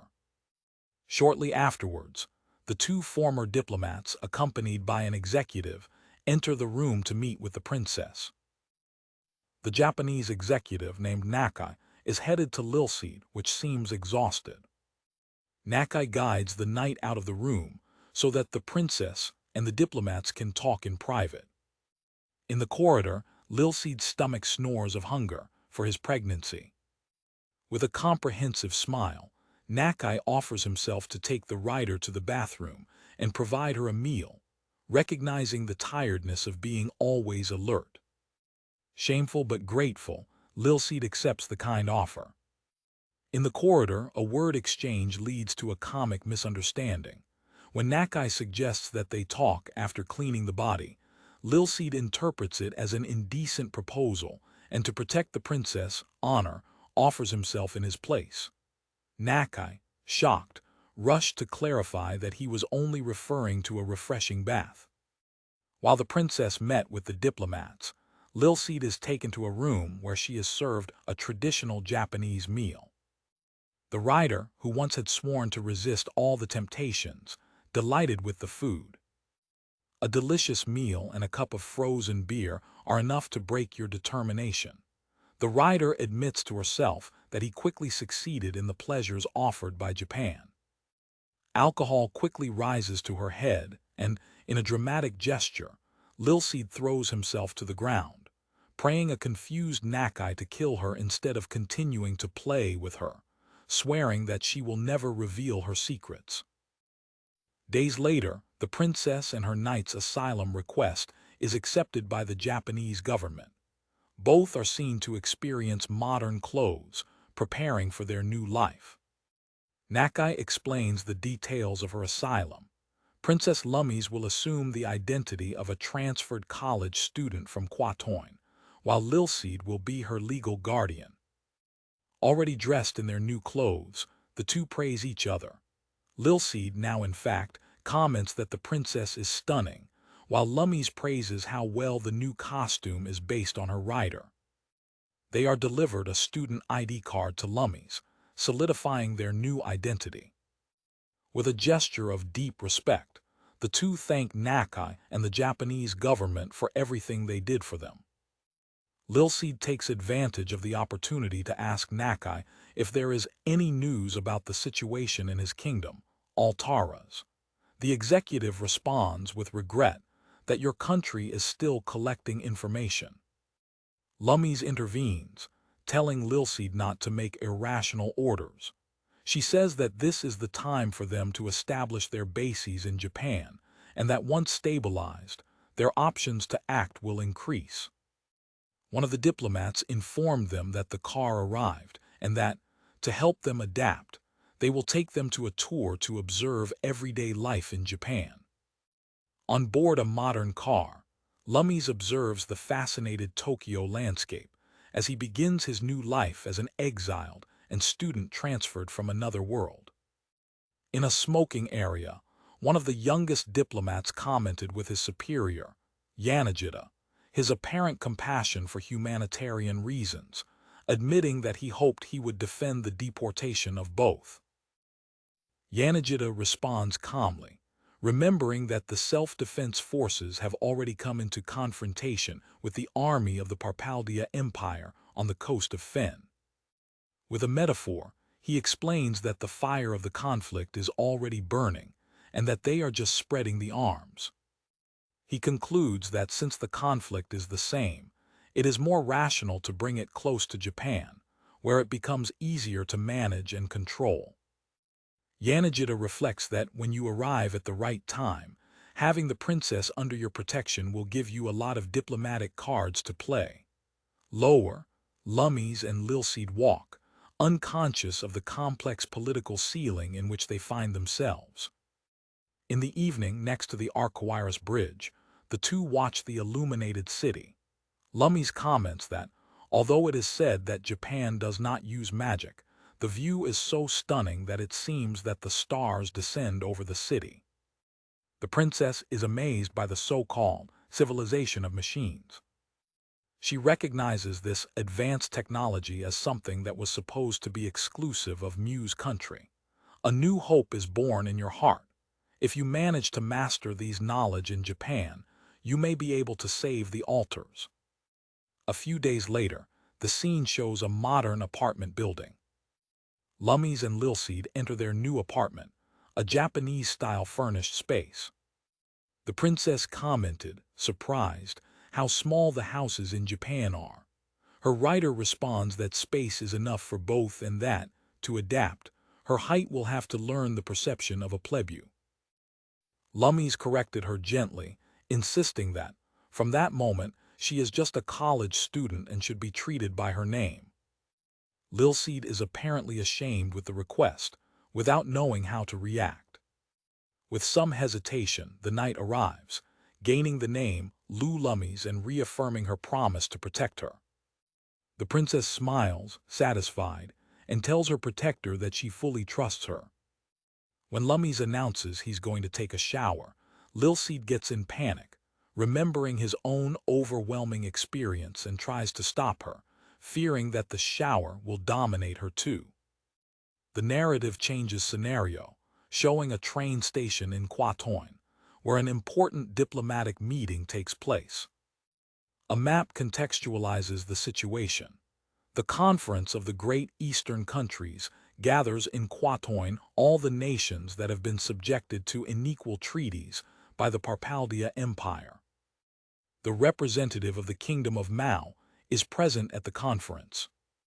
On his side, the delegate of the Kingdom of Awan. The representative of the Kingdom of Quilla is also present. The monarch of the Kingdom of Seos also participates in the discussion. The hosts, the representatives of the Principality of Quatoin. And finally, the elephant representative of the Kingdom of Topa. The conference begins with the discussion of urgent topics, the recent invasion and colonization of the Kingdom of Altars, with the massacre of its royal family, and the surprising news that the Kingdom of Fen managed to repel the imperial army. Quatoin's delegate then takes the word to introduce a new point in the agenda, a statement on the emerging nation of Japan. The representative of Topa interrupts the agenda with a shocking revelation. The Lord Demon's resurrection was confirmed in his country, leaving the other delegates atone. Awan's delegate immediately questions whether Topa has requested military aid to the Parpalia Empire to deal with the threat. With a disconcerting quiet, the elf of Topa asks everyone to keep quiet, because the Lord Demon no longer represents a threat.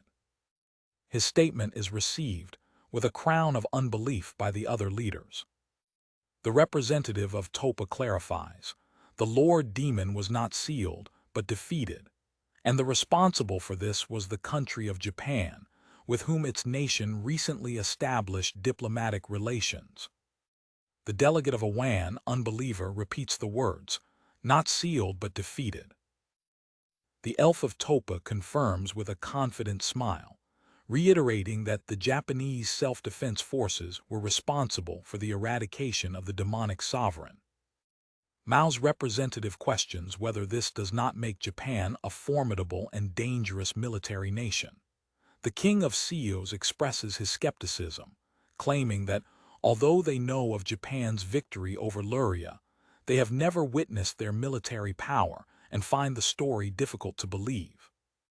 The delegate of Awan offers a different perspective. He argues that if Japan was expansionist like the Parpalia Empire, Quatoin and Quilla would have already been occupied. It suggests that a constructive approach, seeking alliances, would be more reasonable.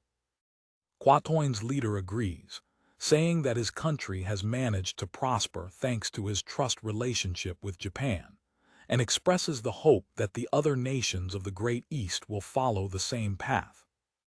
Another delegate of Quatoin corrobora with enthusiasm, declaring that he personally witnessed the fighting power of the self-defense forces, and therefore he has no doubt that they were the ones who defeated Lord Demon and solved the crisis in the Sea of Fen. The representative of Quilla adds a crucial information.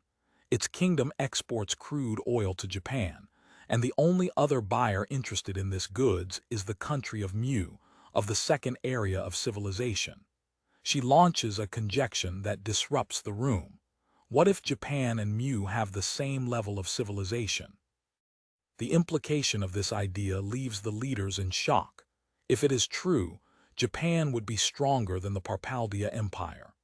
The debate about Japan is intensified, but in the end, The conference ends with the unanimous decision not to adopt a hostile attitude towards this new power. The scene moves to the continent of Mu, one of the world's great powers. In the waters of the great open sea of Mu, in the second area of civilization, a new diplomatic interaction is about to begin.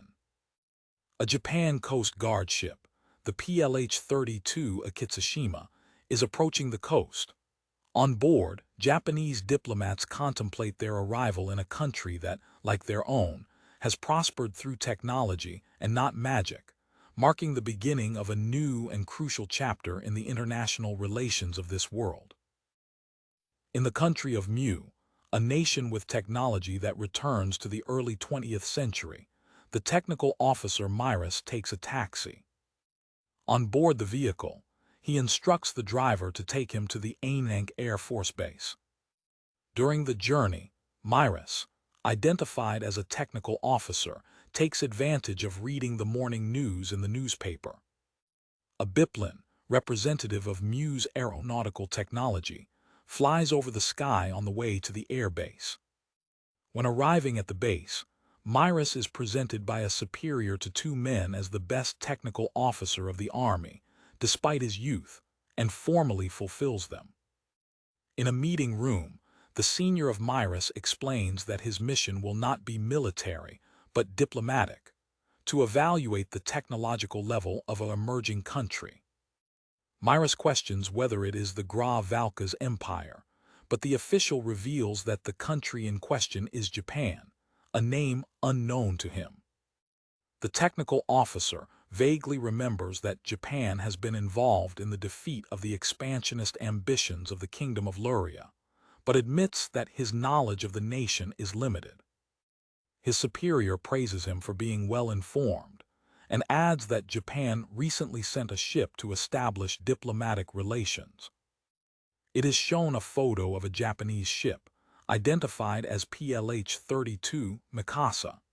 Mu's officials get intrigued by being a metal vessel without candles, indelible by magic, which the Japanese describe as a simple patrol vessel. Myris deduces that the ship should use an internal combustion engine, similar to its own. However, he becomes confused with his apparently weak weapon, a single cannon, which he considers insufficient to face his courtesy. The official reveals the most shocking information. Japanese envoyers announce that they will arrive by plane, leaving Myris completely atone. Confused, Myris argues that the ship is not an aircraft carrier. Their top weighs that the only logical explanation would be the use of a hydraulic aircraft. The mission is then formally attributed to Myris. During a week visit of the Japanese delegation, he will have to evaluate the technological level of his country, a nation with a technology unknown to Mu. The technical officer accepts the important mission and asks when to wait for the arrival of the Japanese aircraft. The answer is, in a few minutes.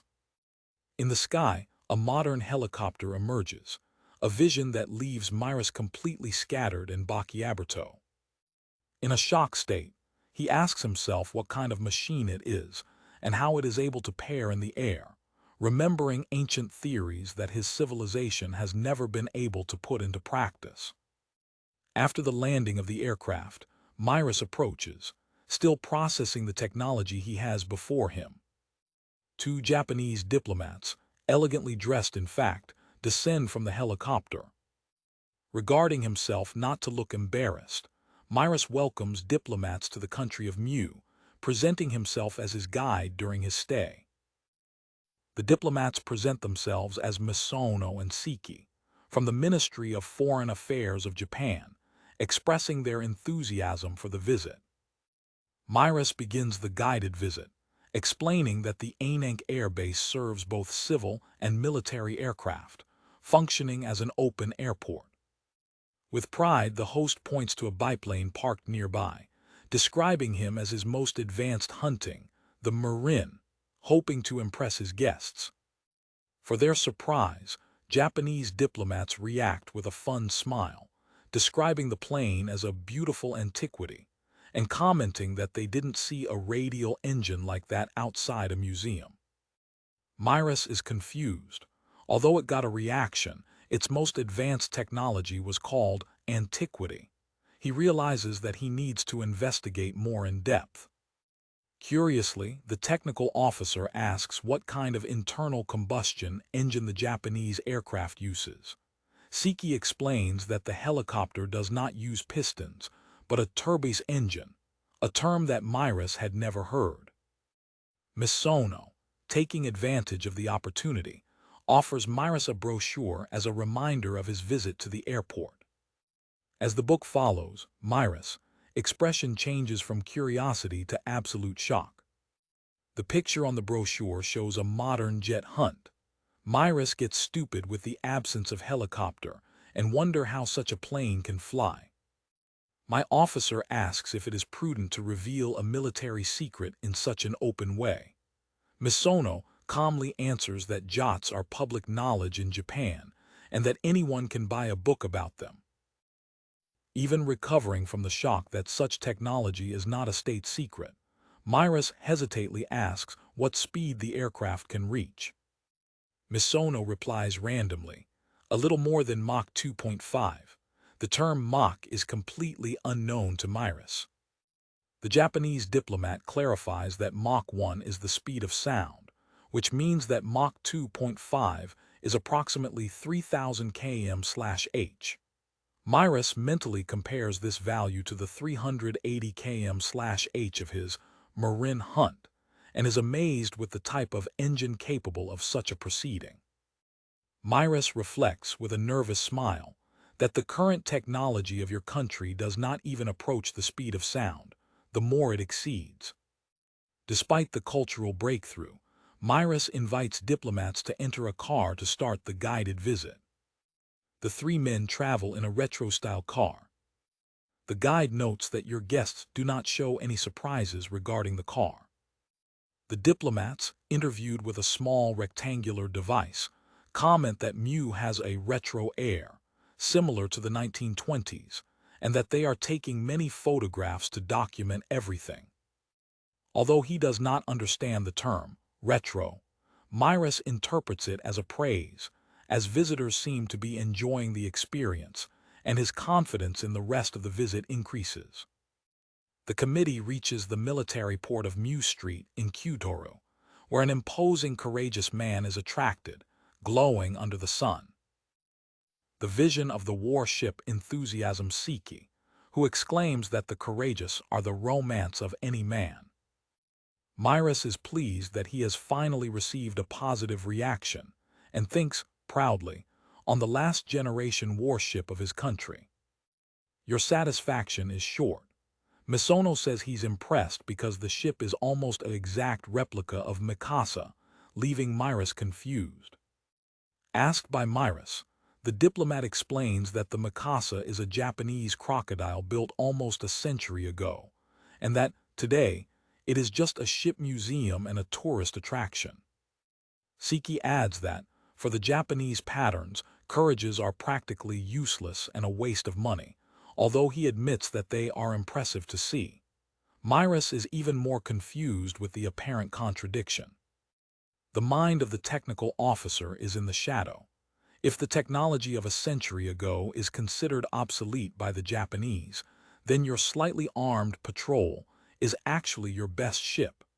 He concludes that he cannot evaluate Japanese technology by his own standards, which represents a big problem. Faced with the enormous technological disparity, Myrus comes to a conclusion. To truly understand Japan, you may need to visit the country personally. The visit continues, leaving the delegation to the Museum of History of Mew. In the interior of the museum, diplomats discover a surprising story.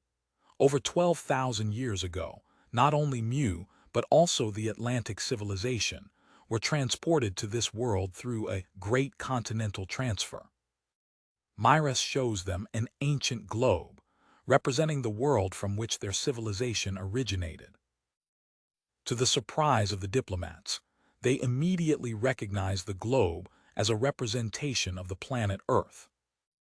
By examining the ancient map Muni, the Japanese get intrigued with the location of Antarctica near the equator, trying to locate the lost continents of Mu and Atlantic. Myris explains that the continent near the equator was, in fact, the Atlantic. The guide then points to another region of the globe, identifying it as the land of its former best ally, Yamuto.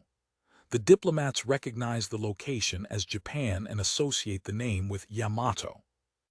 Overloaded with the amount of revealing information, Misono suggests a break so that everyone can digest the discoveries. The three men sit on a bank outside the museum, enjoying a moment of tranquility and reflection. With a smile, Misono would taste a hot drink, while others reflect on how unexpected the day has become. Myris says they seem to have much more in common than they thought at first. Misono says the globe is proof that Yamuto has become Japan, and that both countries have been transferred to this world. Myris agrees, explaining that differences in space-time could justify the phenomenon, and acknowledges the importance of reporting this matter to its superiors. Siki thinks loudly about the extraordinary coincidence of two former allies finally met through the dimensions. The shared historical revelation creates a strong link between them. The chapter ends with the three men laughing calmly, sealing the beginning of the diplomatic relations between Mu and Japan. In the Office of Foreign Relations of the Empire of Parpalia, the political intrigue is about to develop. A man goes to Director Elto, bringing him confidential documents from Director Kaio's office, hoping to win his favor. He suggests that it would be more useful for her if she was transferred to her office, the first office of foreign relations. Elto, with a calculist expression, accepts the documents and promises to consider your request. When reviewing the reports, the director is concerned. The documents reveal that Japan's intervention frustrated the imperial clandestine operations in Louria, and that the records of the battles against this new nation are simply unbelievable. She wondered why the director of the Third Office of Foreign Affairs is investigating Japan, remembering that it was the same nation that faced in the Fen naval battle. Decided, Elto rises from his secretary, ready to act on the basis of the new information. One of his subordinates, curious, asks him where he is going. With a seriousness that imposes respect, the director announces that he has an important issue to deal with His Imperial Majesty. Before leaving, she gives a clear order. She wants everyone to gather all possible information about the country of Japan until the next Imperial Conference. A young officer, visibly impressed by her, responds with a sound, "Yes, lady." After their departure, the subordinates comment on each other, admiring the beauty and status of Elto, an elite among the elites. In the middle of the conversation, one of them speaks loudly about the mysterious nature of this Japan country. The scene moves to the magnificent imperial palace Estrant Paradis, the capital of the Parpalia Empire, where the decisions that will shape the future of the world are taken. In the interior of the palace, the imperial conference is ongoing. The emperor presides, with the highest officials of the empire gathered before him, including the directors of the first and third foreign cabinets. Among the present is a noble of high patent. The director Elto carefully observes the procedures. The director Kaios is also present, with a dark expression. The emperor begins by praising Kaios for his splendid effort to deal with the situation of Altaras.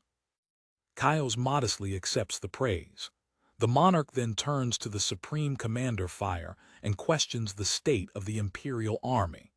Ard informs him that preparations for the Fen invasion are already completed. The commander adds that now they just need to wait for the report of the Third Office of Foreign Affairs, launching a side look at Kaios, who cough, uncomfortable. The mention of the lost report draws the attention of the emperor, who goes directly to Kaios, requiring to know why reason he has not yet delivered him. Kaios, sweating cold, explains that there are no more reports from the supervisory army that they have sent. The Emperor explodes from anger, screaming that he doesn't need recognition reports and that he wants to know the reason for the defeat. With the eyes placed on the ground, the director explains that they decided to keep the reports due to their incapacity to fully understand the enemy's identity. Unhappy, the monarch turns to the director of the First Office of Foreign Affairs and asks for his opinion. Elto confirms that his cabinet also concluded that the main cause of the defeat was, in fact, the country of Japan. With his authority to echo through the room, the emperor requires to know if any of the present had previous knowledge about Japan. A tight silence flows over the assembly as the officers exchange nervous eyes. Elto keeps his composition, waiting for a response. Therefore, a noble, the director Enos, raises the hand and admits to have knowledge in advance. The confession of Enos shocks director Kaios. The emperor reveals everything about the actions of Enos, the director of the Imperial Strategy Office, his secret support to Louria, which resulted in a great reverse to the empire, and his attempt to hide the information. Enos, desperate, feels that his end has come. At this critical moment, Elto intervenes, declaring that he has something to say about the subject. The emperor gives him the word, curious with his intervention. Elto explains that, after a thorough investigation, it became clear that the actions of Enos were not for personal gain. In addition, he used his own goods to compensate for losses, demonstrating his commitment and deserving, in his opinion, compassion. Enos is shocked with the unexpected defense. He realizes, with gratitude, that his political rival is protecting him. With an astute smile, the monarch asks Elto how he suggests that the matter is solved. The director proposes a depreciation of his post as director, and a deduction of 1/5 of his salary for a year as sufficient refund. The emperor agrees, realizing her intention to save him from the death penalty, since it was not a corruption act. The monarch rejects Enos, claiming that, although the competition between couples is acceptable, the most important thing is the result, since a country cannot advance without this type of impulse. Elto, in turn, advises him to continue to serve the empire with the greatest dedication. Moved to the tears, Enos grate deeply to Elto and swears before the emperor that he will work with all the fiber of his being for the empire. With the issue of Enos resolved, the emperor declares his conclusion. Japan is a new and influential emerging country, outside the 3 civilized areas. He then asks the Supreme Commander Fire for an analysis of his troops. Ard reports that, although they have collected information from the barbaric countries, there are evidence of information manipulation by Japan, which, in his opinion, is related to what happened to the Third Office of Foreign Affairs. The commander concludes that, after a joint effort from the Army's General Quarter and the First Foreign Affairs Cabinet, his conclusion is that Japan should be taken into account, but not feared. Satisfied with the analysis, the emperor gives his orders. Fire must reduce Fen to a lot of waste. Kaios told him that, because he is a civil, he will not be responsible for the defeat, but orders him to contact Japan and the Third Office of Foreign Affairs to give them a lesson that they will not forget. He smiles, hoping to overthrow Japan if it intervene again, while Kaios accepts his mission with resignation. Meanwhile, in Japan, the curiosity and efforts of the population turn to the wonders of the New World. Tourism flourishes, with the port of Quatoin serving as a neuralgic center. Among the various destinations, the Kingdom of Fen becomes popular, as its atmosphere and culture are similar to those of the Edo period. The capital of the Kingdom of Fen, Nishinomiyako, is a crowd of activity, mixing its traditional architecture with the presence of visitors from another world. Fen's warriors, with their katanas and light weapons, patrol the streets of their city. Japanese tourists, equipped with suitcases and modern clothes, explore the city, guided by the locals. A Fen warrior observes a group of Japanese tourists, reflecting on the recent flow of visitors and wondering whether they are aware of the imminent danger. With crossed arms, he thinks that the Parpalia Empire will not remain quiet after its defeat, and that when they attack, Nishinomiyako will be the front line. Looking to the sea, he thinks how his beautiful rocky coast is also a perfect place for a beachhead for landing vessels, explaining why his warriors are always watched. The warrior breathes, wishing that peace lasts a little longer, as tourists continue their journey, alien to the tension that accumulates on the horizon. Back to the Parpalia Empire, the scene changes to a guest house attached to the Ministry of Foreign Affairs. An official of the First Foreign Affairs Office accompanies two Japanese diplomats through a corridor. The employee regrets in thought, considering a loss of opportunity to have to choose guests for the attached building, a task he considers below his position. Other officials watch the trio passing, cheating on the presence of staff of the Third Office of Foreign Relations, speculating whether he came just to walk.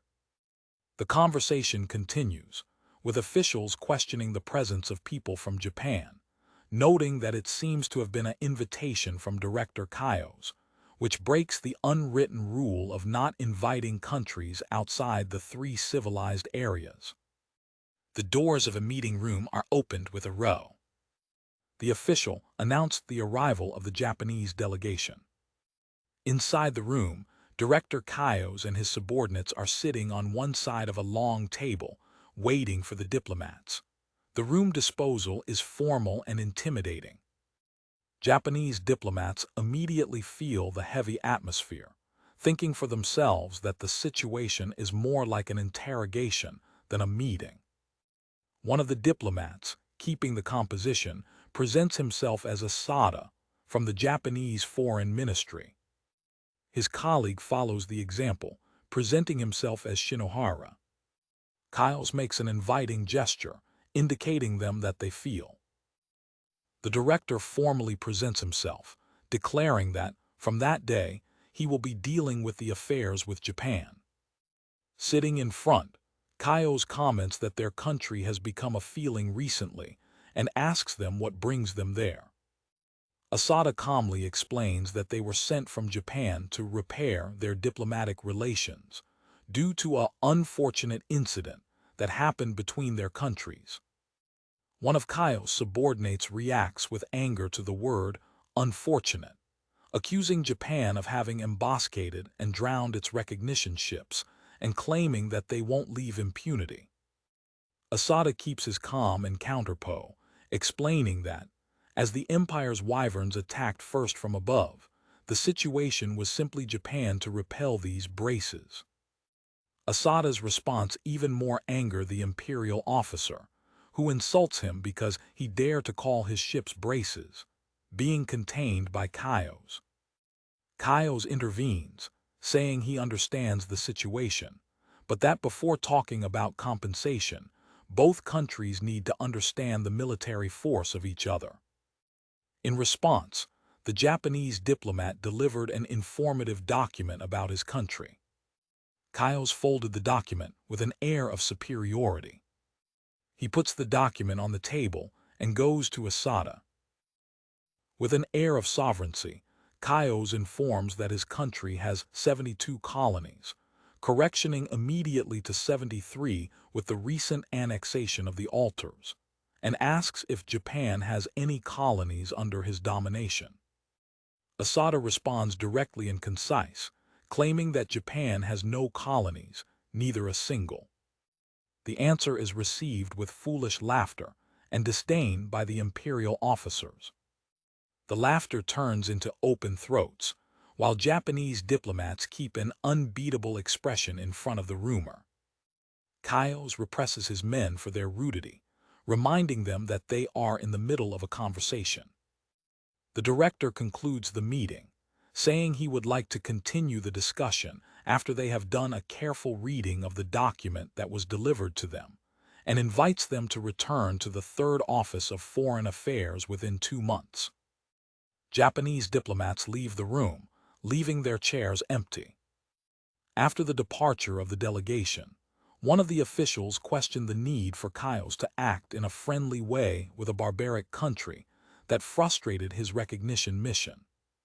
The director advises calmly, explaining that, as first initiative, what they have done is already enough. In his thoughts, Kaios reflects that even someone like Miss Elto is ignorant in military matters. He has investigated Japan since the Imperial Conference and believes they are hiding something, requiring more time. Therefore, even if it's just a simple diplomatic gesture, he wants to have a personal connection with the Japanese delegation. Meanwhile, an immense Imperial fleet, consisting of 21 line ships, 2 aircraft carriers of Wyvern and 101 landing ships, navigates towards the Kingdom of Fen. At the Prime Minister's residence in Tokyo, an emergency meeting is taking place. The Japanese authorities discuss a report that confirms that the Imperial Armed Forces of Parpalia formed a large-scale fleet that goes to Fen. The main concern is the large number of Japanese tourists that find themselves in the kingdom, and the need to issue an evacuation order is raised. However, the lack of an embassy or information infrastructure on the site makes the task impossible. Officers conclude that even if they manage to approve the legislative instruments for a rescue, the JSDF would not arrive in time, and they cannot allow any motions that overload even more its forces. One of the present suggests that the Ministry of Foreign Affairs tries to negotiate with the Parpalia Empire, but the idea is received with pessimism. Another official regrets the situation, observing that the rumors say the island is the next target of the growing hegemony of the empire. He expresses his frustration for badly achieved a diplomatic channel, having started an invasion, predicting that nothing good will come out of it.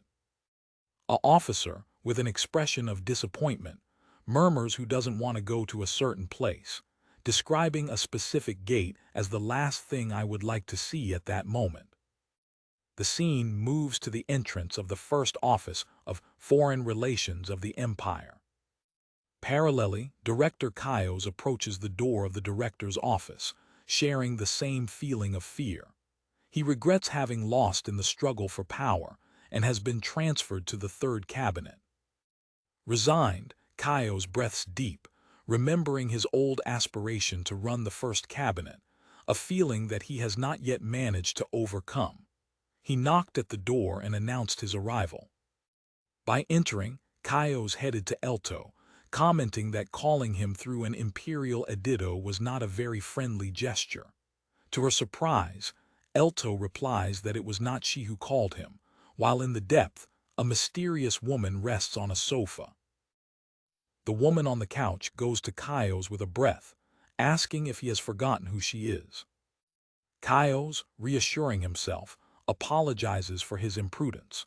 He assumes that she is a member of the imperial family, but admits not to know her exact identity. His response caused a shocking reaction in the director. With a despotic attitude, the woman disperses the kindness, insulting Kaios by calling him third-class nightmare. Lied on the sofa with an impressive presence, she presents herself as Reimil, the auditor of foreign affairs, leaving Kaios in shock at the end of the chapter. Shocked by the revelation, Kaios rushes to apologize for his imprudence to Lady Reimil, the auditor of foreign affairs, who rests with disdain on a sofa.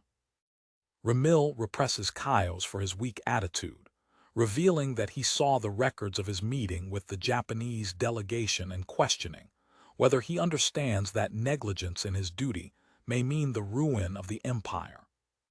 The director tries to justify himself, claiming that he had his reasons and considerations for the way he conducted the meeting. Furiously, the auditor interrupts him, reminding him that there is no excuse, because His Imperial Majesty ordered him to give Japan an appropriate lesson. With an atmosphere of superiority, Ramil reflects that Kaios probably does not understand the real aspiration of the monarch, a vision that, according to her, was clearly revealed to him. The scene returns to a memory, showing a meeting between Ramil and the emperor on a veranda. The sovereign explains his philosophy.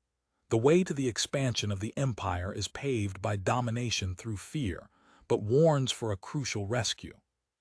He emphasizes that at the time they are underestimated, everything is lost. Unlike the pacifist Mu or other empires, they will not allow the premise of being inferior. Under a starry sky, the emperor reveals his great aspiration: to break down all the barbaric nations, unite the three civilized spheres and conquer the central world to finally purify the world from war and true peace. Deeply bound by her words, the noble young woman expresses her admiration, claiming that Her Majesty does not only think of the empire, but of a better world, and that her aspiration truly inspires her. Back to the present, the auditor reaffirms for himself his conviction. He believes he's the only one who truly understands the emperor's desire, and he swears that he's going to accomplish it.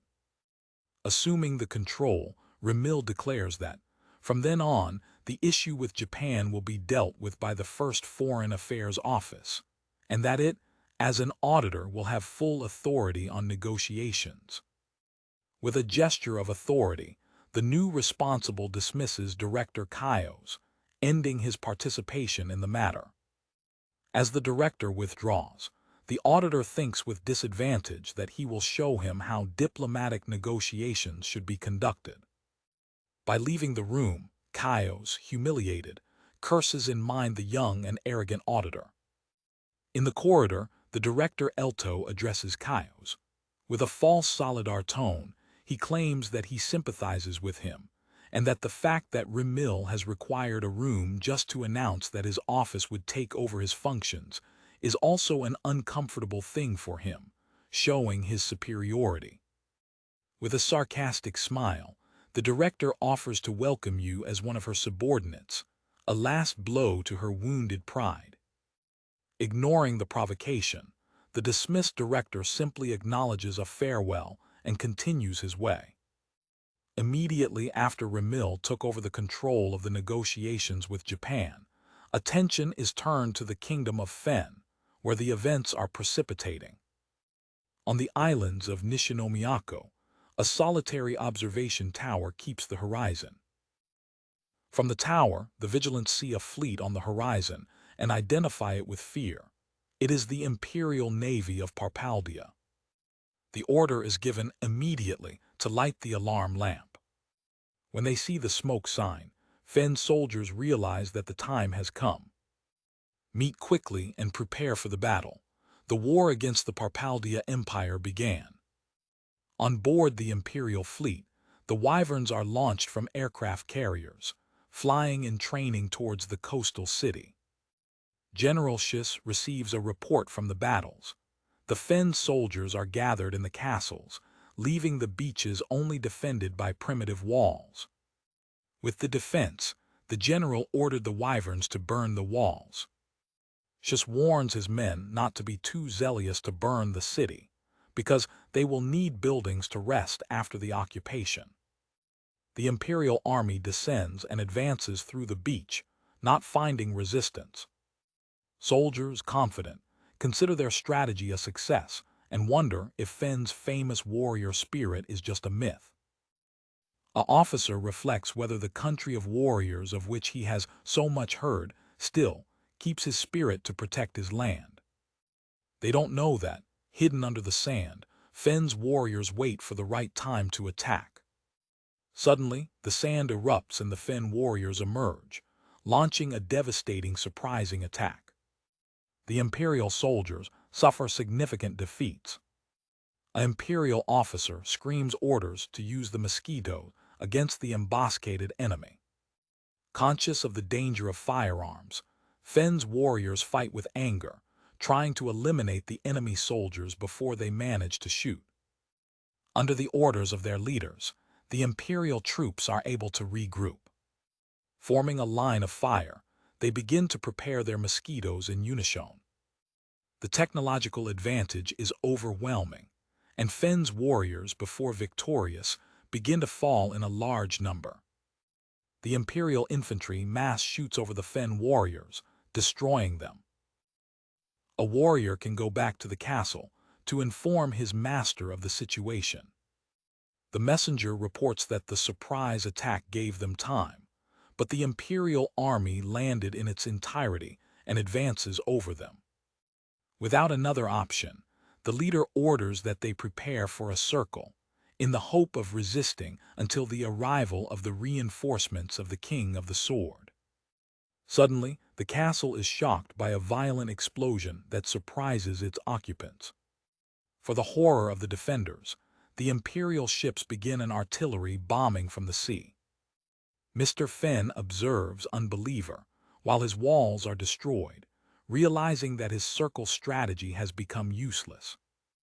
On board his ship, General Shis receives a new message from his country: capture all the Japanese citizens who find themselves in Nishinomiako. The commander realizes that the Office of Foreign Affairs is in motion. He orders his troops to invade and capture the city, with special attention to this new goal. In a shelter, a young Japanese tourist is discovered by Imperial soldiers.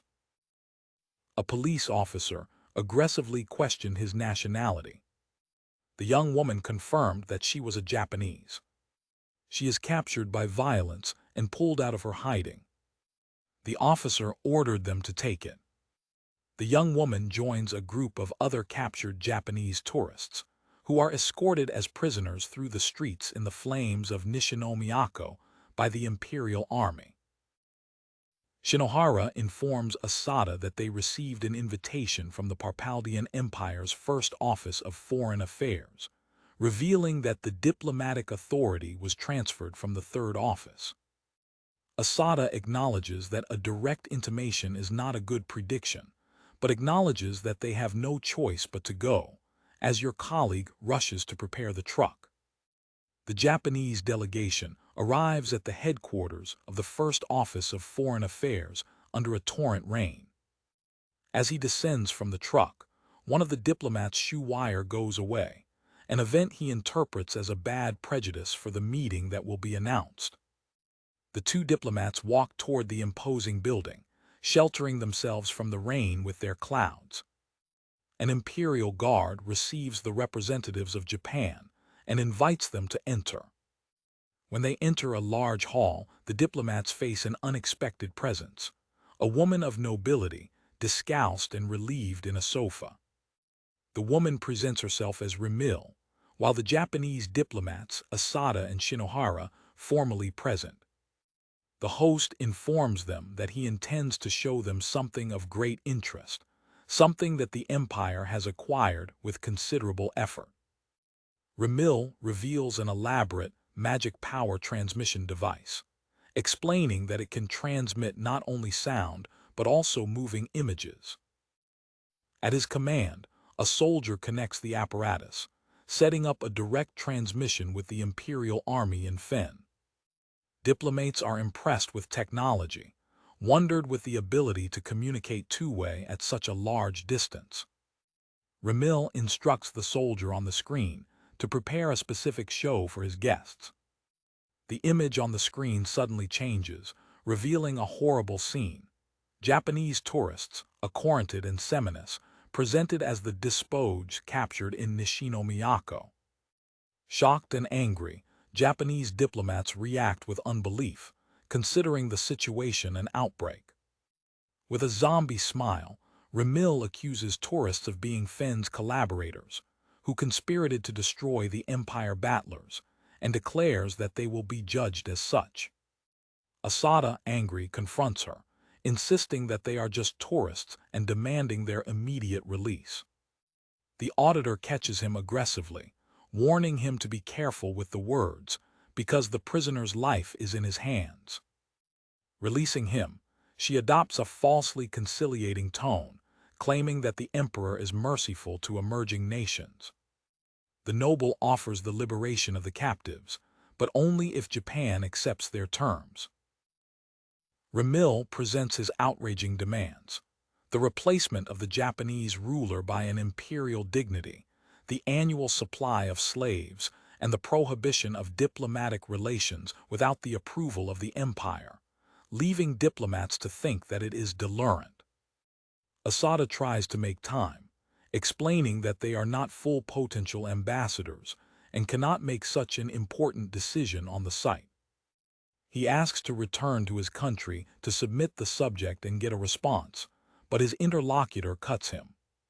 Feeling underestimated and remembering the emperor's words about the consequences of such perception, Rial takes a drastic decision.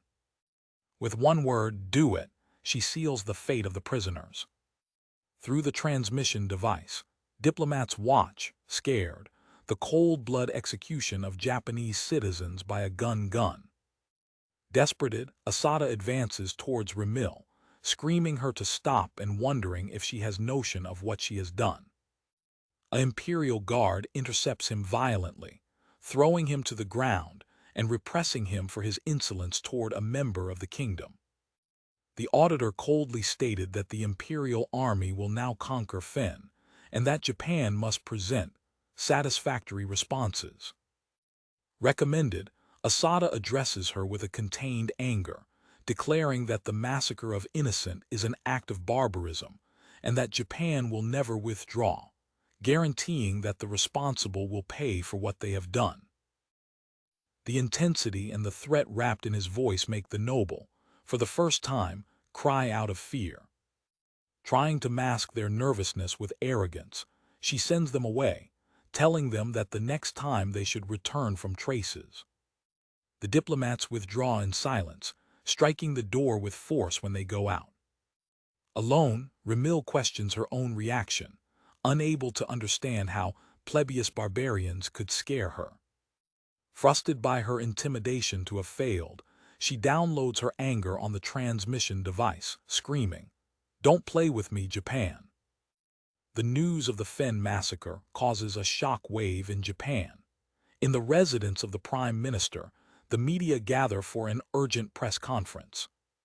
The Prime Minister of Japan rises to the podium, in front of a crowd of journalists and camera flashes. Dignitaries from other nations, including those of Mu, carefully watch the transmission, understanding the gravity of the moment. With a dark expression, the Japanese leader confirms that, the previous day, 200 Japanese citizens were captured in Nishinomiyako and choked with cold blood by the Parpalia army. He also reveals that the Parpalian Empire has the intention of colonizing Japan, enslave its people. The governor announces that Japan will join Fen because they share the same interest: expel foreign invaders. In the name of the protection of its people and its territory, the Prime Minister officially orders that the Japan Self-Defense Forces, JSDF, take all necessary measures. The decision of a single woman awakened the anger of a nation, an animal asleep for 70 years, whose long and bloody history of war the Parpalian Empire had underestimated in an imprudently way. The war is imminent. In the private pensions of Emperor Ludius, the game of politics and war develops on a table, at the sound of the click of the data and the pieces. The monarch and his auditor, Rial, share a moment of leisure, with the fate of the nations to be discussed between games. Sitting in front, Emperor Ludius and Rial enjoy a table game, a calm that contrasts with the diplomatic storm that is coming. With a quiet smile, the sovereign questions his subordinate about the progress of the affairs with the nation of Japan. Rial, with an atmosphere of satisfaction, reports that he applied a severe lesson to the barbaric nation. Impressed by his speed, the monarch asks him to share the details of his action. The auditors reveal their cruel tactics. They executed the Japanese prisoners captured in Nishinomiyako during a direct broadcast, so that diplomatic ambassadors could assist. The emperor, with a more serious expression, asks if the lesson was properly understood by the Japanese. With dishonestness, the noble reports that, unfortunately, the only response they got was a primitive anger, comparing them to news. The sovereign considers their reaction slashable, but the conversation is suddenly interrupted by a sound signal. Irritated by the interruption, Ramil is informed by her leader that it is an official line notification, instructing her to use the magicom to meet. As the monarch quietly tastes his tea, the auditor acts the call on the magic communication device. By phone, Ramil instructs the interlocutor to wait, demonstrating his authority. After shutdown, she informs her sovereign that Japan has requested an audience, arrogantly suggesting that they've probably changed ideas due to the imperial misericordia. The leader reflects that the survival of a nation leads anyone to despair, forgiving the lack of labels of the barbarians. With an acne, the noble withdraws to deal with the matter.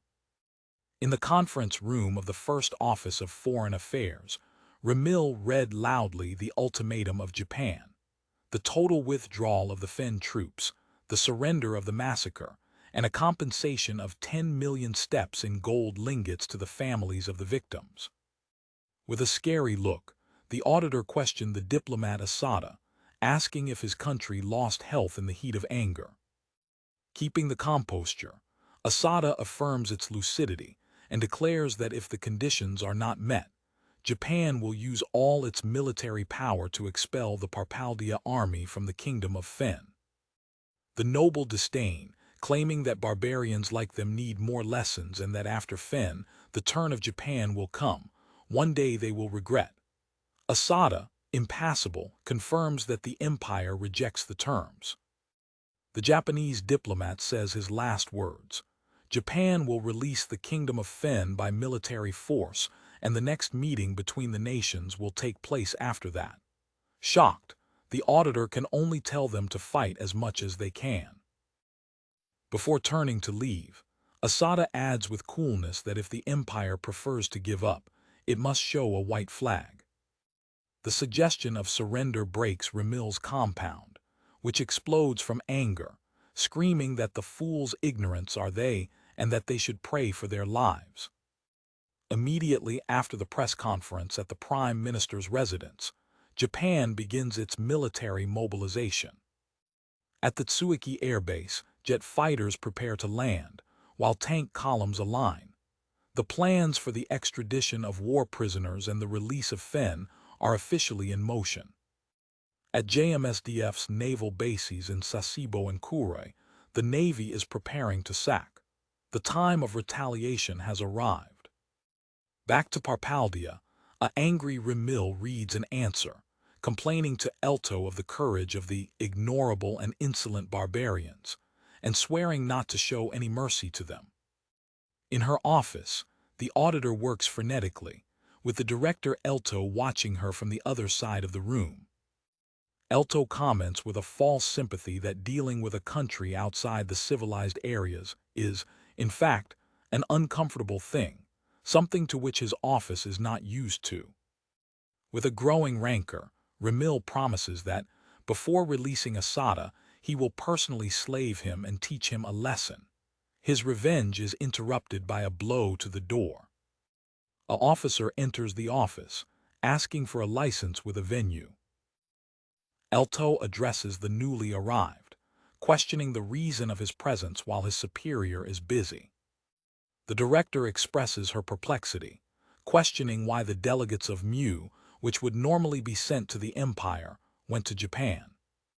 The official presented his report. It was confirmed that, during the Fen invasion, Mu delegates were sent to Japan.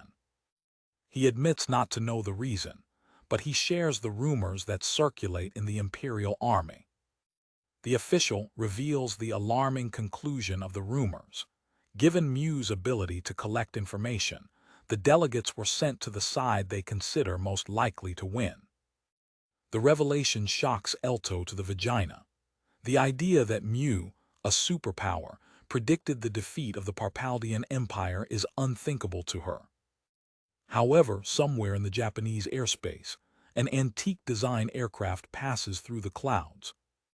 It is Mu's heavy aircraft, the La Chaos, in diplomatic mission. Suddenly, a Japanese jet hunt arises next to Mu's aircraft, causing shock and concern among passengers. The Japanese pilot welcomes the delegation and informs that the JSDF will hear them. Mu, Myris and Lassen officers are shocked with the helicopter, a technology they have never seen before. The La Chaos lands at Fukuoka Airport, looking like a relic of the past next to a modern ANA passenger plane. Mu's delegates descend from his plane to the airport's asphalt. They stop, looking with surprise to the wonder of engineering that is the Japanese commercial aircraft. The obvious technological superiority leaves them without words, making them scream. In what incredible country we came to stop? The news of war spreads around the world. In Tormes, in the kingdom of Topa, a prayer announces that Japan is in war with the Parpalian Empire. In the Menace district, the discussion of the war reaches the workplace of Alay. Inside, a young man named Guy discusses warmly with an elderly man, who deceives the power of Japan, claiming that youth knows nothing about the real power of Parpalia. Guy calls on his friend Mo, who has just arrived, to convince the skeptical, sure that Japan's victory is obvious. Mo, however, knows that it is impossible to describe the true strength of JSDF to those who have never seen it. Alay serves a drink to the newly arrived, calming the discussion. In a taverna in the kingdom of Louria, war is also the main topic of conversation. One customer brings with his beer, commenting that, although he doesn't understand much of war, trade with Japan brought them Quatoin malt and with that, quality ice beer. The conversation continues, with the leaders of Louria listening to it discreetly. They remember the power they've witnessed, the strike of their iron dragons, and they know that Japan should not be underestimated. In the kingdom of Fen, near the capital Aminoki, the environment is of solemn contemplation. Two attendees watch their monarch, the king of the sword, meditating under a cascade. They comment that he has done this every day since Japan joined the war, questioning whether he is praying for victory. One of them thinks more deeply, wondering whether the king's intention was to engage Japan from the beginning, or whether his meditation is an act of penance for the Japanese victims in Nishinomiyako. The scene moves to the Imperial Army base of Parpalia, established in the newly conquered Nishinomiyako. An imperial general inspects the confiscated goods of Japanese tourists, evidence of a world beyond their understanding. He takes a pulse clock, a strange object, and asks a subordinate what it is. The general recognizes the object, remembering that he has seen a Mu officer using a similar. It confirms that it is a Pool's clock. By observing the precise movement of the second bridge, the general understands that it is an object of great value and technology. His mind turns into turbulence when he asks why such an advanced object was found among the depths of a supposedly barbaric people. The tic-tac of the clock echoes in your thoughts. The continuous tic-tac leads the general to a terrible epiphany. He begins to formulate a hypothesis about the true identity of Japan, a nation that the empire has underestimated catastrophically. In the outer islands of the Fen Kingdom, the Parpalian Empire's attack fleet, equipped with aircraft carriers from Wyverns, is positioned for the fight. The Imperial fleet remains near the Fen Kingdom's external islands, preparing for the offensive. On board the Almiral ship, the Contra-Almiral Arms walks through the conveys with an authority air. With an obvious pride, the Contra-Admiral Arms contemplates his precious fleet, the upheaval of the Empire's military power. The Admiral addresses to the commander of the Knights Wyvern, questioning about the state of the wicked creatures. The commander of the Wyverns formally commemorates his supreme, the Contra-Almiral Arms. The subordinate reports that, Blessed with good weather in the last days, the Wyverns are in excellent shape and ready for the battle. Satisfied, the fleet leader instructs the commander to take care of his Wyverns, so as not to compromise the war strategy. The commander of the knights greeted his superior, confirming the receipt of the orders. In a presumptuous tone, the highest officer begins to get rid of the unquestionable strength of his empire. The commander of the knights strongly agrees with the affirmation of his leader. Arms with an inquisitor air, asks his subordinate which, in his opinion, is the main reason for the power of the empire. The commander, seriously, attributes the power of the empire to his general military power. The admiral laughs with disdain, considering the response of his subordinate simplest and unimaginative. Arms triumphantly declares that the true source of Parpalia power lies in its invincible aircraft carrier fleet of Wyverns. He enthusiastically explains how the ability of the Wyverns to attack from above, combined with the mobility of the aircraft carriers to overcome their short reach, guarantees them air superiority. Exultantly, the counter-Ralmerant celebrates the concept of air superiority, believing that whoever controls the heavens of Fen will decide the path of the battle. He doesn't know that, in the Fen Kingdom's border airspace, a Japanese F-2 fighter squad is already in attack position. Japanese jet fighters are launching a missile rescue toward the unknown fleet of Parpalia. Absorbed in his own arrogance, Armos continues his celebration, alien to the imminent threat. The top officer tells his commander that he is also part of this great power, and that he must feel proud. The commander of the knights thanks his leader for the encouragement. Suddenly, the sky is broken by a colossal explosion that strikes one of its vessels, catching everyone with surprise.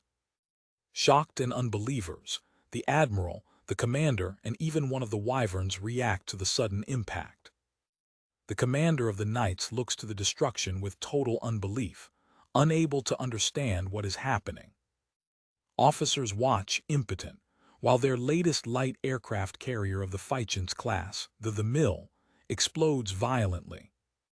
Before they succeed in processing what happened, a second massive explosion collapses the fleet. Terrorized, Arms and their subordinate watch while another ship of the Fichens class is hit and destroyed. The chaos is installed in the communication room, with desperate reports of Mayday and the news that ships are dying one after the other. A messenger reports that the contact with the Almirant ship, the Mill, has completely ceased. Arms' mind debates between the possibility of an accident and the unseen possibility of an attack. In the face of the devastation, the admiral, in panic, tries to recover control, ordering the preparation of the long-distance communications with the homeland. He orders the immediate withdrawal from the fleet and the mobilization of all the remaining Wyverns to patrol the heavens, while desperately seeking a secure anchorage. Your orders are useless. More ships are destroyed, and the chaos reigns as the Wyverns try to land in the middle of the destruction. Type 93 air-surface guided missiles continue to rain over the fleet, sealing ships and Wyverns indiscriminately. A missile directly reaches a Wyvern in full flight, blighting it. Lost in thoughts, Arms struggles to conciliate intuition and reason, unable to accept the annihilation of his fleet in front of his own eyes. At a moment of terrible clarity, he sees three bright lights far above the sky and understands the truth. They were surprised by an unknown enemy. As soon as he reaches this conclusion, his own ship is hit by 3 missiles. The counter-Ralmerant's consciousness disappears in the darkness, swallowed by the destruction of his proud fleet. In the port of Nishinamiyako, Admiral Schiss is informed of the radio silence of the aircraft carrier fleet. Admiral Schiss deduces that the explosions he heard from a distance were not caused by normal means, suspecting an attack. He immediately orders the sending of a Wyvern recognition squad to investigate the situation and maintain surveillance over the forces in Fen. Meanwhile, Japanese jet fighters detect the recognition Wyverns on the radar over Nishinamiyako and launch air-air missiles AAM-5 to intercept them. The recognition squad arrives at the site and faces the horrible vision of the fleet in flames and destroyed. One of the knights suggests to descend to look for survivors in the midst of the ruins. The crew's captain warns against the descent, fearing the danger of secondary explosions, while considering whether the disaster was an accident or an attack. Before they can take any other action, the Japanese missiles approach the Wyvern squadron. The missiles reach their targets with a lethal accuracy. The entire reconnaissance squad is destroyed in seconds by a series of explosions. Thanks to the preventive JSDF attack and the arrogant underestimation of the Empire, Parpalia suffers the total loss of its aircraft carrier fleet and the recognition squad, without even knowing the identity of its opponent. The scene changes to the imposing embassy of Mu in Parpalia. In the interior, a crucial diplomatic meeting is being held between an official of Parpalia and the ambassador of Mu. Naval, of the First Office of Foreign Affairs of Parpalia, presents and thanks for the availability for the emergency meeting. His interlocutor presents himself as Muj, the ambassador of Mu. The ambassador goes straight to the matter, questioning about the situation with Japan. Naval acknowledges that Japan's intervention in the conflict with Fen has raised a great interest from Mu. The Parpalian officer directly questioned Mu's intention by sending a delegation of dignitaries to Japan. Muj calmly confirms that, in fact, they have sent their dignitaries to Japan. Naval presses, suggesting that the nation of Mu only sends its representatives to the side that he considers most likely to win, and asks if Mu assumes that the Parpalian Empire will lose the war. With diplomacy, Ambassador Muj refuses to answer, claiming that such question is beyond his authority. He assures his interlocutor that his nation does not have any animosity toward the Parpalian Empire. Naval expresses his relief by hearing these words directly from the ambassador. The formal meeting ends with a hands-on and mutual thanksgiving. However, when Naval retires, Muj holds him for a last word. The police officer appeared, surprised by the request. Muj explains that, due to the long years of friendship with many Parpalians, I would like to offer a personal opinion. He raises a dark warning. Japan has a force that exceeds Mu's. The result of the war will be devastating for the Empire, and he prays for his fortune, leaving the Parpalian officer scared. In the Kingdom of Fen, the Japanese Maritime Self-Defense Force establishes its landing zone near the capital, Aminoki. On the coast of Aminoki, a Japanese landing operation is ongoing. An amphibious landing vehicle approaches the coast at high speed. The landing vehicle reaches the beach, making the transition from the water to the ground. A Japanese military task force, above the scale of the shipment to Topa, with tanks, combat vehicles, and high mobility, establishes a bridgehead on the beach. Local inhabitants of Fen watch from a hill the arrival of Japanese military vehicles.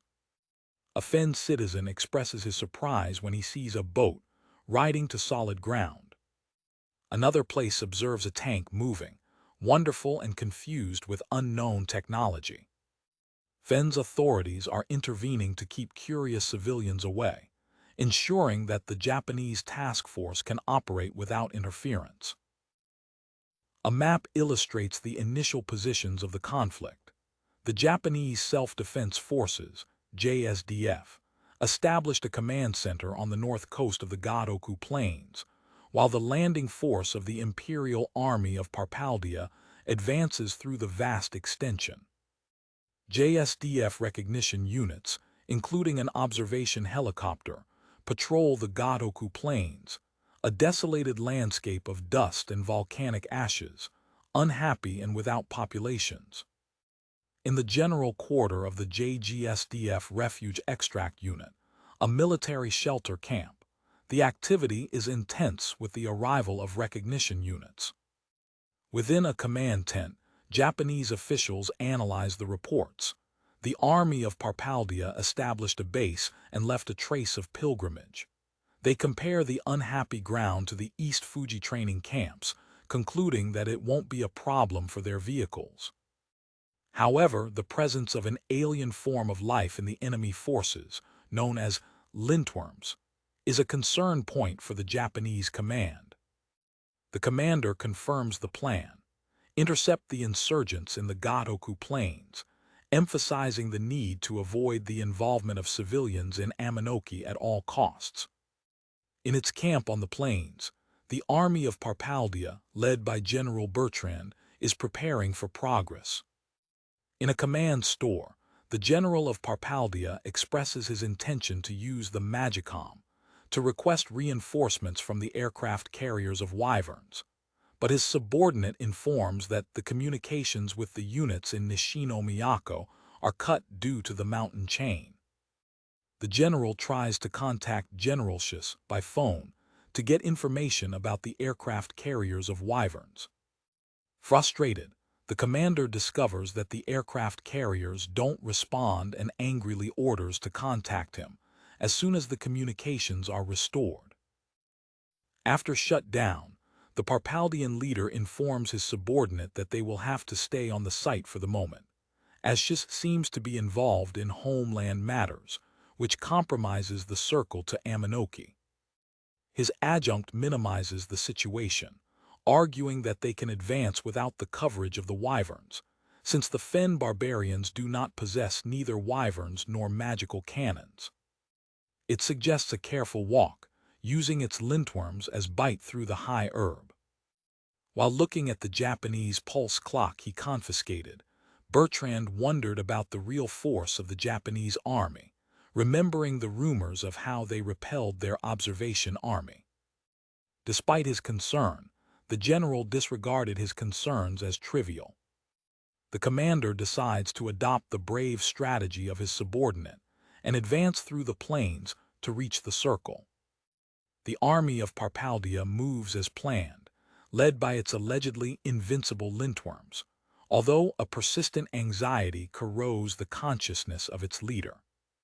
The absence of coverage of the Wyverns leaves the general in maximum warning, afraid of an ambuscade in the high grass, remembering the surprising attacks during the landing operation. Suddenly, Japanese tanks arise on the horizon, catching the officials of Parpalia of complete surprise as the first projectile reaches and disintegrates a lintworm. The soldiers of Parpalia, in panic, scream about enemy artillery, confusing the tanks with a type of lintworm.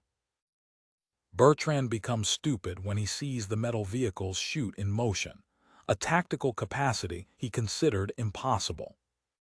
With a terrible recharge speed and accuracy, Japanese tanks systematically destroy Parpalia's lintworms. The general realizes with horror that these are not Fen soldiers, but the Japanese, and questions why he has not received any reports about such force. The Imperial troops quickly prepare their mobile magical cannons to counterattack and open fire. In front of the enemy fire, the Japanese tank commander orders that all units respond to the fire and retreat strategically. As the magical cannons shoot, Bertrand angrily orders to continue the barrage. A soldier reports with enthusiasm that the enemy artillery units have recovered, believing they have made them flee. The subordinate of the general insists that this is his opportunity to advance, arguing that the enemy has withdrawn because his artillery is now at the reach of the Imperial army. The commander explodes of anger, repenting his subordinate for suggesting that they have a chance when they've just lost all of their lintworms. Desperated, he regrets the absence of the Wyverns, who could have located the enemy artillery and saved their lintworms. The general directly lies his adjunct for the demonstrated incompetence. The subordinate apologizes, but tries to save the situation by pointing out that their enemies also don't seem to have wyverns, which gives them a chance. Bertrand deduces that the removal of the enemy is a puzzle, as they have total confidence in their artillery, and pursue them would be playing their game. The commander orders a tactical withdrawal to the coast, with the plan to attract the Japanese to the reach of the cannons of his naval fleet.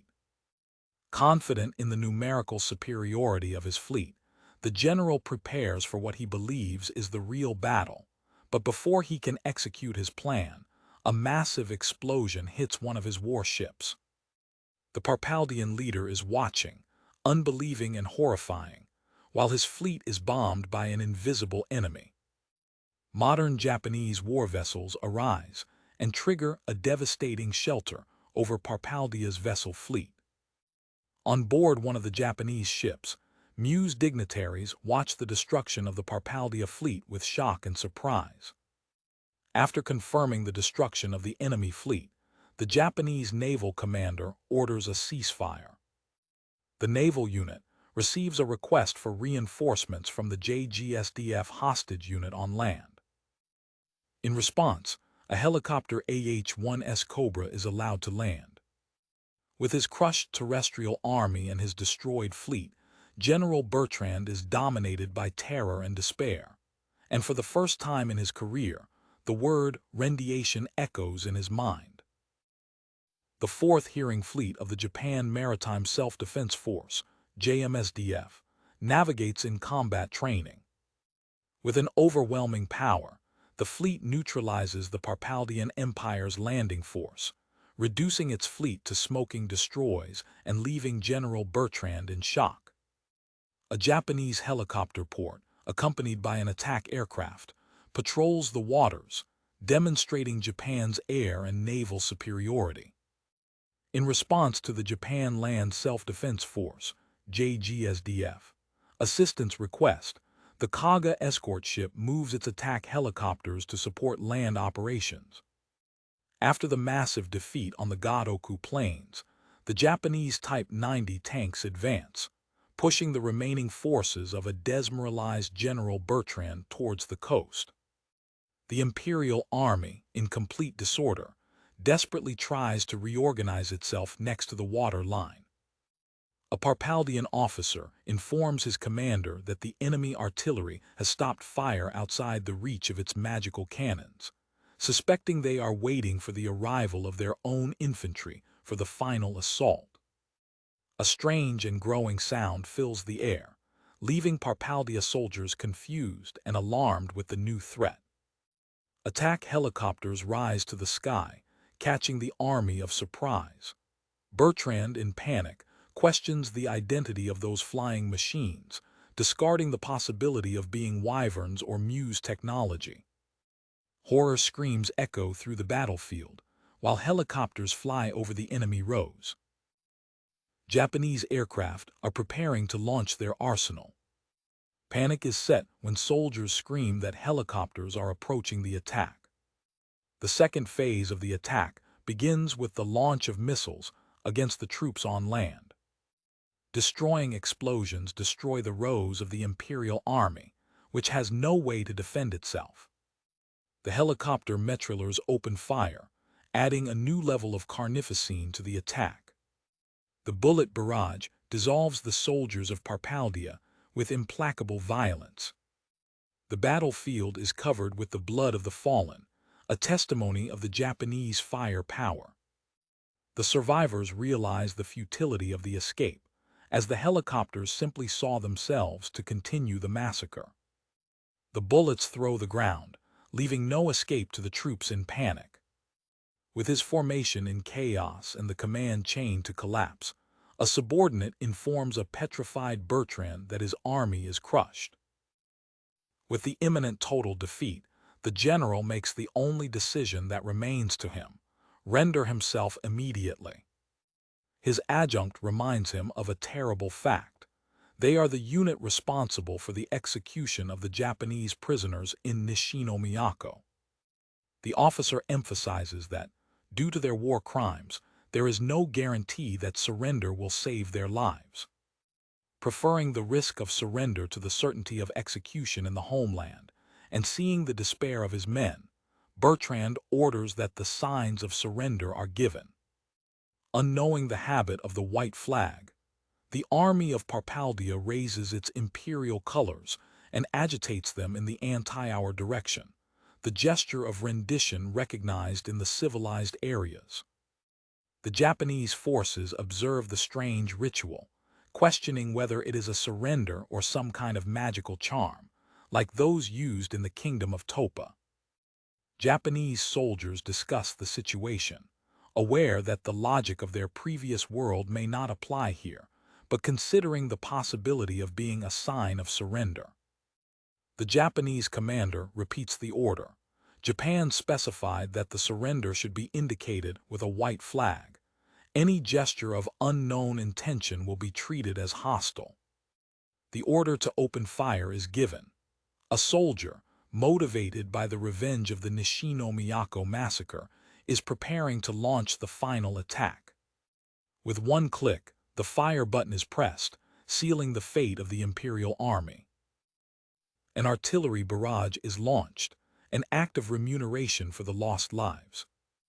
As death rains on them, Bertrand and his subordinate look in shock and confusion, without understanding why their sign of surrender was received with fire. Parpalia's landing force is completely destroyed in an upset firepower explosion. Meanwhile, in the coastal area of Nishinomiyako, the remaining fleet of Parpalia remains anchored, alien to the destination of its land forces.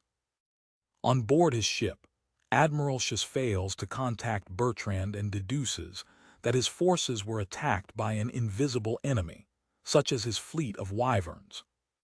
A messenger enters quickly, informing Admiral Schiss of the detection of enemy forces 10 kilometers southwest. Exulting by the enemy to have finally revealed itself, Schiss orders the mobilization of all his forces for a decisive confrontation, but is suddenly interrupted by the shining sound of a naval bombing. Immobilized by the 4th Escolta fleet cannons, the Imperial Army in Nishinomiyako is suppressed, allowing the Fen Army, transported by Japanese vehicles, to move forward to regaining the city. The Japanese Navy keeps its position, ensuring full control of the sea and heaven. Under the Atonite look of Muse dignitaries, the occupation force that invaded the kingdom of Fen is repelled both on earth and in the sea. In Nishinomiyako, Admiral Schiss formally surrendered to the king of Shihan's sword, marking the official defeat of Parpalia's occupation forces. Back to the Parpalian Empire, at the First Office of Foreign Affairs, Director Elto informs Remil that, according to Muse observations, Japan will go victorious. Remil responds to the news with visible disagree, refusing to accept such conclusion. When Elto suggests the possibility that his army has already been defeated, Remil explodes of anger, ordering him to abandon such thought. General Ard and Elto try to calm the angry auditor, whose arrogance prevents her from seeing reality. The general tries to rationalize the situation by minimizing the threat, while Elto, though discording internally, agrees to silence his superior. The meeting is suddenly interrupted by the arrival of an officer with urgent news. The officer delivered the catastrophic report. The army surrendered to the Fen-Japan Allied force, the aircraft carrier fleet of Wyverns was destroyed, and Admiral Schiss was made prisoner. The news shrinks Remil's compound, as well as his glass of wine. In an entrance of anger, she throws the remains of the glass to the ground, calling the messenger a fool, who shakes up and asks for forgiveness. Elto silently reflects on the terrible accuracy of Muse forecasts. It reminds impotent anger trembling, unable to process the magnitude of defeat.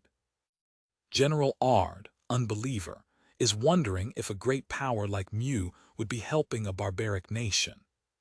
He reaches the only conclusion that he seems plausible. Mu must be providing weapons to Japan. With a formal apology, the general and his men withdraw to reorganize the imperial army face to the new and shocking reality. Ramil is left alone with Elto, removing the humiliating defeat. Consumed by hatred, Ramil curses Japan, sworn that his confrontation is unforgivable and unacceptable. In an international broadcast, Princess Lummies of the Altar Kingdom announces that she has sought refuge in Japan after the invasion of the Parpalian Empire. She details how Parpalia's expansionism, sustained by its military power, subjugated 74 nations, but highlights the recent victory of the Fen-Japan coalition as a turning point. At a formal ceremony, Princess of Altara and a Japanese representative exchange documents, signing a mutual defense treaty. The hearing present at the ceremony praises the formalization of the alliance between Japan and the exiled government of Altaras. Among the spectators, Yanagita, her assistant and knight Lilsai observe the conclusion of the treaty with expressions of satisfaction. After the ceremony, the faithful knight praises her lady for her successful speech. The young monarch acknowledges with a breath that she herself doubted her performance. Her protector calms her, claiming that her way of speaking reflects her maturity and that soon the restoration of her country will be a certainty.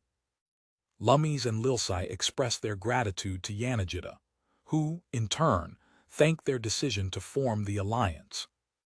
The exiled princess shares her concern that her decision could overload Japan too much.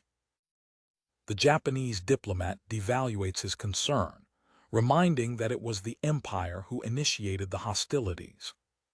With an unbeatable conviction, he declares that Japan will destroy the Parpalian Empire, leaving his interlocutors shocked with the magnitude of his resolution. Inside, Yanagita reflects how the alliance with the princess is a strategic throne, allowing them to dismantle the empire and establish a new government with the minimum of disturbance. The news of the conference and the defeat of Parpalia spreads around the world. In the city of Kartalfas, in the sacred empire of Militial, a crowd is watching a broadcast of news about the invasion of the kingdom of Fen by Parpalia. The Pivo reports that, after the defeat on the Gotoku Plains and in the open sea, the imperial forces are in retreat, highlighting the crucial role of Japan in the victory of the coalition and the consequent change in the balance of power.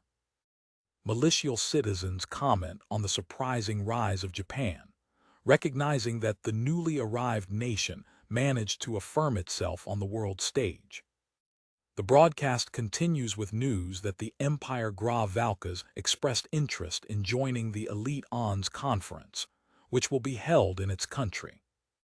In the Kingdom of Reem, the news of Princess Lummies establishing a government in exile in Japan is disclosed through a radio broadcast. A citizen reads the newspaper while hears the princess' speech, in which she speaks in the name of all those suffering under Parpalia's domination. The transmission repeats that the legend of the invincibility of the Parpalian Empire has come to an end. The Princess of the Altars promises liberation to the colonies, declaring that after Fen, her kingdom will be the next target of the counteroffensive. In the royal palace of the Kingdom of Marl, the royal family hears the transmission of Lummies through a magical device. The queen recognizes the voice as the daughter of the deceased king of Altars. The king, excited, realizes that his friend has left a living heir and that his message is an appeal to the preparation for the war that is coming. The monarch of Marl immediately orders to his minister to retransmit the frequency of the emission to the territory of the Altaras. The minister immediately acknowledges the real order. In the imperial colony of Altaras, life takes place under occupation. A man discreetly approaches a door hidden in a hole. He beat a secret code, announcing his arrival. The door opens to a hiding place of the ancient resistance of the Altar Army. One of the members of the resistance gives you the welcome and asks for news. The newly arrived reports the difficulty in gathering information about the royal family due to the strong presence of imperial spies. While their companions regret the oppression, a radio operator calls them urgently. The radio operator, with an expression of enthusiasm, insists that the captain approaches immediately. He explains that the magical transponder is receiving a transmission from Marl, the voice of Princess Lummies. The captain reacts with surprise and unbelief when he hears that his princess has survived and is in Japan. His men silence him so that they can continue to hear the broadcast without interruptions. In tense silence, the three men focus on the message of hope that echoes the apparatus. With tears in the eyes, the members of the resistance hear the promise of Lummies to return and release their homeland. In the first office of Foreign Affairs of Parpalia, Elto is informed that the news of the army's defeat is causing agitation and sedition in the colonies, leading it to planning counterintelligence measures. The meeting was suddenly interrupted. A police officer has come in to announce that they have received official demands from Japan. The director orders that the auditor Remil be informed immediately and requires the collaboration of the third office to contain the dissemination of the news. Determined, the officer decides to contact personally the ambassadors of civilized nations to control the narrative. In the midst of the crisis, Elto questions himself about Kaio's parade air, feeling his lack at a moment of great need. In the vicinity of the imperial capital, in his mansion, Remil encounters the Japanese diplomats Asada and Shinohara. With a badly disguised disdain, the auditor addresses the Japanese envoy, sarcastically questioning whether they expect she to fear Japan's anger. Asada, impassible, responds that his country successfully rejected the Fen Imperial Army. The diplomat presents the demands of Japan: the payment of a rescue for the prisoners, a compensation for the families of the victims, and the delivery of the men responsible for the massacre. Remil approaches Asada, provoking him by emphasizing that the demand to deliver the guilty would include herself. The noble Parpaldian laughs of the demands, treating them as a provocation or an attempt to cut it off, and insults them, calling them wild beasts. She accuses Japan of violating the sovereignty of the empire by giving asylum and supporting the princess of the altars. In invoking the offensive to the emperor, Remil formally declares war to Japan on behalf of the Parpaldian Empire. With a sinister smile, she threatens to eradicate the Japanese people as soon as her country is conquered and transformed into a slave state. Japanese diplomats become confused, questioning the basis of the imperial unmediated confidence in their ability to such a goal. The auditor disclaims their confusion, claiming that they are the ones who don't understand the true strength of their empire. To demonstrate her power, she pulls out a signal gun. Remil shoots to heaven, invoking his throne, the supreme lord of the Wyverns. A smoke trait marks the sky, marking your call. Asada recognizes the projectile as a signal. The noble Parpaldiana shows a smile of superiority, anticipating the reaction of its guests. A colossal creature, a wyvernkin resurrected by imperial science, emerges. Remil thinks that this living biological weapon is far beyond any Mu technology. Holding the signaling pistol, the auditor put triumphant in front of his power demonstration. With her creature next to her, she orders diplomats to return and spread the emperor's will, warning that Japan will live scared until its inevitable defeat. Asada observes the imposing creature and her master in silence, processing the threat. With a disconcerting calm, the chief diplomat declares the meeting finished. He turns to his colleague and tells him it's time to go home. As the two diplomats move away, a mysterious figure observes them from a distance, next to a wagon. Suddenly, the stranger enters the Japanese wagon, surprised them. The mysterious man apologizes for the intrusion, explaining he wants to have a private conversation. Asada seems to recognize it. Determined to save diplomatic relations, Kaios, the director of the Third Office of Foreign Affairs, runs and jumps to the moving carriage of Japanese diplomats, Asada and Shinohara, before they can leave. Surprised by the intrusion, Japanese diplomats recognize the man as Kaios, who formally presents himself. With urgency, the Parpalian director apologizes for his sudden approach and asks for a moment for a private conversation. Asada, with a glacial calm, reminds Kaios that the Empire formally declared war to Japan, saying that, unfortunately, there is nothing else to discuss. Desperated, the Parpalian officer urges Asada to hear him, insisting that he has something important to say. In a transition to a flashback, the imposing facade of the Third Office of Foreign Affairs is shown. Inside the cabinet, officials comment on the disappearance of Director Kaios after his confrontation with Auditora Rial, whom they call the angry dog of foreign affairs, regretting the fate of a man who they consider talented but unhappy. The flashback continues, showing the public tabernae of Estherant, the imperial capital, where Kaios seeks answers. Inside the tabernacle, customers discuss the latest economic news, mentioning the prosperity of the CEO's merchants in the reconstruction of Louria and the remarkable development of Quatoin and Quilla. The conversation continues, with the visitors recognizing the growing importance of Japan as a new trade center in the third area of civilization. At the balcony, Kaios hears carefully while drunk, his mind processing the conversations around him, while one of the clients questions the sensacity of the constant wars of the empire. The director bitterly reflects on Japan's omnipresence in recent talks and his frustration for Rial controlling foreign affairs.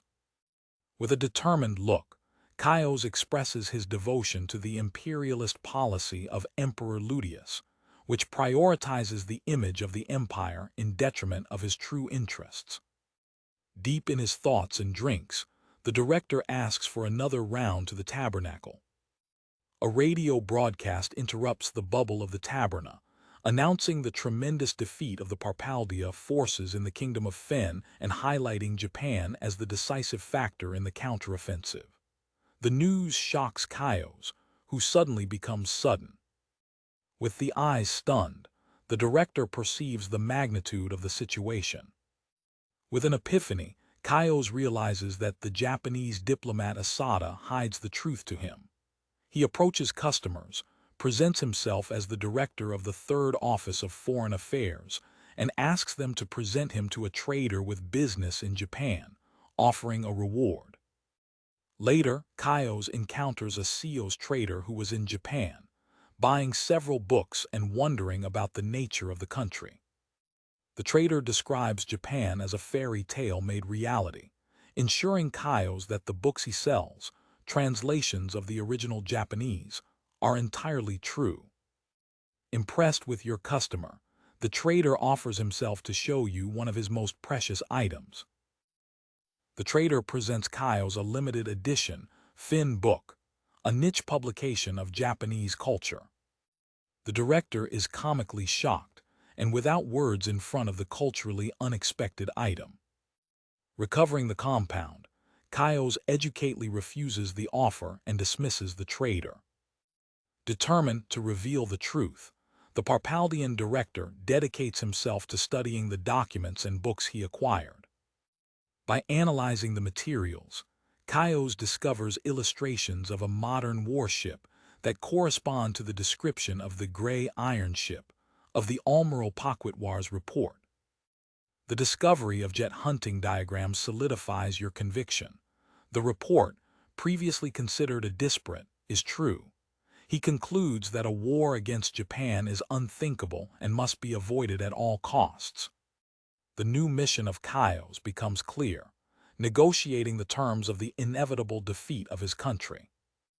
Back to the car, in the present, the director reveals his knowledge, confronting the diplomats about the use of F-2 fighters to destroy the aircraft carriers of Wyverns.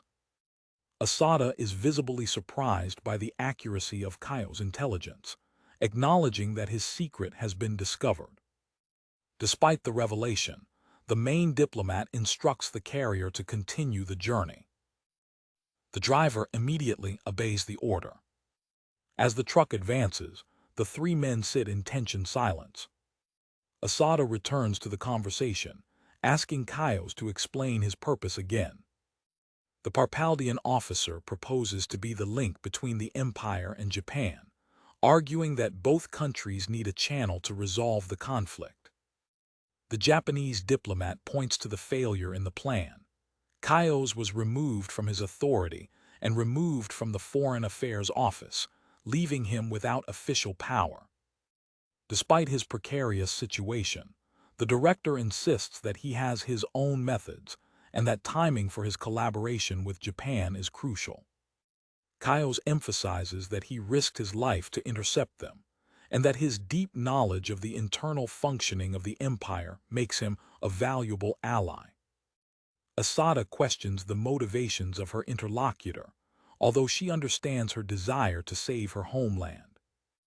The Parpalian officer explains that his motivation is the same as that of Asada: patriotism, noting, with a smile, that the diplomat has worked so much for his country that he had not had time to shape the beard. With a smile of understanding, Asada acknowledges the diplomatic qualities of Kaios and agrees to bring his proposal to his government. With the agreement established, Kaios descends from the truck and dismisses the diplomats. In the car, the two Japanese discuss the result of the meeting, questioning Kaios' future plans. Asada expresses his interest in seeing the development of the Kaios plan, while this on the road is preparing for the challenges that are coming. Later, the Kaios mansion, near Estharant, serves as the new center of its secret operations. In a hidden room behind his office, the Parpalian director puts his plan into action. Thanks to their agreement with the Japanese, a secret communication device was installed, establishing a direct line with Japan. The scene moves to the island of Alaras, in the city of Louria, where the locals enjoy the public baths. The tranquility is interrupted when Imperial guards order a young woman with blue-painted hair to get out of the water, under the threat of imprisonment. The girl obeys and goes out of the water, while the other bathers watch the situation with caution. A murmur of concern runs the crowd before the intimidation of the guards. The young man approached the Imperial soldiers. One of the guards catches her hair, commenting on her in vulgar color and accusing her sarcastically of being Princess Lummies disguised. The girl, scared, asks him to stop. The guard formally arrested her, accusing her of being a member of an anti-imperial organization.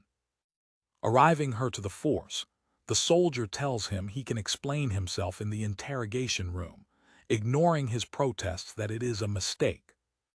Terrified, the young woman is crying and screaming to leave her in peace. In the last desperate call, she asks for help from the present.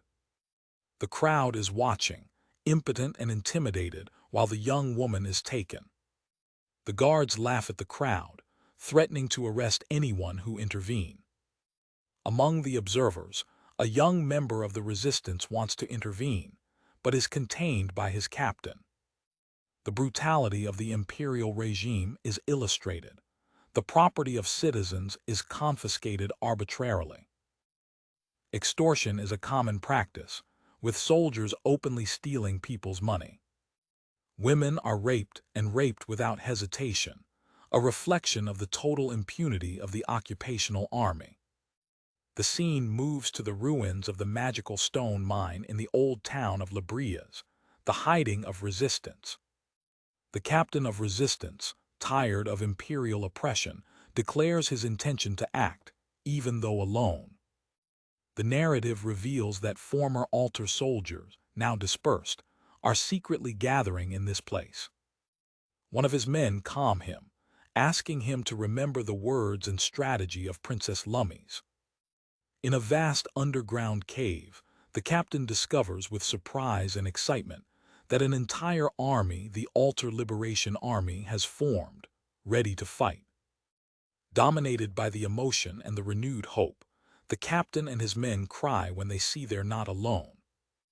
A member of the resistance approaches the captain, greeting him for his former title of Commander of the Knights, Rial. Rial responds humbly, claiming that he is now only the captain of a modest resistance group. The messenger insists that Rial accompanies him immediately to the meeting room. Resistance leaders meet in their improvised strategy room. The messenger delivers to Rial a note with information from a collaborator. The captain reads the message with an increasing expression of surprise.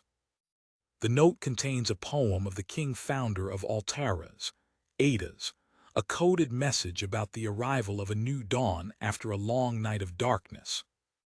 Rial immediately recognizes the poem as being the author of the founder of his kingdom. One of the men discovers the message, saying, "Ta's Day."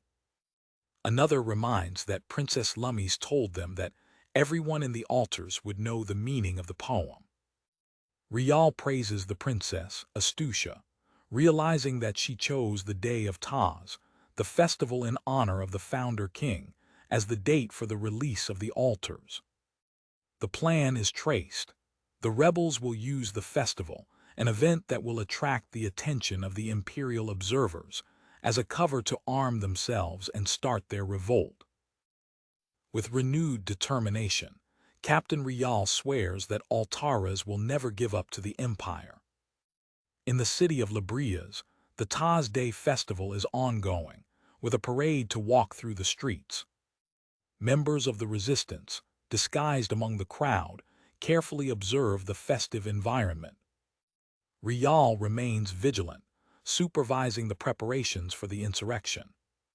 In the imperial Guarnian of Alaras, the Hyperion base, the Parpalian soldiers watch the city from the top of their walls. An officer is addressed to the General Tenant Lijak. The general comments that the city of Librias is full of people due to the festival of the Altarans. Your subordinate offers you a gastronomic specialty of the festival. The general rejects the offer with disdain, affirming his preference for the imperial style and his intention to impose it on the local culture.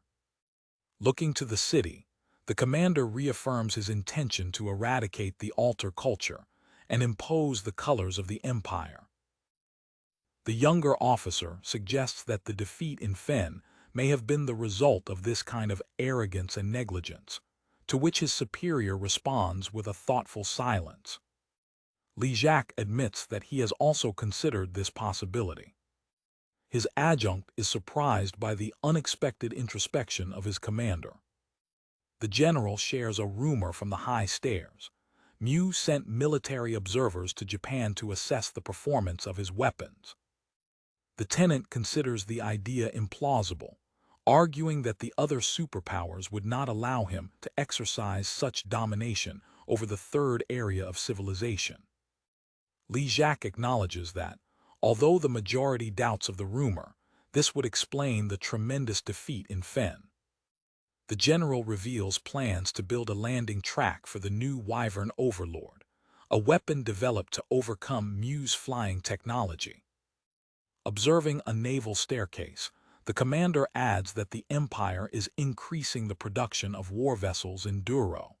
Their subordinate questions the nature of the enemy they face. In the communication room of the Hyperion naval base, an operator notices an anomaly. Your superior, in the middle of a meal, asks him what's going on. The operator reports that they received a call that was turned off without anyone speaking.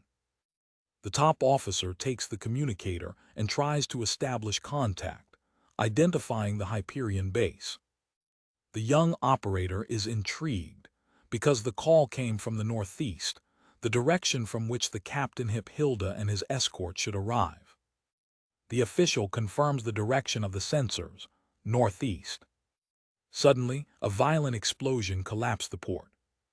Communications operators are surprised by the explosion.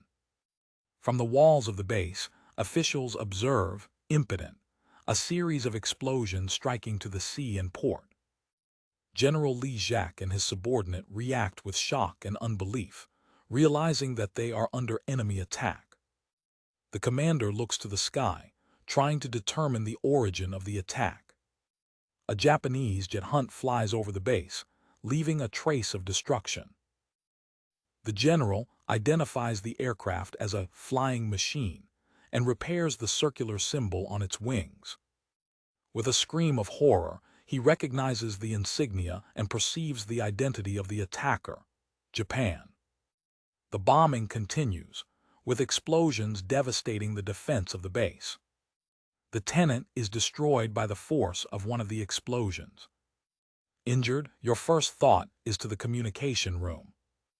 Meanwhile, General Li Jacques, moving around among the ruins, decides that he has to use the emergency line to alert all the units. The commander strives to reach the emergency transmission equipment. Despite the damage, it verifies that the device is still working. In the midst of the base in ruins, while Japanese hunters continue their attack, General Li Jacques transmits a desperate message, announcing that they are being attacked by Japanese flying machines. Among the smoking ruins of the Hyperion base, General Li Jacques regrets the total destruction of his general square, his naval and air forces, all destroyed by the Japanese surprising attack. Japanese jet hunters fly over the port of Louria, leaving behind a trace of smoke and destruction. The fleet and imperial facilities were completely destroyed, confirming total loss.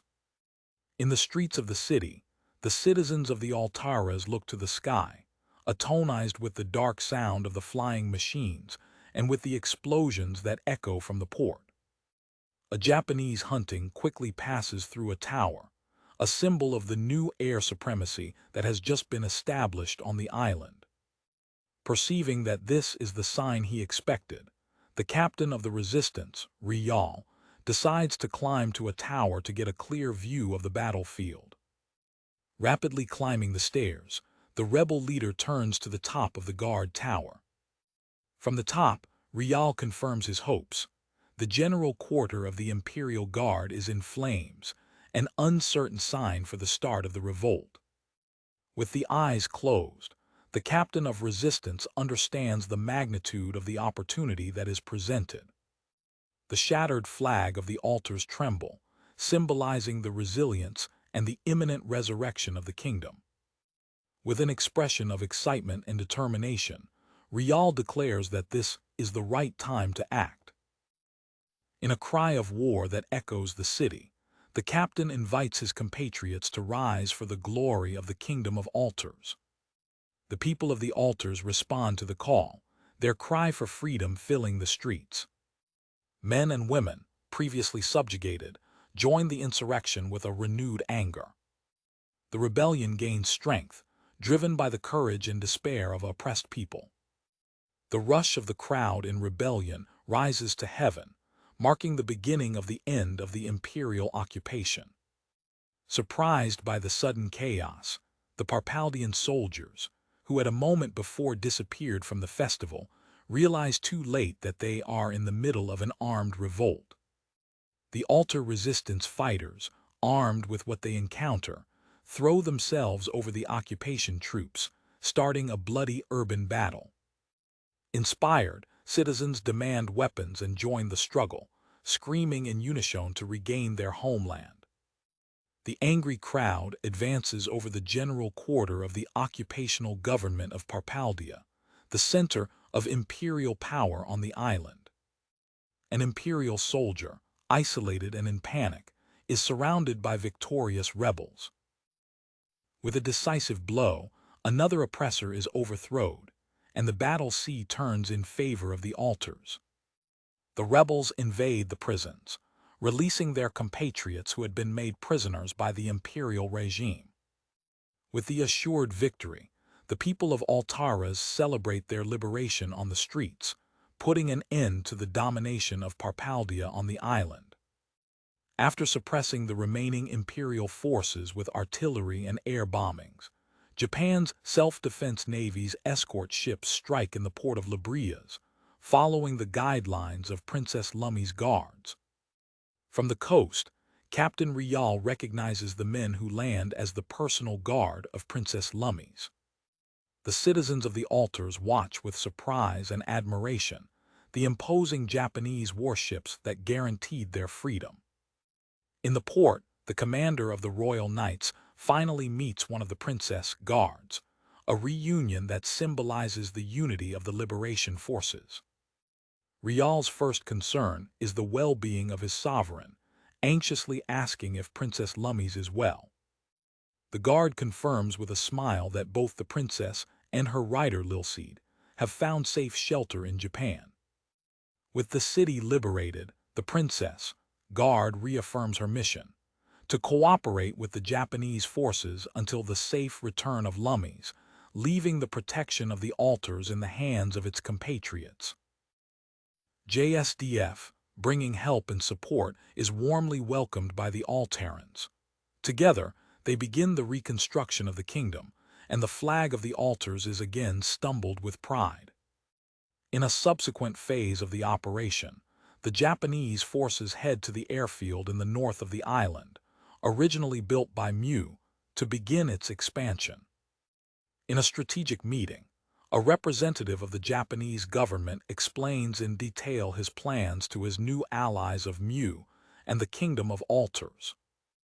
With the agreement of the allies, JSDF gets permission to build advanced airport facilities and modernize the existing control tower, solidifying its presence in the region.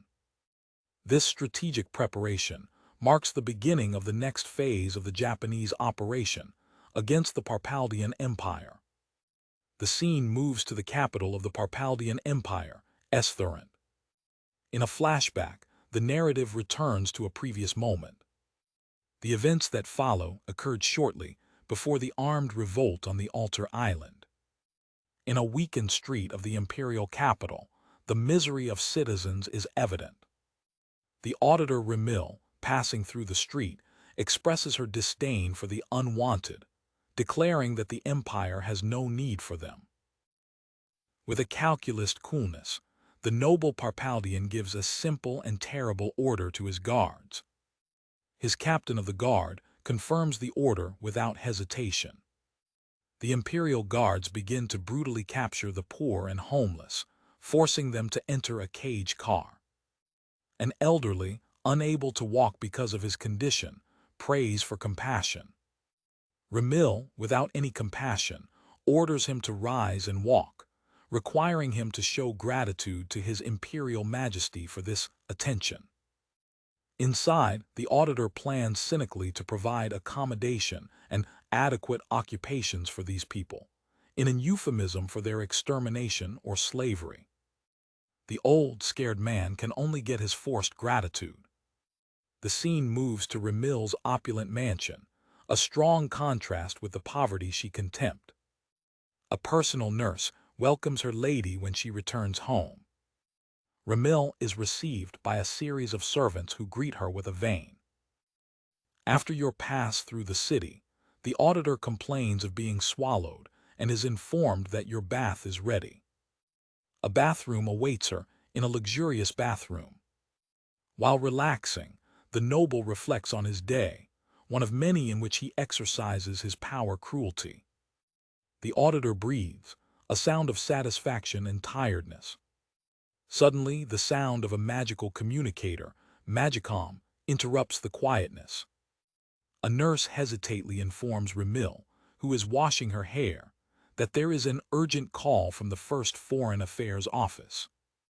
Visibly irritated by the interruption, the noble Parpaliana makes a carrot of discomfort.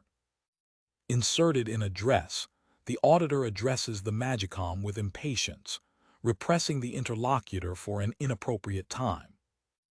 Recognizing the voice, Ramil asks Elto about the reason for the call.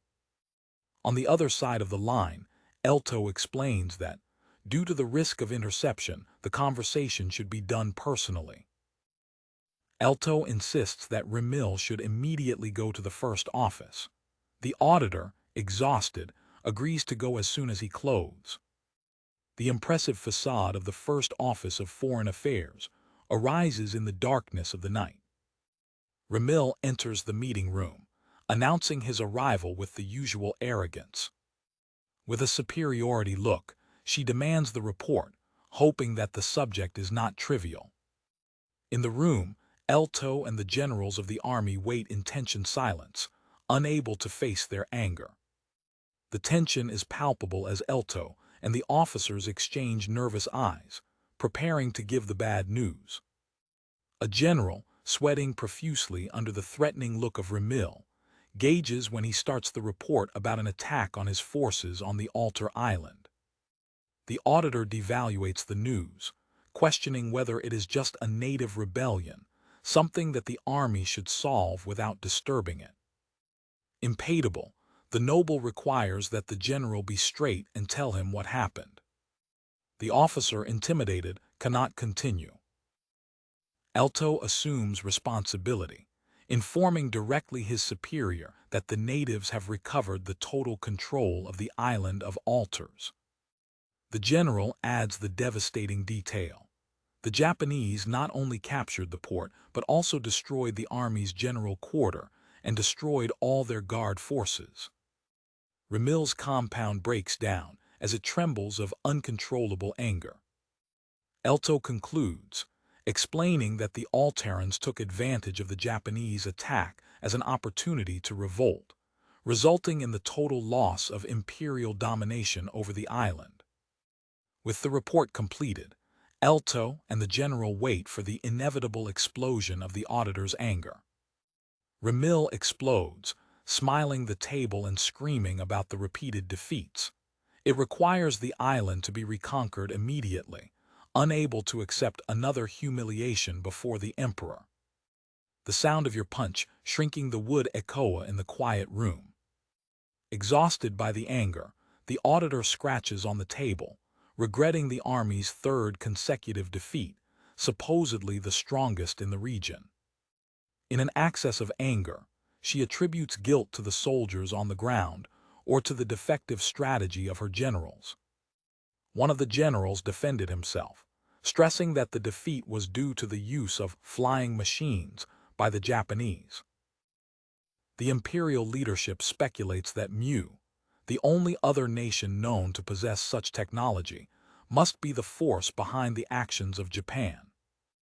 Ramil rejects with anger, reminding them that the Wyvern overlord was developed precisely to neutralize the threat from Mu's technology. One official explains that due to budgetary restrictions, the Wyvern overlords have not yet been removed to Altaras, subtly turning the fault to financial management, a topic he intended to discuss with the auditor. In the face of the bureaucratic excuse and without another option, Ramil surrenders, allowing the subject to be forgotten for now. The generals exchange sighs of relief because they have escaped their anger. Elto, trying to restore control, says he will begin an investigation on Mu's involvement. The auditor suddenly interrupts it, stating that he will deal with the matter personally. With sinister determination, Ramil announces his intention to call Mu's ambassador to confront him directly on his true intentions.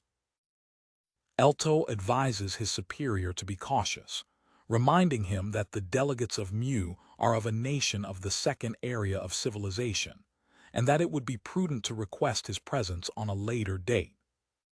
Ignoring the advice, Ramil angrily orders Elto to cling and make evidence of Mu's involvement in the war. The auditor suddenly concludes the meeting, ordering Mu's ambassador to be called without the use of the magical communicator, leaving Elto and the officers alone with his orders.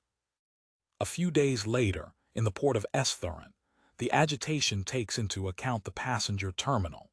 Citizens comment on the increased security and the rumors of the recent revolt in Alaras, while one of them reveals that Mu's government instructed its citizens to immediately evacuate the imperial territory. The narrative goes to the First Office of Foreign Affairs, the neuralgic center of imperial diplomacy. In his office, Elto is interrupted by a subordinate who enters quickly, bringing terrible news. The official informs that, according to a Mu transmission, the evacuation of his delegates from the Empire was completed. The director reacts with shock, understanding the serious implication. By evacuating not only civilians but also delegates, Mu is signaling his intention to cut off diplomatic relations with the Empire. His subordinate claims that this action confirms definitively Mu's involvement in the conflict. Determined, Elto orders that an immediate hearing with the ambassador of Mu be requested, reminding his urgent subordinate that Hines the appropriate diplomatic formalities. Alone, the director regrets the course of the events, realizing that her worst fear has become true, the perspective of a war against Mu. In the residence of the ambassador of Mu in Parpalian territory, the diplomat hurts his family, in the hope of taking the evacuation ship of the day. When he is preparing to leave, the ambassador hears a noise and turns around, discovering that his departure was blocked by an imperial army departure. Angry with the violation of the diplomatic land, the ambassador confronts the soldiers, questioning the meaning of their presence in the official residence. The Parpalian officer replied that, afraid of a flight, they came to escort him at the request of the First Office of Foreign Affairs. Trying to calm his worried family, the diplomat minimizes the situation, suggesting that it is a misunderstanding about the evacuation order and describing the calling as a last duty before they return home. The ambassador departs under imperial escort, traveling by truck to his destination in the First Office of Foreign Affairs. In an impressive meeting room, Rial and Elto wait. An official announces the arrival of Mu's ambassador, but the auditor, impatient, silences him.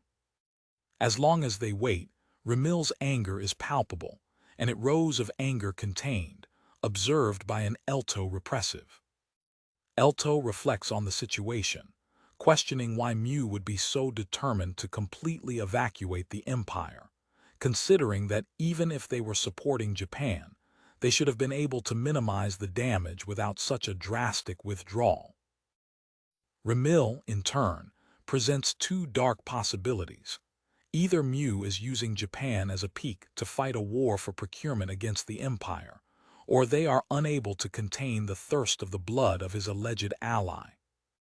An officer present in the room concludes to himself that both theories represent the worst possible scenario for the empire.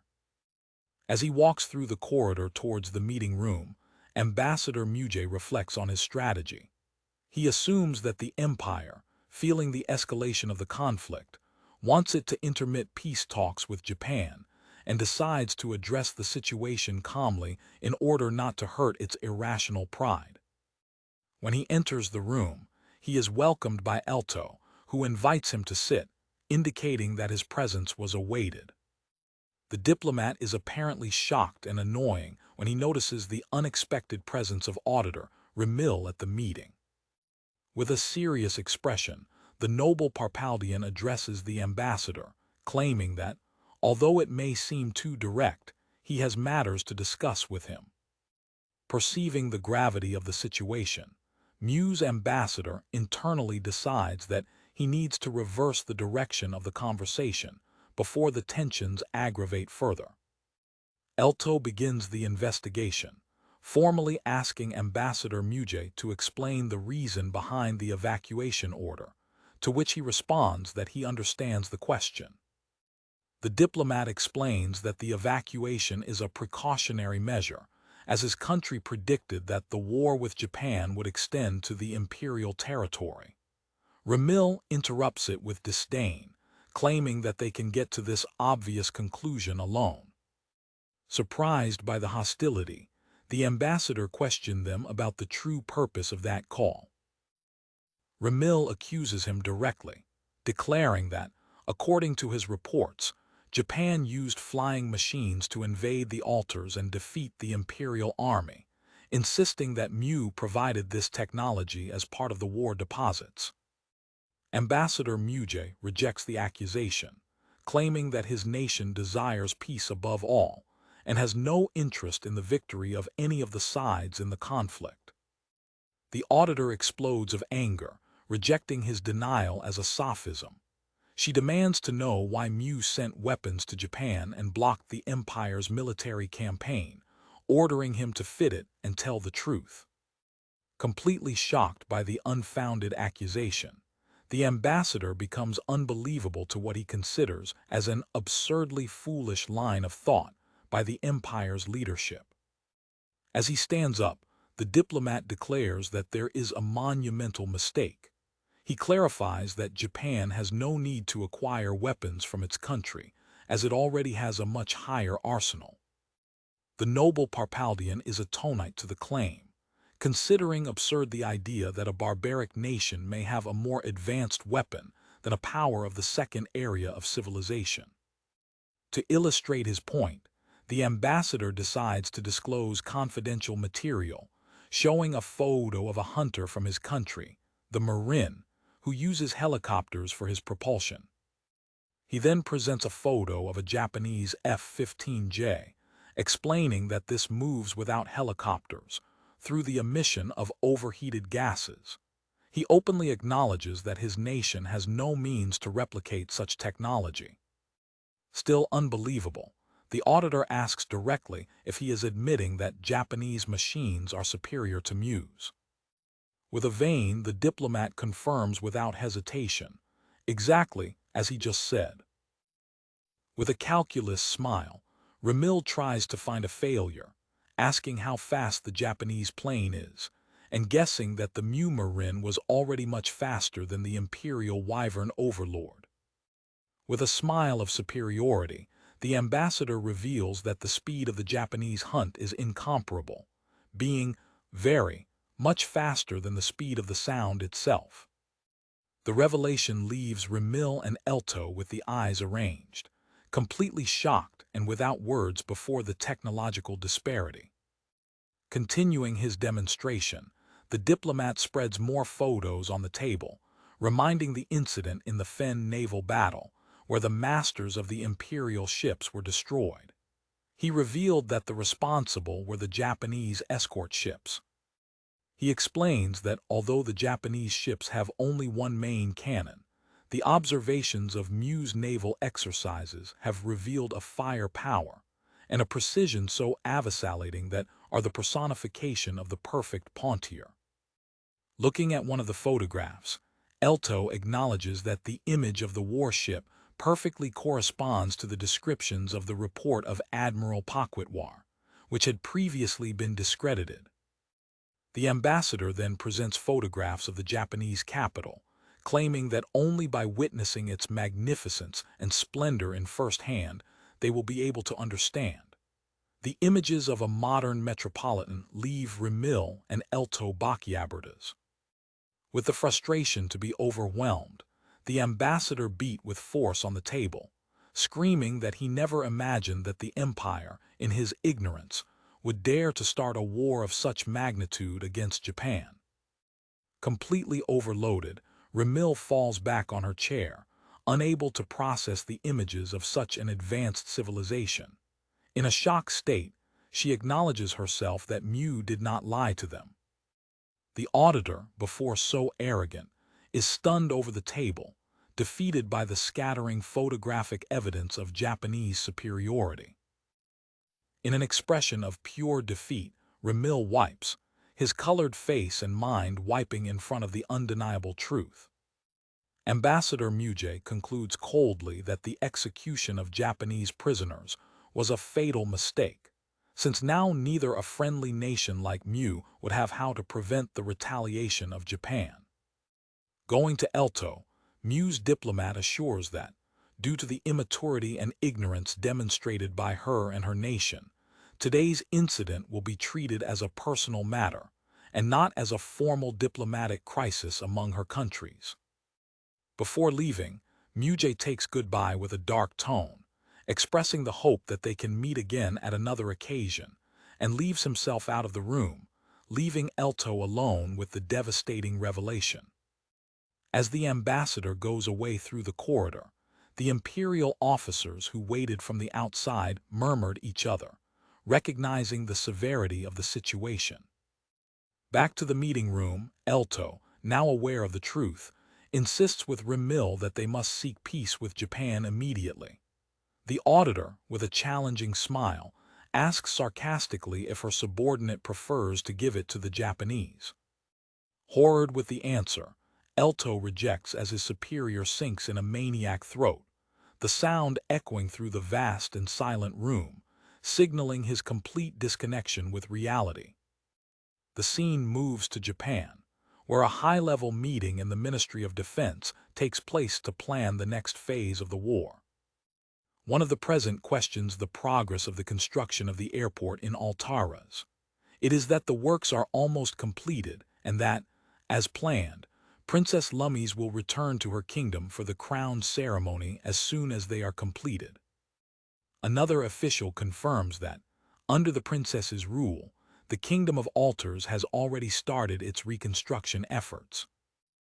An officer of the Self-Defense Air Force presents the details of the next operation, pointing on a map the various military bases that defend the capital of Parpalia.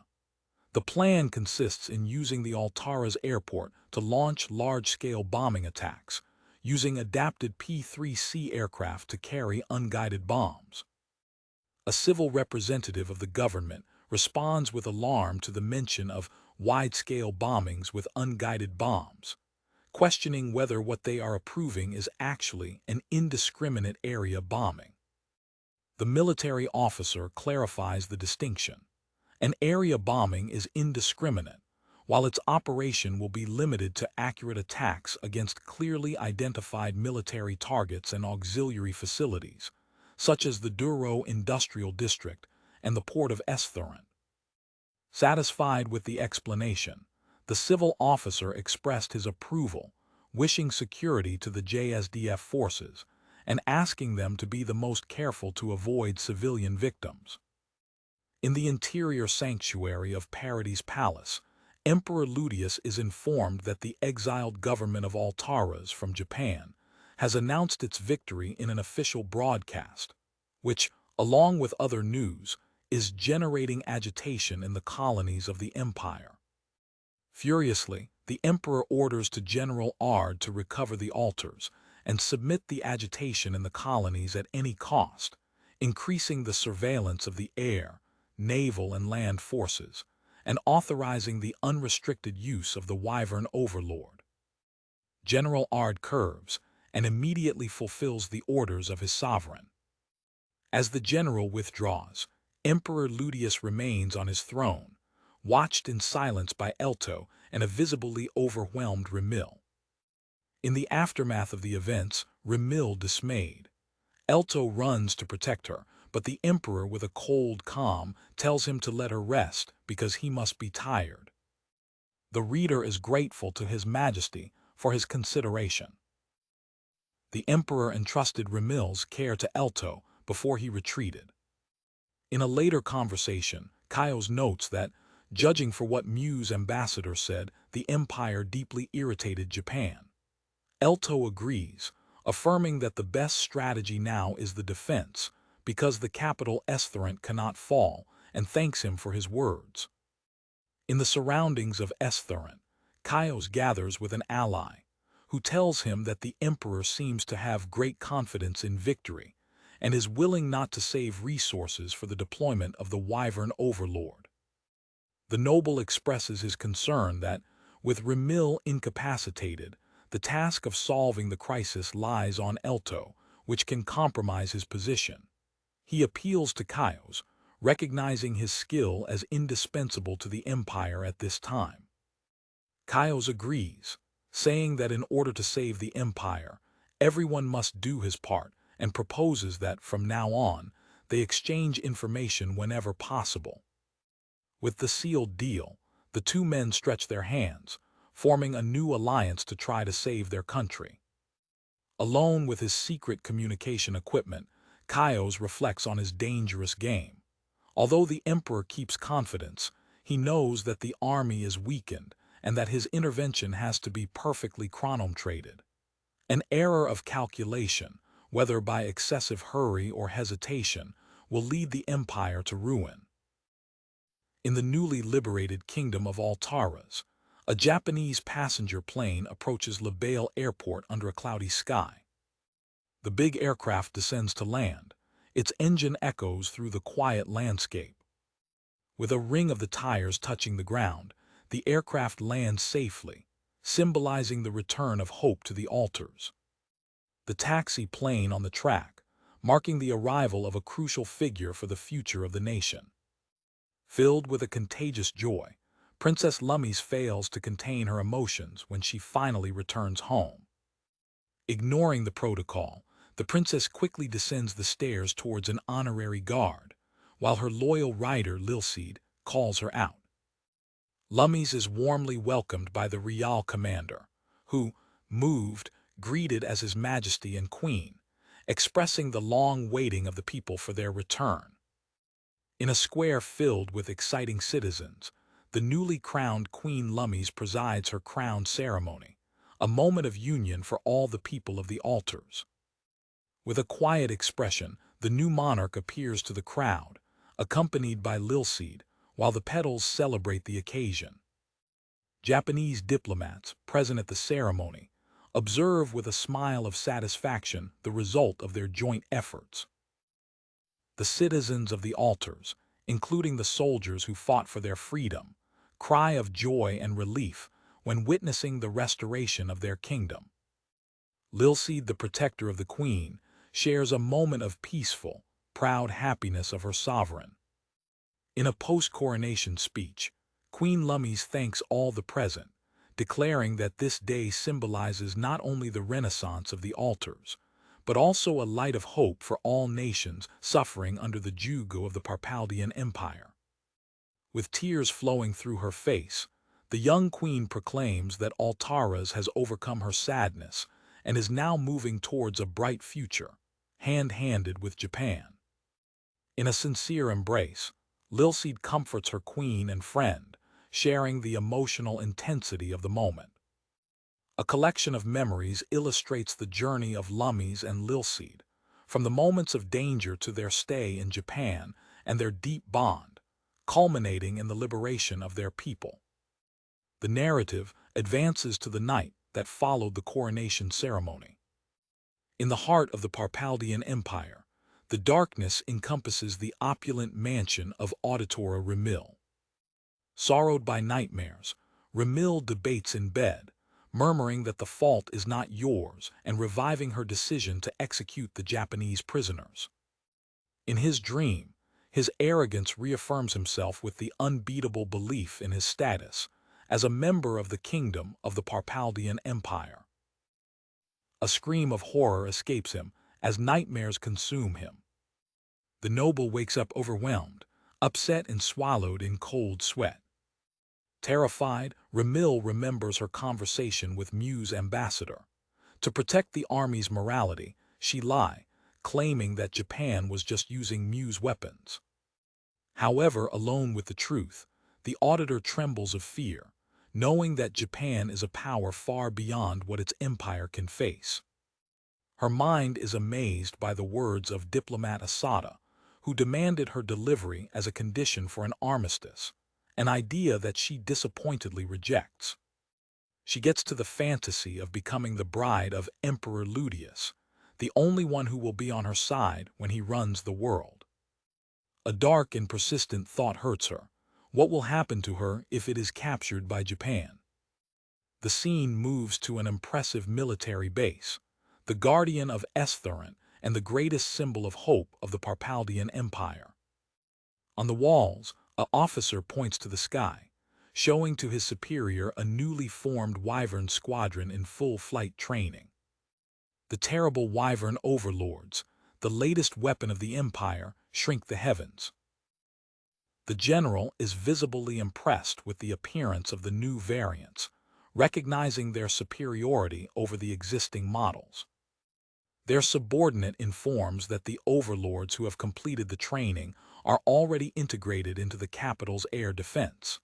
The general laughed with confidence, believing that, with this power, even a confrontation with Mu's flying machines would be just a matter of numbers. The general's throat echoed, a sound of arrogance and excessive confidence. The youngest officer agrees with the assessment of his superior. The Wyvern Knights continue their air patrol over the capital. One of the knights commented with his captain about the significant increase in the patrol flights. The captain explains that the Empire's magical radar is ineffective against non-magical weapons, such as Mu's, making visual surveillance essential. Overflowing the cities, they remain as the first and only line of visual defense against a technological threat. The knight correctly deduces that the Japanese, after releasing Alaras, will use the island as an air base to attack the Empire and fight for air supremacy. The squadrons of Wyverns patrol the sky, looking for any sign of the enemy. The captain reaffirms his strategy. Although he doubts of his ability against the flying machines, if they detect them first, they will have the advantage of the initiative. Back to her mansion, Ramil looks exhausted and shaken. The weight of the truth shakes her. Sitting on the edge of the bed, she sees the light of the morning entering through the window after a night without sleep. With a hesitant step, the auditor rises to face a new day. Looking to the city awakening, she reflects on the end of a long night of anxiety. The sun rises over the imperial capital, illuminating the heavens patrolled by the Wyverns. Ramil goes out to his veranda, watching the silhouettes of his air defenses against the morning sky. She notices the exceptionally high number of Wyverns in heaven, a sign of the capital's defense preparation. The noble breaths deep the fresh air in the morning, trying to find some calmness. With a breath, she tries to remove her persistent fears. Ramil tries to convince himself that the Emperor was right and that Muje's words were taken too seriously. With the capital under such surveillance, an enemy attack would be easily rejected. However, in the sky, a Japanese AWACS E-767 discreetly observes Parpalia's airspace, using its advanced radar system to detect and analyze all enemy movements. A formidable attack force composed of F-15 and F-2 fighters flies in training, ready to be highlighted against the Imperial forces. At the Alaras airport, the Japanese self-defense force is preparing for its largest military operation since its arrival in this new world, with ships and patrol aircraft ready for action. In the now peaceful royal palace of Alaras, the tranquility reigns in the private resorts of Queen Lummies. In bed, the writer Lilseed sleeps deeply, exhausted by recent events. Lummies, unable to sleep, glows for the sleep of his friend and protector. A distant zumbit of aircraft engines breaks the morning silence, capturing the young queen's attention. Attracted by the sound, Lummies walks down toward the veranda. With an expression of concern, the sovereign of the altars looks to the sky, anticipating the beginning of a new and decisive chapter in the war. At the airport of Labail, in the newly liberated Kingdom of Altars, the Japanese forces are preparing a fleet of P-3C patrol aircraft for a large-scale bombing operation. Two officials discuss the rapid modification of the P-3C aircraft to carry bombs. One of them, impressed, commented that the speed of adaptation was almost magical, while the other expressed his surprise by the aircraft had been placed in service so quickly. The firepower of the fleet is revealed. Each BP-3C aircraft can carry a maximum load of 40 Mk-82 bombs, allowing them to reach Imperial military bases inside the continent. One of the P-3C lifts flight, with one of its crew expressing the hope that this operation will be enough to force the surrender of the Parpalian Empire. A strategic map reveals the scale of the operation. The Japanese Self-Defense Forces, JSDF, from their bases in Alaras and in the Principality of Quatoin, advanced towards the heart of the empire, targeting the main military and naval bases. In the sea, the 2nd and 4th Japanese Self-Defense Maritime Forces, JMSDF, Scout Fleet navigate towards its first target. The 3rd Imperial Fleet and its Wyvern aircraft carrier attack groups. On the command bridge of a Japanese warship, an officer informs his superior that, according to the AWACS Air Alert aircraft data, the enemy force is composed of approximately 600 ships. The officer continues with his report, indicating that more than 200 warships have departed from the Imperial Naval Base to strengthen their fleet, with Wyvern aircraft carriers serving as support at the back. In response, the Empire launches its patrols from Wyverns, which fly over the ocean as a precautionary measure against the Japanese attack force. On board the Japanese warship, a radar operator warns the captain that the enemy fleet has entered the reach of its missiles. With a determined expression, the captain gives the order to prepare the surface fight against the surface. The order is retransmitted, specify the priority target, the attack groups of the Wyvern aircraft carriers. The missile launchers of the ship come into position, ready to shoot, in a demonstration of threatening power. With a snorkeling, the missiles are launched, leaving a trace of smoke in the sky. Japanese escort ships shoot a missile rescue against the Imperial fleet. An operator follows the trajectory of the missiles, confirming the activation of the turbo propulsors and the entry in low-altitude flight mode, while these approach the target, rent to the sea surface. A rider from Wyvern in patrol flies calmly over the waters, without realizing the invisible threat that approaches quickly. When watching the unidentified flying objects, a rider from Wyvern screams with surprise and orders all the units to turn the direction to intercept the threat. A pilot from Wyvern tries to contact the Admiral ship, the Dios, reporting the approaching of numerous low-altitude flying objects coming from the south. On board God, an officer receives the message and asks if his ridders can intercept the targets. The rider's response is desperate. The objects are too fast. On the bridge, the officer panics when he realizes that they face projectiles with the appearance of cannon balls, but that they move as if they had their own will. The 3rd Imperial Fleet Almirant, the Dios, continues to navigate, even without knowing that it is not the main target. An officer runs to the conveys to inform Admiral Archeon that unidentified flying objects approach high speed, and that the Wyvern squad is unable to stop them. The Admiral, confused with the vague description, requires to know the number of targets. The officer confirms the presence of at least 20 hostile objects. Wrongly believing that he faces marine flying machines, Admiral Archeon orders the Wyvern aircraft carriers to launch all their emergency squadrons. A Japanese missile quickly passes through the Imperial avant-garde fleet. Admiral Archeon observes, perplexed, the flying object that approaches. The missile continues its trajectory, passing alongside the Almirant ship. The high-tech weapon leaves behind the vessel fleet, which reveals itself impotent in front of its speed. The projectile passes over another Imperial ship, which looks archaic in comparison.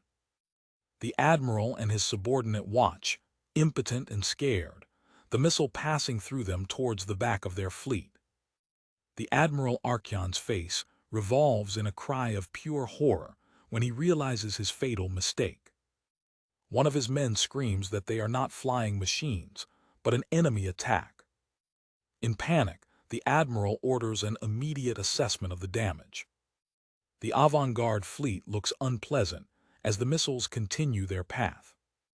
An officer, relieved, reports that there is no damage to record and that the objects pass through them without touching anything.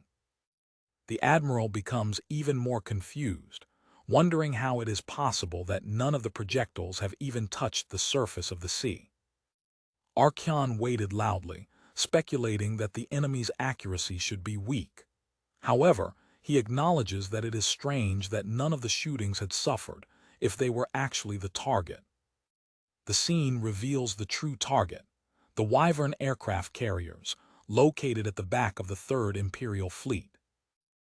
In the aircraft carriers, the emergency order is given. A rider runs to his mountain, ready to descend and intercept the flying objects. A rider from Wyvern, already in the air, observes the missiles that approach and identifies them as the target they were looking for. The Wyverns launch a counterattack by shooting guided fireballs against the missiles that are approaching.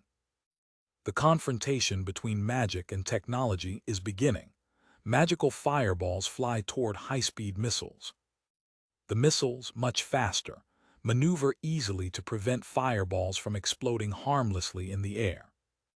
A rider of Wyvern screams of frustration, admitting his impotence before the upper speed of the enemy.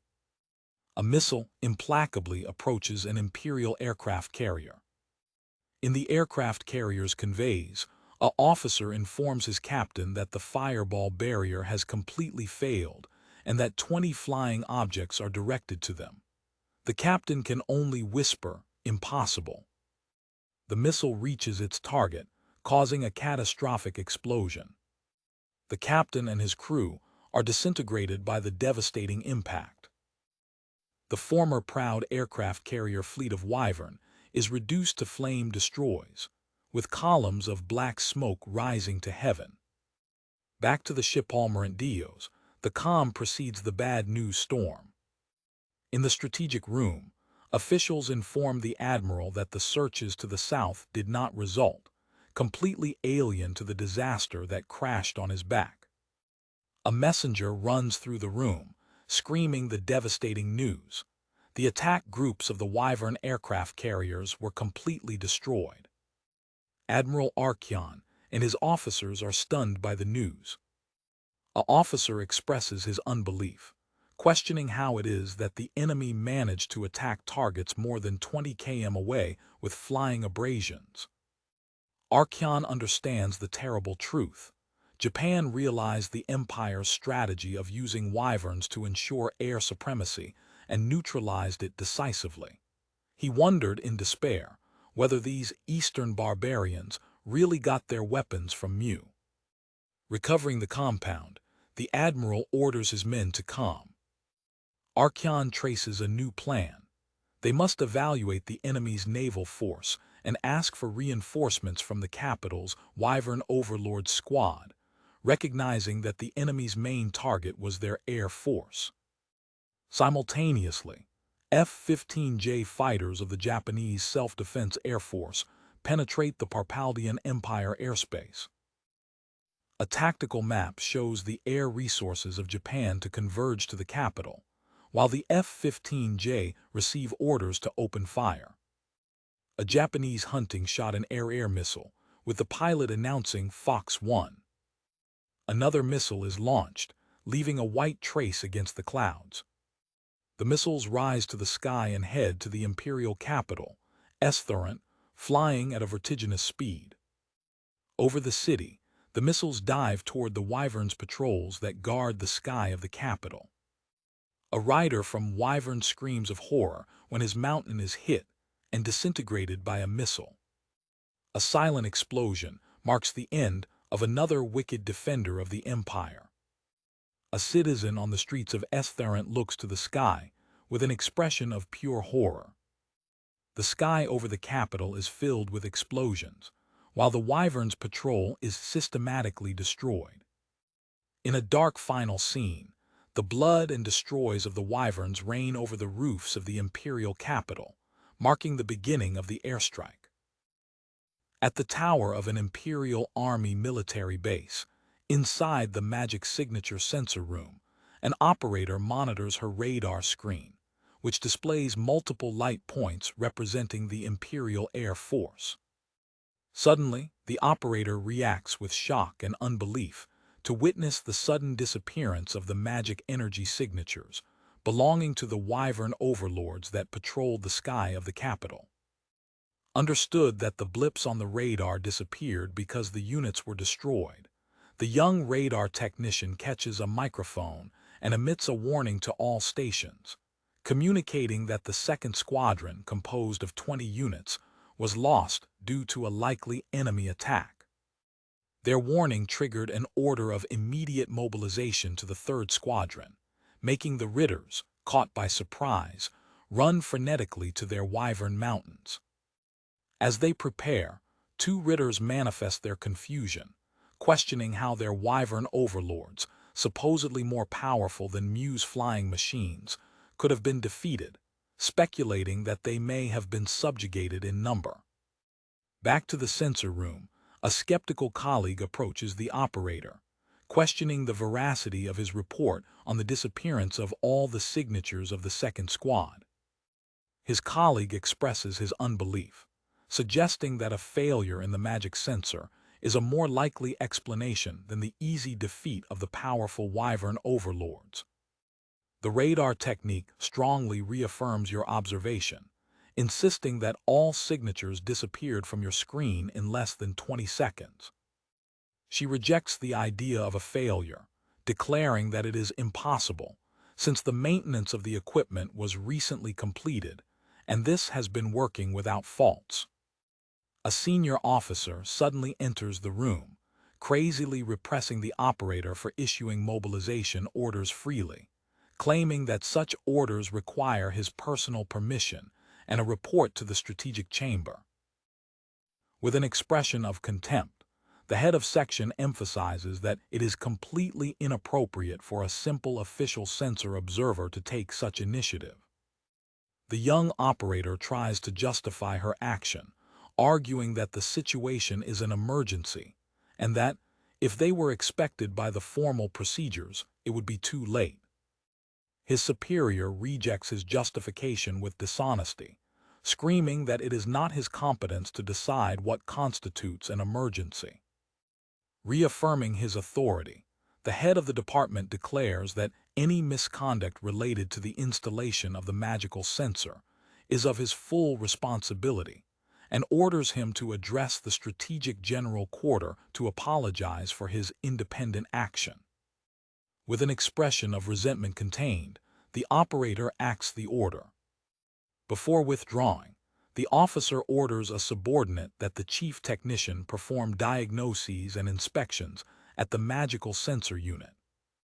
Alone with her thoughts, the operator reinforces her conviction that it is not a disaster and that the Wyverns were actually killed.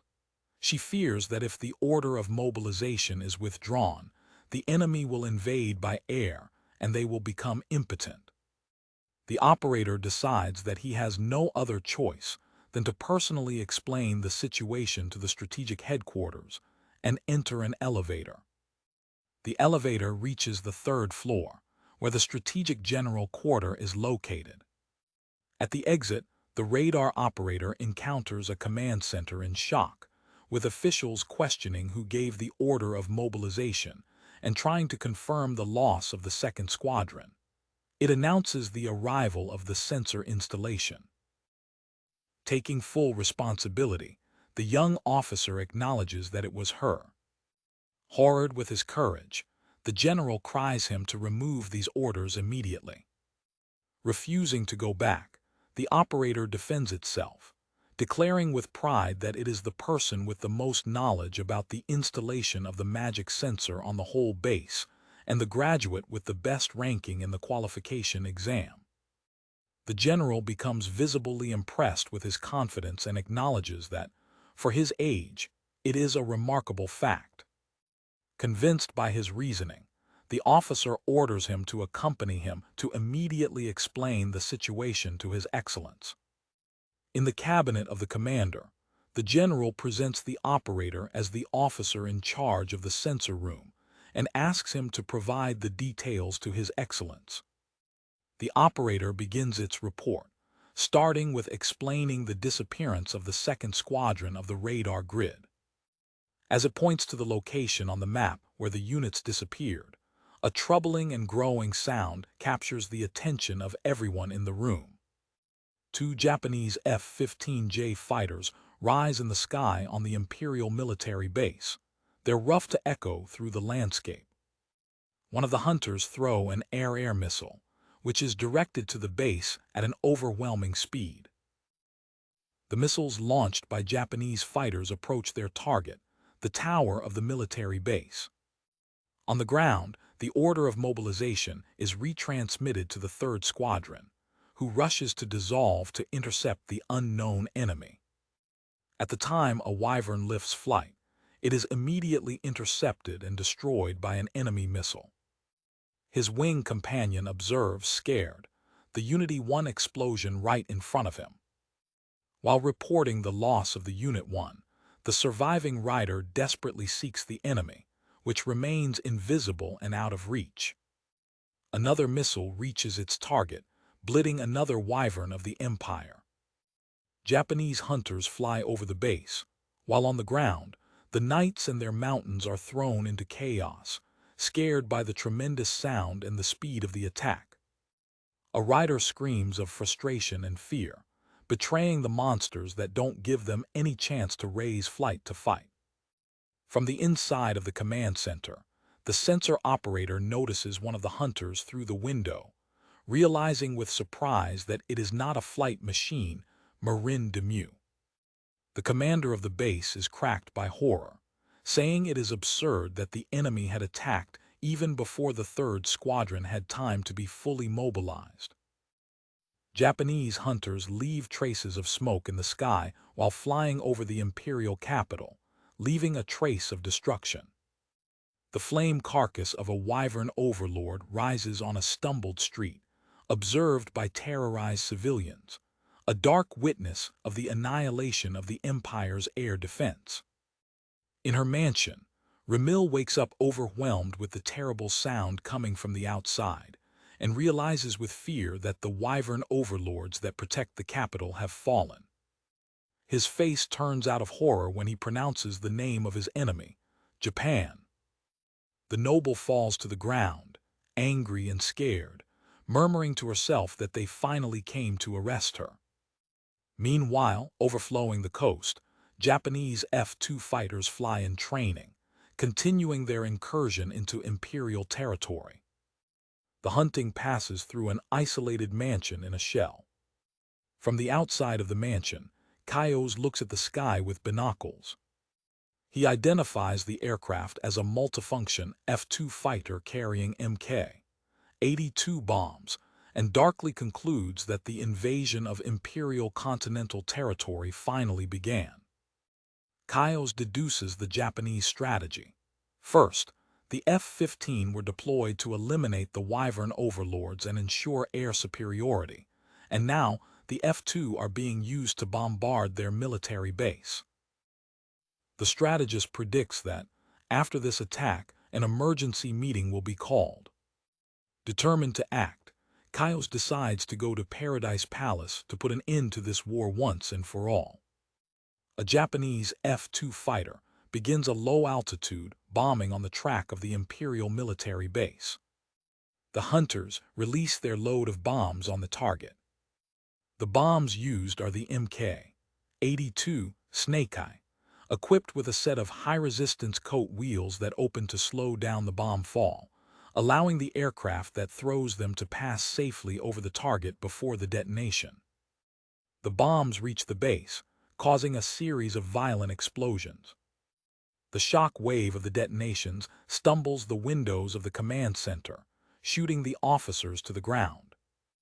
In the middle of the chaos, officers, including the radar operator, are shattered by the force of the explosions. The commander, temporarily blind for the explosion, screams for a report, wanting to know what's going on. One of his officers, recovering the compound, informs him that the flying machines left explosives during their passing at low altitude. Due to the dense smoke that obscene visibility, the officer declares that he is unable to accurately assess the damage, and that he will send bullets to investigate the situation. As the smoke begins to disappear, an officer looks outside with a shocked expression. Unbelievable, the officer gauges when he sees the state of the track. The vision that comes to him is of total devastation. The track has been completely destroyed. With the trail reduced to craters and ruins, the mobilization of any remaining Wyvern overlords became impossible. The Kai's truck advances rapidly through a stone road. His carrier looks to heaven and screams to his master, warning him of something terrible that is approaching. Kai's surprised look out of the truck. The car runs frenetically to the sky, gaining out of fear. A widespread army of Japanese bombers fills the sky, flying towards the capital. Kaios is paralyzed by terror and admiration, realizing that Japan's anger exceeds much more than he ever imagined. He compares the scene to the air raids of history books and concludes that Japan is determined to reduce the empire to ashes. Through the capital, the nobles and citizens look up, their expressions a mixture of shock and fear. The whole families, on the streets and in their homes, watch impotently the arrival of the fleet of bombers. Ramil, already defeated, observes the approaching of the immense formation of aircraft, the zumbit of its engines to fill the air. With the colored face of fear and disappointment, the auditor questions loudly what Japan intends to do. An enormous fleet of Japanese P-3C bombers flies over the Parpalian territory, a sinister sign of the devastating bombing campaign that is about to be launched over the empire. On board a Japanese P-3C bomber, the crew confirms the target, an imperial military base, and starts the sequence of bombing, releasing its deadly load over the enemy. The first bombs reach the perimeter of the base, with explosions flooding around the imposing guard tower. The shelter intensifies, involving the military base in a fire and stallous hell, as the facilities are systematically sprayed. The P-3C bombers flew over its target, a devastating demonstration of the Japanese Air Force, continuing to leave its destructive load. View from the bottom, countless bombs rain from the sky, a steel storm intended to delete from the map the military infrastructure of the empire. On the ground, the devastation is total. Buildings collapse and equipment is destroyed under the implacable impact of the bombs. Within a command center, the imperial staff is immersed in chaos and terror, while the explosions destroy the structure to its foundations. The guard tower, symbol of the base force, suffers multiple direct impacts and begins to surrender under the violence of the attack. The structure of the great tower climbs and tends, its imminent fall indicating the collapse of the base defense. Inside the collapsed tower, the commandant of the base and his senior officer are caught by the explosion, their lives coveted in the middle of the destruction. High-patent officers are stumbled by the ruins that fall, a brutal end for the guard leaders. The young radar operator, caught in the shock wave, struggles to breathe in the middle of dust and chaos. As the building disappears around it, the technique desperately tries to escape, running through a corridor that disappears in pieces. An air view reveals the scale of the annihilation. The military base was reduced to a field of smoking craters, completely neutralized. Simultaneously in the sea, the Third Imperial Fleet is targeted by an implacable missile bombing launched by the JMSDF escort ships. A panic officer screams for a report, unable to find the origin of the attack. A vigilant at the top of a mastro observes the smoke trace of the missiles that approach, confirming their distant origin.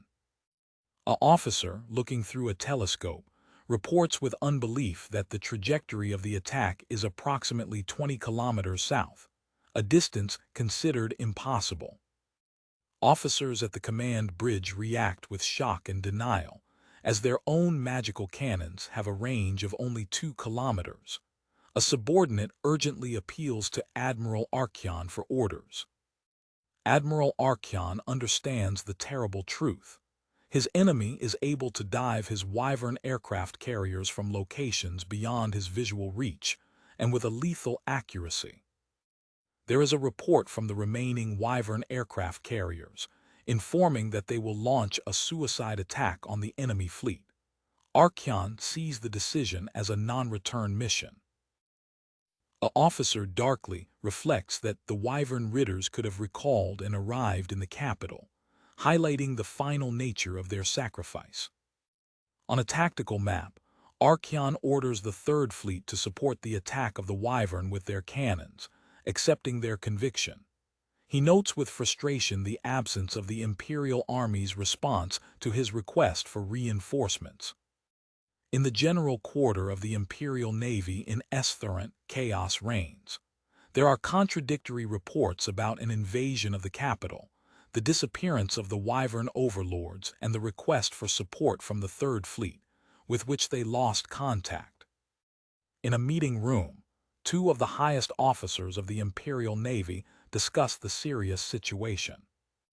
Vice Admiral Barth calls on Lord Martel, the Empire's brightest mind, to reveal a secret plan that could lead to victory against the scary Japanese enemy. With a disconcerting calm, Martel replies that there is no need to look for victory. He declares that the goal is not to win, but not to lose, an affirmation that angers the Vice Admiral. The strategist explains his plan, a striking war. Using their numerical superiority, they will waste the enemy, exhausting their weapons and supplies until their long supply lines break down. Barth realizes with horror the implications of the plan, to sacrifice the whole Third Fleet to earn time. Martel coldly confirms his intention, while at the bottom, ships explode, sealing the fate of the avant-garde fleet. Back to the bridge of the Almiral, an officer asks Archeon to order the withdrawal, declaring the struggle is useless. The Admiral strongly rejects. He justifies his decision, claiming that if the Imperial Navy leaves its position, the morality of the Imperial Guard on the continent will be irremediably broken. The Wyverns in suicide mission are received by an anti-air fire barrier and disintegrated in full flight. The ships of the Third Fleet continue to be hit and exploding, one after another, under the implacable attack of the missiles. With an expression of solemn resignation, Admiral Archeon observes the destruction of his fleet. In his final thoughts, the Admiral reflects that, for those who have had the honor to lead the avant-garde, this is the end of the line. Another Imperial ship is made in pieces for a direct impact. Archeon remains stable in the conveys of his ship, while chaos and death surround him, refusing to give up before the end. Their Almiral ship is finally hit. The proa rises from the waters as the ship begins to dive. The destroys of the former proud Third Imperial Fleet are swallowed by the ocean, marking its total annihilation. The Japanese fleet continues without opposition. In the command center, an operator confirms that the enemy Navy General Quarter is now at the reach of its missiles. An officer informs his captain that there are still approximately 400 enemy ships between his position and the final target. The Japanese captain gives the decisive order: attack the command chain on the enemy naval base and prepare the surface-to-surface missiles for the launch. A missile launch on board a Japanese warship rises, ready to shoot. With a snorkeling, the missile is launched, leaving a trace of smoke and fire behind. A missile rescue is shot from several ships of the fleet, filling the sky with missiles.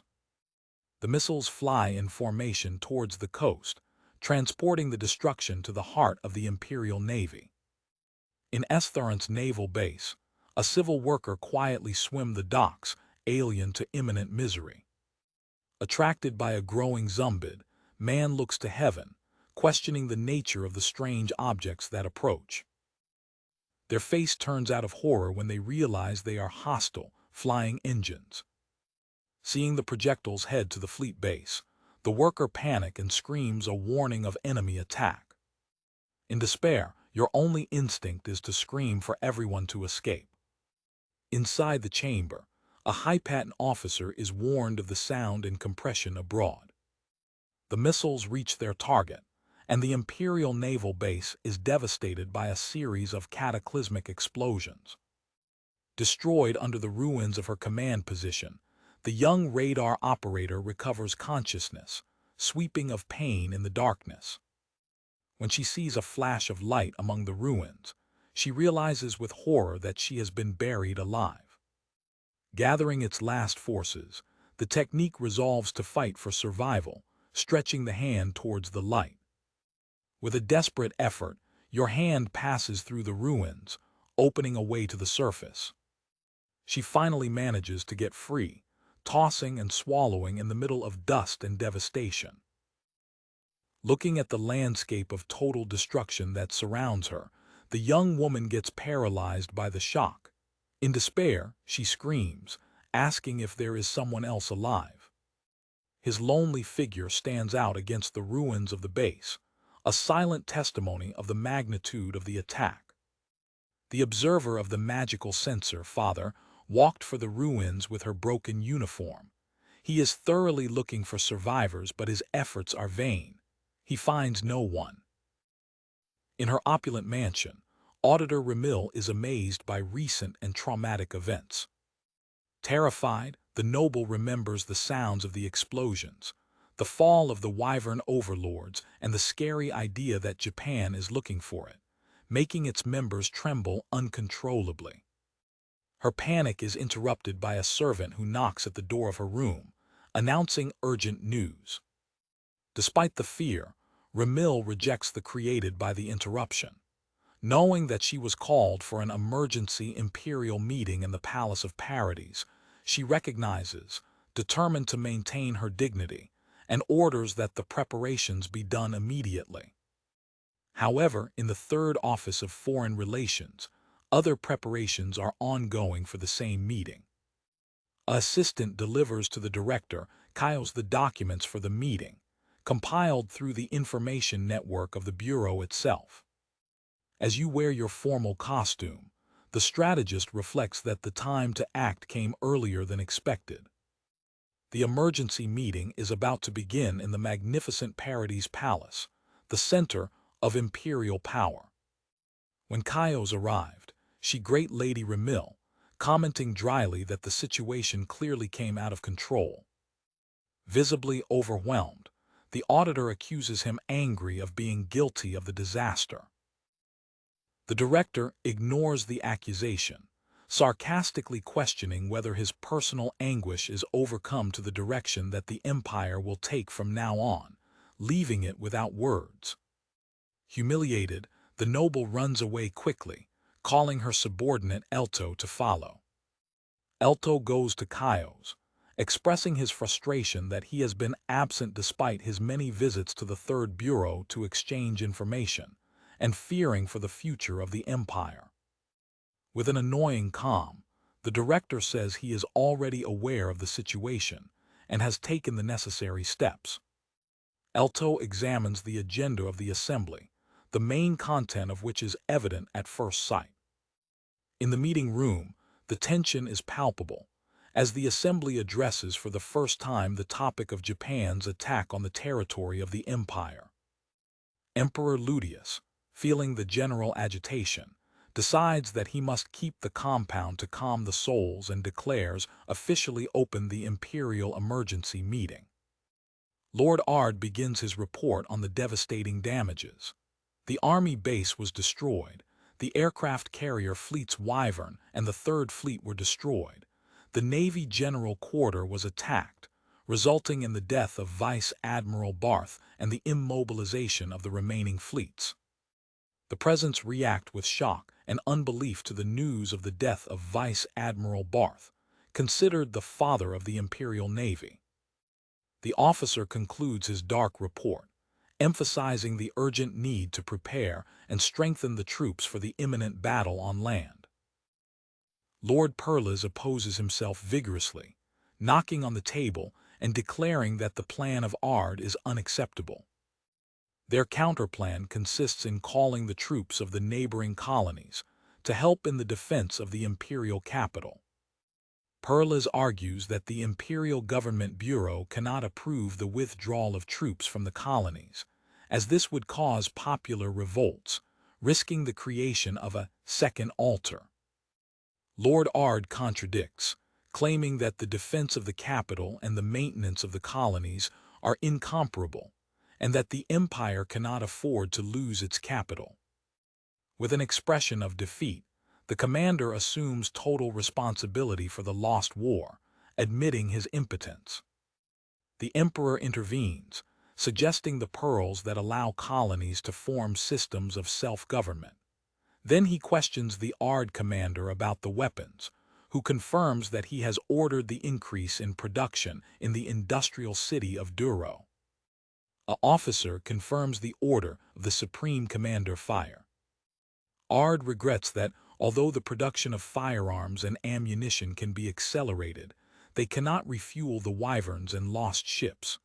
The Emperor replies that this is enough, for as long as it is hard to resist, the Imperial army will not fall. Based on the reports, the Imperial strategy focuses on accelerating mass arms production, exploring its numerical advantage against Japan, which, despite its technological superiority, has few fighters. The Emperor praises the work of Director Kaios for his detailed analysis report on Japan's military force. The strategist formally grate the praise of the monarch. The Emperor asks Kaios for his honest opinion about Japan, taking advantage of his experience in analyzing previous battles. With conviction, the director says that Japan, in its current state, has established itself and has proven to be a great power, and is recognized as such. Going to the whole assembly, he asks if anyone has objections to this fact, especially considering the recent invasion of the capital by a large number of flying machines.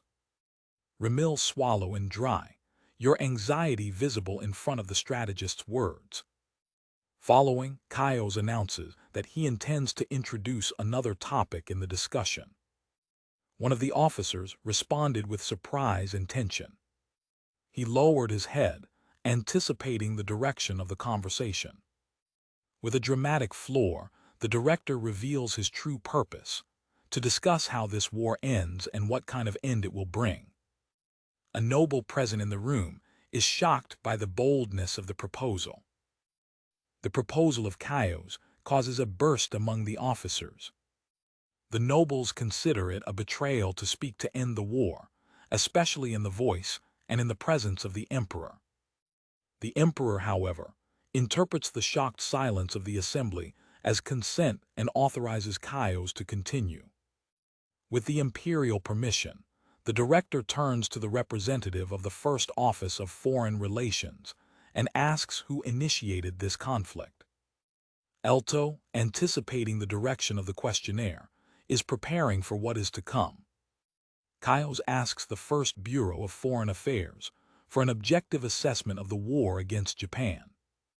The diplomate replies that once the Empire declared the war and the destruction of Japan, it would not succeed in decreasing its position in front of the other nations.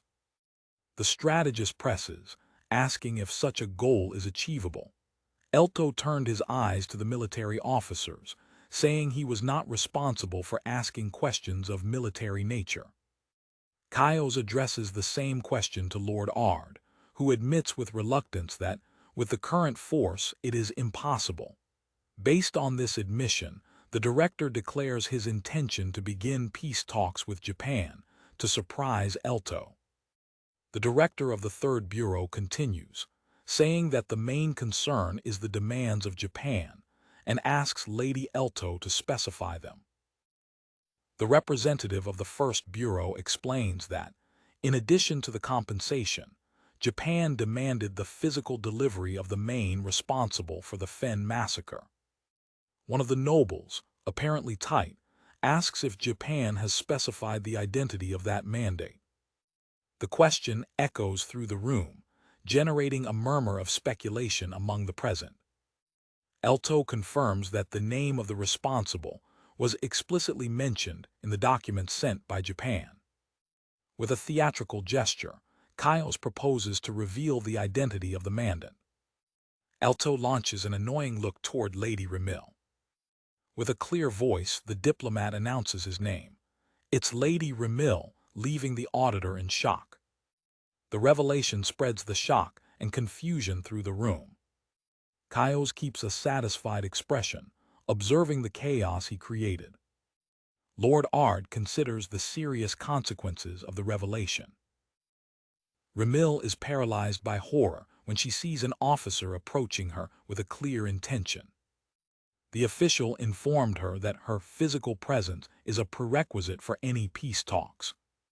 The implication of the statement leaves the noble without words, his face a mask of pure horror. The Emperor Ludius suddenly interrupts the scene, knocking at the table and screaming for Kaios to stop. The monarch defends the auditor, affirming that Kaios has no right to address a member of the imperial kingdom in that form. Kaios reiterates that if the emperor prefers humiliation from continuing a lost war rather than negotiating peace, then he must order that Kaios himself be removed immediately. Then he makes a vein and adds that he is just a diplomat to act for the good of the empire, accepting that the way to negotiations can no longer be changed. Later at the National Strategy Bureau, a new phase of the plan is launched. In a room decorated with artifacts, a conspiracy takes shape. At a secret meeting, Kaios informs Sir Enos that, taking advantage of Japan's progress, his own plan has entered the next phase. Sir Enos, understanding the implications, asks if it is finally time to act. His conspirator expresses his concern that, with the capital in the state of maximum warning for the Japanese invasion, his task will not be easy. Kaios reveals his strategy: use the colonial army to empty information from the continent to the colonies to which they are turning back, with the aim of inciting popular revolts. They considered the consequences. The colonial army will be forced to repress the insurgencies, leaving the capital with fewer defense options and creating the opportunity they expect. Enos asks what will be the final result of such chaos. The strategy details its final goal. The imperial territory will return to its original size, allowing colonies to become independent or autonomous nations, thus avoiding Japanese domination. The director reveals that he has a diplomatic channel with Japan. The last step, he explains, is to gather enough influence to neutralize the empire's power. He directly calls Sir Enos for help, sure his ally knows what needs to be done. Enos agrees with a breath, ironically commenting that the dissimulation is the specialty of the National Strategy Bureau. The two conspirators sign their covenant, sworn to share the same fate, whatever it is. In the ancient Kuz region, once an independent kingdom known for its production of Marga, now a colony of the Parpalian Empire, the seed of the rebellion begins to germinate. In a refuge hidden in the mountains, a bastion of resistance that preserves ancient architecture, the partisans keep the flame of opposition alive against the decades of oppression and imperial exploitation. In a secret underground chart, a member of the resistance comes with urgent news to his comrades, Haki and Ikia.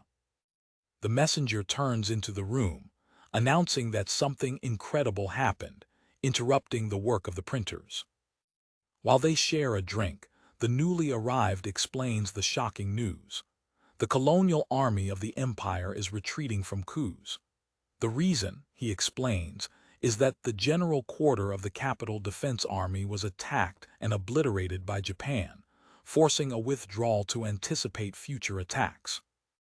Haki and Ikia react with surprise, questioning the source of the information and confirming that it is the same Japan that released Altaras.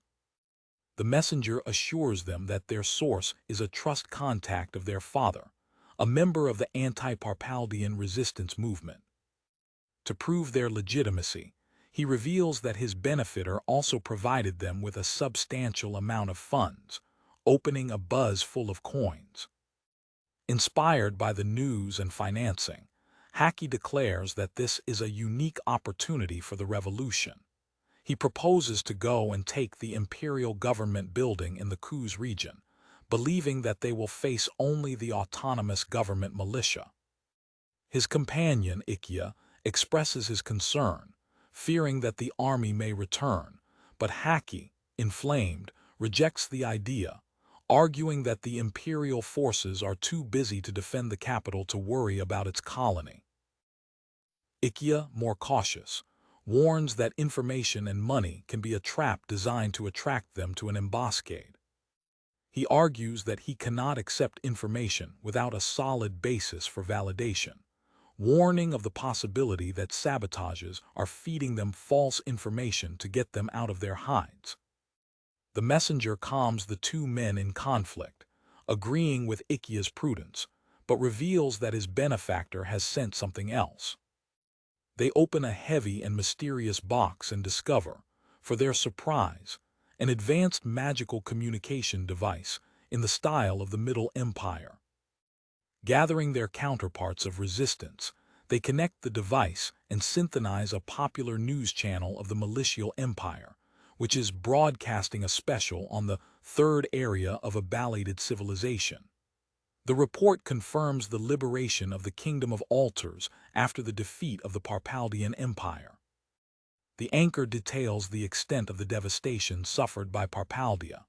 The fleet of the Imperial Navy and aircraft carrier attack groups, totaling approximately 600 ships, were obliterated, and the general quarter of the Imperial Capital Army was destroyed, forcing a reorganization of its defense forces. The news program presents an interview with her special guest, Her Majesty, Queen Lummies of Altars, questioning her directly about her kingdom's involvement in the recent Japanese offensive. Queen Lummies confirms that Alaras has helped Japan, although she cannot disclose the details. She says that Japan is not trying to solve the situation only by force, but acting on the basis of principles. The transmission persuades members of the resistance to the veracity of information. The news that the Imperial Army is weakening and the confirmation of Japan's cooperation with Alaras solidifies its determination. Ikea, now fully convinced, raises the punch in triumph and inspires his companions, questioning whether, by inciting a revolt now, Japan will not help them, as he did with Alaras. Meanwhile, in the Kingdom Palace Garden of Reem, two nobles, Lord Karuma and King Banks, discuss the same events during an afternoon tea. Lord Karuma confirms to his king that the reports of the World News Special are true. The Imperial Army is actually in withdrawal, and he used his own information network to confirm the death of Vice Admiral Barth in battle. With an astute smile, Karuma suggests that the sudden weakness of the Parpaldian Empire represents a golden opportunity for his own kingdom. With a dramatic tea goal, Karuma concludes his strategy: attack the colonial army at once and in chaos, take the prize for himself. King Banks, delighted with the astuce of his subordinate, laughs and agrees with the plan, promising to send you all the necessary information on the subject. Later, in his mansion, Karuma reflects on his conspiracy, tasting the idea that there is nothing easier than manipulating people whose hearts are bittered by regrets. Their sinister plan consists in turning the oppressed peoples of the neighboring Kuz region into their peasants, and using contrabanded items from Japan to their goals. Far from political intrigues, in the industrial city of Duro, the military power of the Parpaldian Empire struggles to regroup. The Imperial Army Arms Factory, a vital industrial complex, is isolated from the city by fossils to avoid the escape of secrets. In the interior, the production of spingards and artillery was accelerated, with orders to prepare mass delivery for the imminent terrestrial war. Furthermore, the BP-3C bombers' formations arose from the sea, signaling a new and devastating phase of the war. Within the strategic room of the general quarter of the Imperial Hard Army, the officers are in panic. An officer asks his commander to allow them to use a secret weapon. The officer argues that, as the enemy has already conquered air superiority, it's just a matter of time until they return to destroy the capital's defense general quarter. The commander, skeptical, identifies the weapon as the anti-air knight of magic of light, questioning its reliability, since it was counterbanded piece by piece of the militial empire only for magic investigation purposes. The younger officer insists that although they had to recreate pieces that they couldn't get, which means they can't expect the same power, the results of the experiments have been consistent. Recognizing that the weapon, based on the technology of the ancient fairy empire, is beyond human understanding, and that they have no other choice, the commander assumes responsibility and authorizes its use. In the railway courtyard of the Magical Research Laboratory, hidden in a forest, the secret weapon is revealed. The prototype of unit, one of the magical light anti-air cannon, mounted in a blinded train wagon. The order is given to activate the weapon. The magicite engine begins to work as an officer follows the slow power charging process on a screen. As a Japanese P-3C bomber squad approaches its target, the Imperial commander screams of frustration. The enemy's approaching speed is greater than expected, and the power loading of the weapon is dangerously slow, only at 93%. A technician explains that the delay is due to the fact that the locally produced magicite engine fails to generate the necessary power of the original militial. Finally, with the enemy bombers entering the Duro airspace, the energy charging reaches 100%. The magic cannon of light rises to find the fleet of bombers that approaches. With a certain expression of anger, the Imperial commander targeted one of the aircraft, sworn that the invaders won't escape. A pure energy ray is shot out of the cannon, touching the wing of a P-3C bomber and making it explode its fourth engine. In the cockpit, the Japanese pilot reacts quickly, activating the fire extinction system and cutting the fuel flow to the damaged engine. The fire is extinct and the fuselage stabilizes. With his missions interrupted, the damaged plane leaves training and begins his return to the Iwakuni Air Base. Hidden in a forest, the anti-air cannon of magic of light, mounted in a blinded wagon, displays a bright energy flash to the sky. A view of the pure energy projectile, while this passes through the air at a vertiginous speed. The light rays accurately touch the wing of a Japanese P-3C bombardment, causing a violent explosion in one of its engines. In the air, the Japanese hunting pilots communicate with each other, confirming the energy flash coming from the ground as a weapon of unknown nature. A pilot receives orders to approach from a high altitude and neutralize the threat. In the command position of the Imperial weapon, the commander, angry for his first shot has only damaged the target, screams orders to ensure that the next shot shots the enemy. Within the control wagon, the team rushes to follow the orders of its superior, starting the recharge process for the next rescue. Alarm sounds, indicating an anomaly in the magic engine cooling device. The Imperial commander deceives the defect of the equipment at such a crucial moment. A subordinate prevents his angry commander from damaging the delicate machinery. Suddenly, the dark sound of an enemy jet hunt passing over them interrupts the scene.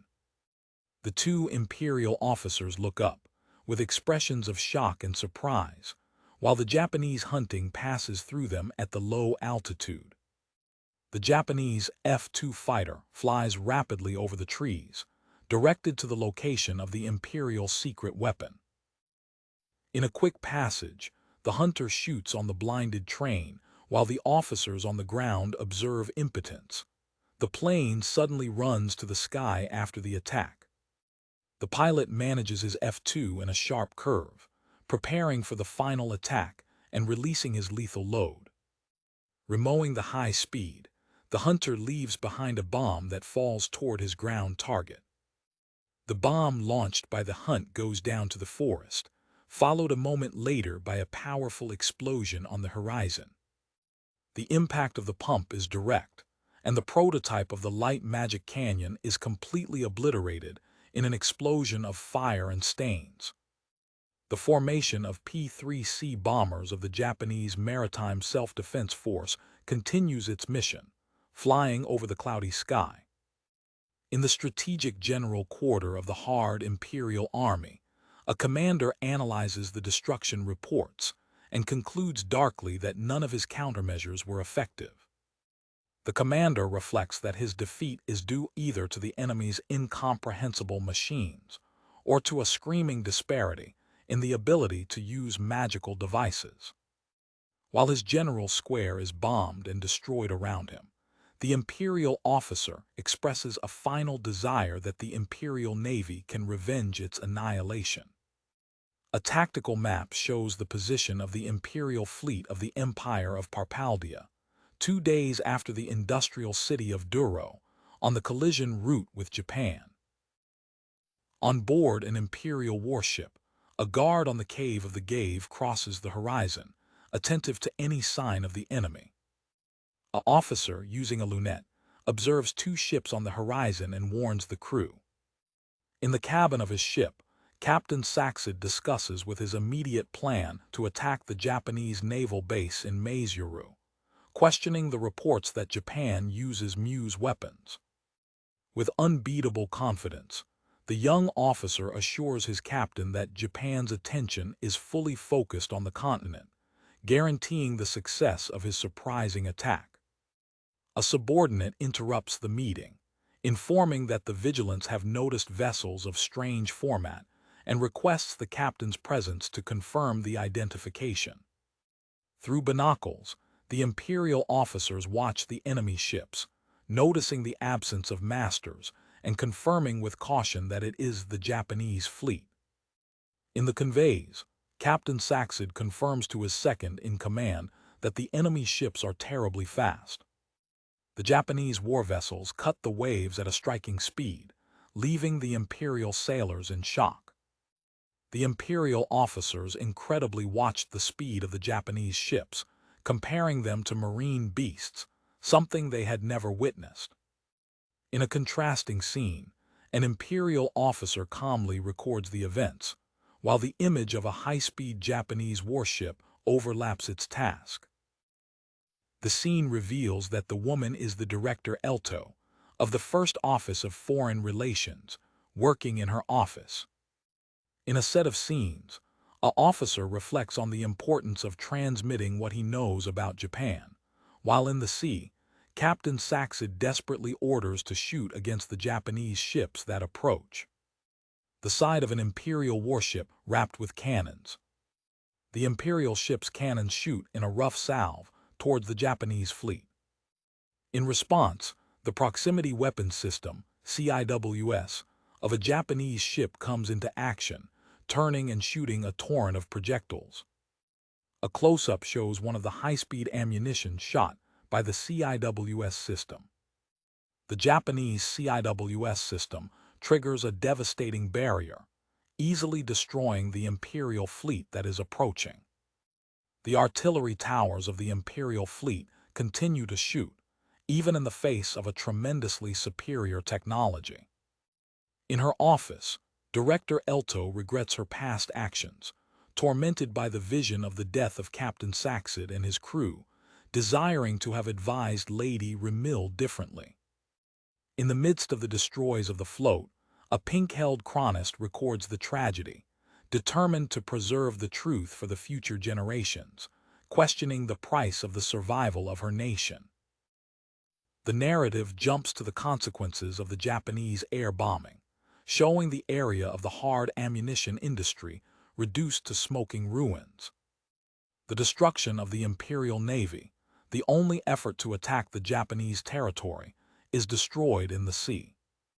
History records this devastating confrontation as a merely footnote in history books, a witness to the imperial defeat.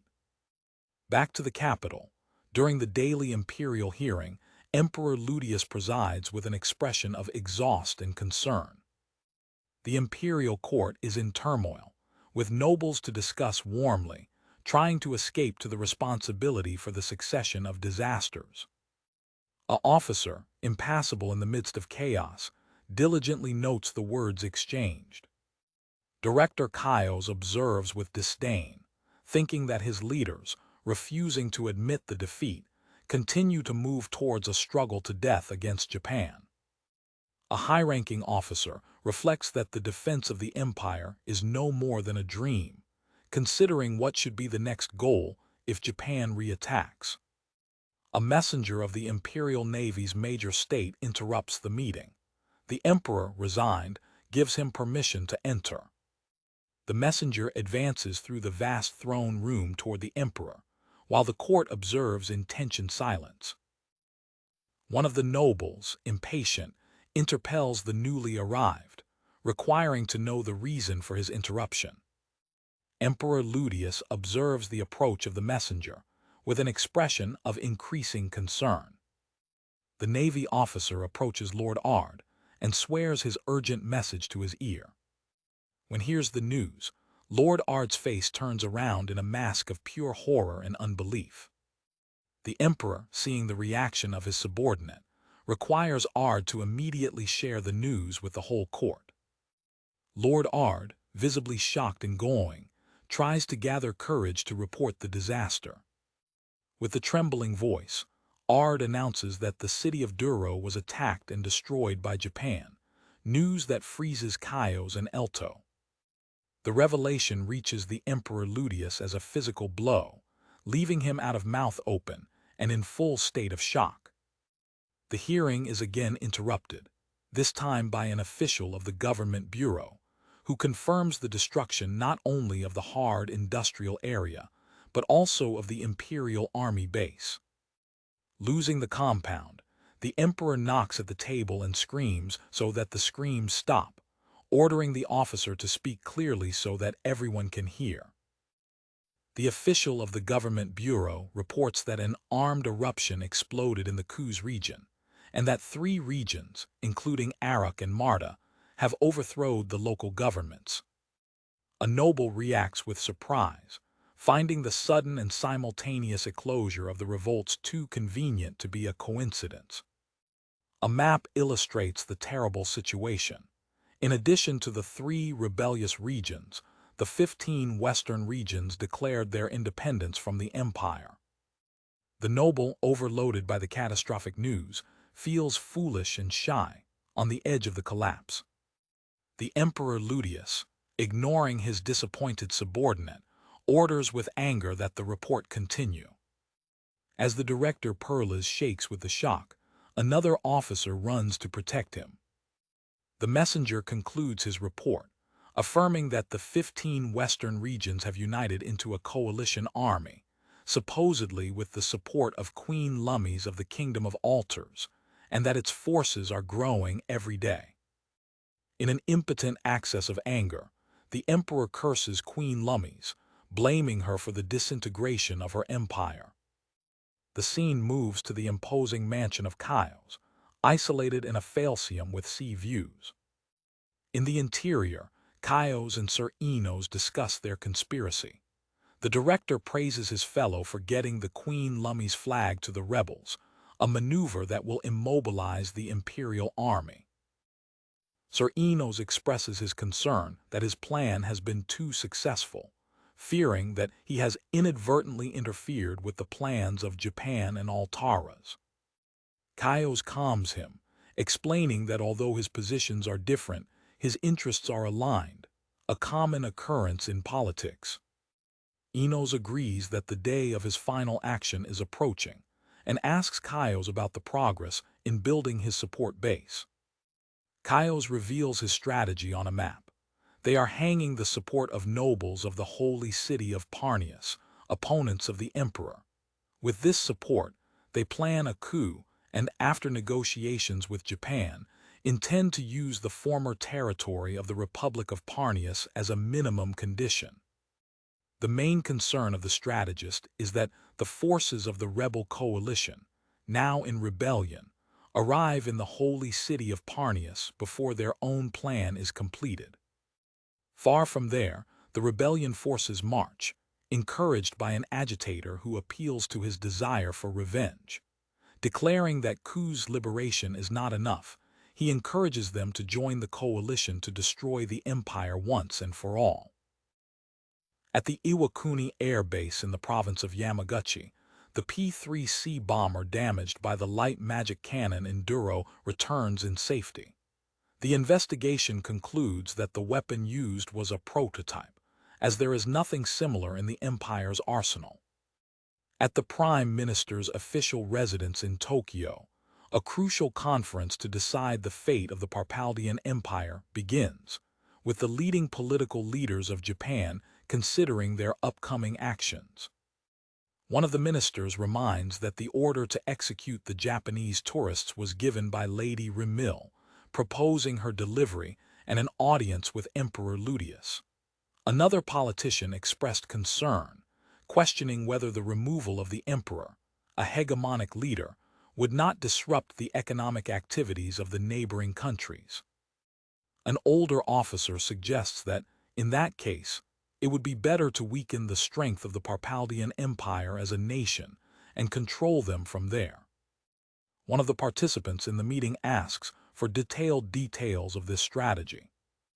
The strategy would consist in creating economic partnerships with the neighboring nations, on the one hand, and limiting trade with the Parpalian Empire, on the other. A politician argues that, although the result is the desired, it could inflame the Emperor Ludius' resentment to Japan, leading to a possible anti-Japanese doctrine that could return to shock them in the future. Another member of the assembly questions whether the alternative would be to put the empire under military occupation, while controlling the flow of information to the social media. The Prime Minister strongly rejects the idea, knocking on the table and declaring that he cannot order such action to the Japanese self-defense forces. The Minister of Foreign Affairs proposes the most effective way, without directly involving the Japanese forces, to support the Kaio's director's coup to overthrow the current regime.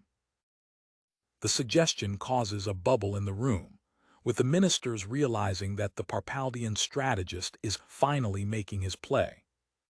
The Minister of Foreign Affairs explains that his ministry is already cooperating with the Kingdom of Altars to undermine colonial governments.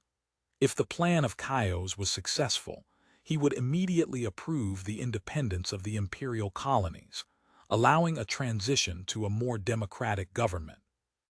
Another politician notes that if the empire leaves its colonies, its national power will decrease, and the balance of power with the neighboring countries will also collapse. The Minister of Foreign Affairs agrees, adding that if economic activities flourish under the new Kaio's regime, the anti-Japanese feeling will naturally improve. A colleague then raises the question of war repairs to be discussed after the victory.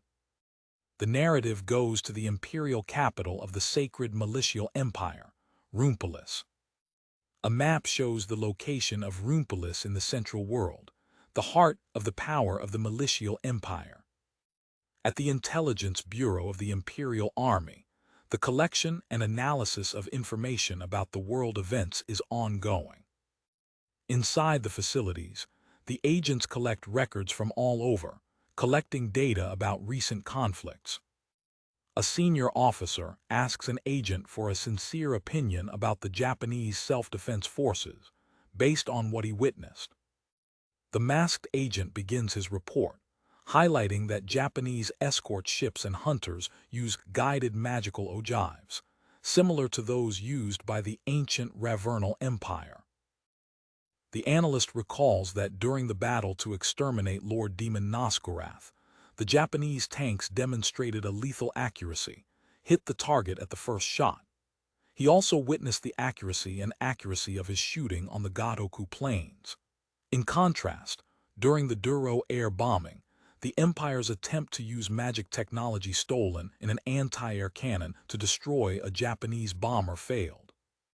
Despite its potential, the officer concludes that, considering its practicality in military use, the Empire's anti-air cannon is not something to which much attention should be paid, and that they should be careful with Japan's self-defense forces. The masked agent suggests that, for diplomatic relations, it is better to treat Japan simply as a powerful country within civilized areas. As they walk through a corridor, the two agents agree that Japan is about to climb to the top of the third area of civilization, and that they should not lose the initiative. One of them expressed the desire to send a delegation to observe the internal affairs of Japan, in the hope of finding an unexpected weakness. In her mansion, Lady Ramil serves a telephone call from Emperor Ludius. The Emperor assures a visibly relieved Ramil that will not deliver it to Japan, telling him to stay calm. After the call, the monarch instructs a servant to place a relaxing incense in the noble room. After switching off, Ludius breathes deep. His stressful expression reveals the pressure he feels. In turn, Ludius is faced by his advisor, who asks if the sovereign is still attached to Lady Ramil, suggesting that delivering her could open an opportunity to negotiate with Japan. In the private retirement of the imperial counselor Lupasa, surrounded by his many pets, the emperor suddenly asks him if he is suggesting him to pray for peace. Lupasa advises that if His Majesty still wants the colonies to remain under imperial domination, it is reasonable to start peace talks with Japan quickly. The emperor opposes, questioning whether any imperial colony would be willing to submit to an empire that admitted the defeat and negotiated peace with Japan. The counselor replies that, in the end, the rebels will have no other choice but to submit when the imperial army, which guarded the capital, is sent to repress the rebellion. As she carries a cat, Lupasa warns that the delay in making a decision will be fatal, and that adjustments such as the reduction of taxes will be needed. The advisor warns that an alliance between Japan and the rebels, due to a common goal, is a natural outcome. If the imperial army finds itself fighting on two fronts, it will be easy to take the capital. He considers that if the Japanese army stops its progress and extends the situation, the consequences will be equally terrible. Lupasa concludes his dark analysis. The imperial citizens will live in misery, culminating in dissatisfaction against the imperial family. The empire, depending on the taxes collected from the colonies, will face the economic collapse. If a revolution occurs, the counselor predicts that will mean the end of imperial nobility.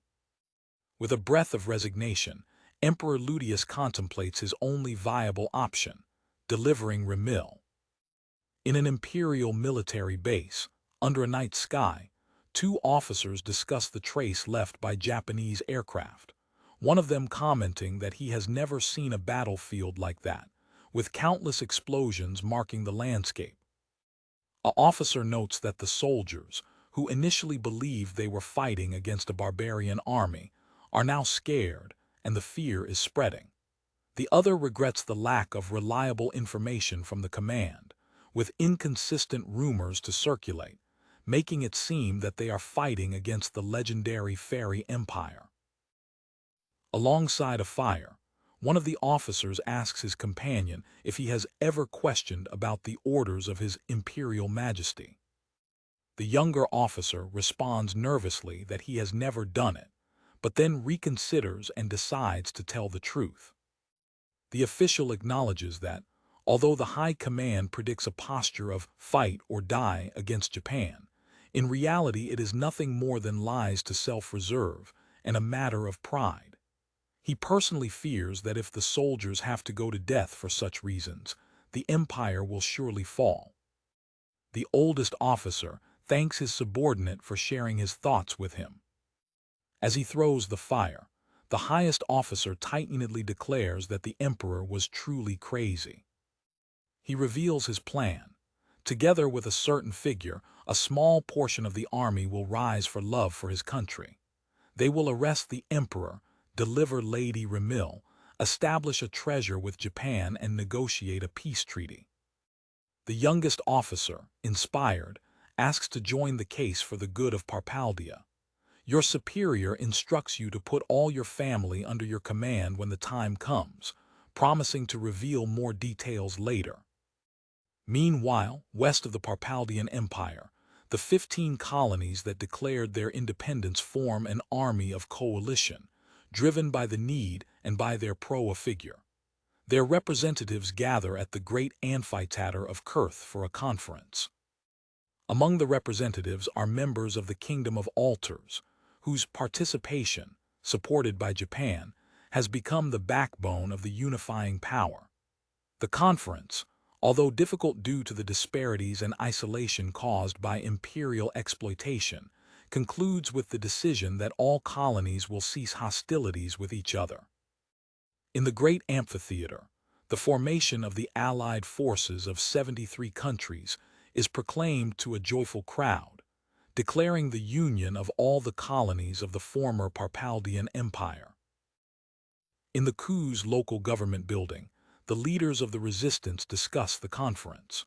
One of them expresses their dissatisfaction with the fact that Altaras depend on the power of Japan, while another argues that self-government is a passing idea and that they must adopt an approach of waiting, since they don't have an army to fight. A member of the resistance, angry, beat at the table, questioning the purpose of joining the anti-Parpalian movement if they are told to return home and live in peace in such violent times. A newly arrived enters the room, commenting that the man seems unhappy with the result of the conference. The leader of resistance asks him who he is. The young man presents the newly arrived as Karuma-san, the coordinator of the resistance movement. Another man, Haki of Kuz, thanked Karuma, claiming that it was thanks to him that his armed lifting was a success. A man named Migo of Kurth approaches Karuma, giving him the welcome as the heroes who made the revolt possible and offering him stolen wine from the empire. Karuma accepts the offer and drinks the wine with taste. With a pleasant smile, Karuma commented on the quality of the imperial wine. After recovering the breath, Karuma goes to Migo, asking him if he would like to join him to overthrow the Parpalian Empire. Migo, skeptical, points out that they don't have wyverns or lindworms. Eating with a vorax appetite, Karuma assures you that there is no problem as it can provide them with 100 wyverns of the Kingdom of Reem. Resistance leaders are shocked to know that Karuma is from the Kingdom of Reem. Migo asks what your goal is, and Karuma swears you that they are the war repairs, gold, water transport, magical stone mines, etc. With a dramatic floor, Karuma declares his plan: to take advantage of chaos, take over the imperial continent, and when Japan emerges victorious, they, as minor winners, will also require war repairs. He encourages Migo, telling him that it is his opportunity to turn the game against the empire that has always explored them. Migo, convinced, stretches a map on the table and asks Karuma what your strategy is. With a malicious smile, Karuma confirms that he has a plan. By pointing to the map, Karuma asks others if they are familiar with Aruni, a regional city that is located on the main highway. Migo explains that, from the territory of Kurth, passing through the control place, it reaches the holy city of Parnius, and from there, to the imperial capital, Estharan. He notes that the greatest force of the imperial army is stationed in Aruni. Karuma points to a hill area on the map and asks Migo what he recognizes there. When Migo replies that they are nothing more than hills, Karuma laughs maliciously, revealing his plan: let us attract the imperial army here. The final scene shows the regional city of Aruni, the next stage of the conflict that is coming. In the accidented region of Kurth, north of the regional city of Aruni, the Allied forces gathered for the confrontation. In response, the Imperial Army of Parpalia sent a quick response force. The march took place under an uninterrupted rain that turned the betrayal ground into a thunderland, making the transport of the large number of cannons almost impossible. As the rebel army began its angry burden, an imperial commander observed with disdain, questioning with sarcasm whether the people of the colonies really believed they could win. The order was given to shoot the magical cannons, and a rough hole echoed through the battlefield filled with the rain. Although they suffered low with the artillery explosions, the rebellion forces did not vacillate, continuing their implacable advance between the lame and the bodies of their companions. The imperial officers observed with increasing concern, as the imperial army's impotence did not decrease, even under the fire of the cannons. One of them regretted the insufficient number of artillery pieces and cursed the torrent rain. To keep the advance, the Empire's war beasts, the giant lintworms, entered the refreshment. Suddenly, an imperial soldier mounted in one of the colossus of war noticed a new threat: horse archer flanking their position. A commander, confident in the superiority of his beasts, ordered the lintworms to advance and burn the enemy archers, deceiving their small archers as useless against the curved creatures. Observing at a distance, the rebel's strategist, Karuma, smiled with maliciousness and encouraged his horse archers to show their true power. The archaeologists pushed an unknown weapon, an arc of strange appearance that, although heavy at the beginning, became light when completely pulled, allowing a perfect and concentrated look. With a deadly accuracy, a shot flame from one of the composed arcs crossed the air and hit the head of a lintworm, making the giant beast collapse instantly. A triumphal scream echoed among the rebels as they witnessed the fall of the dragon of the earth.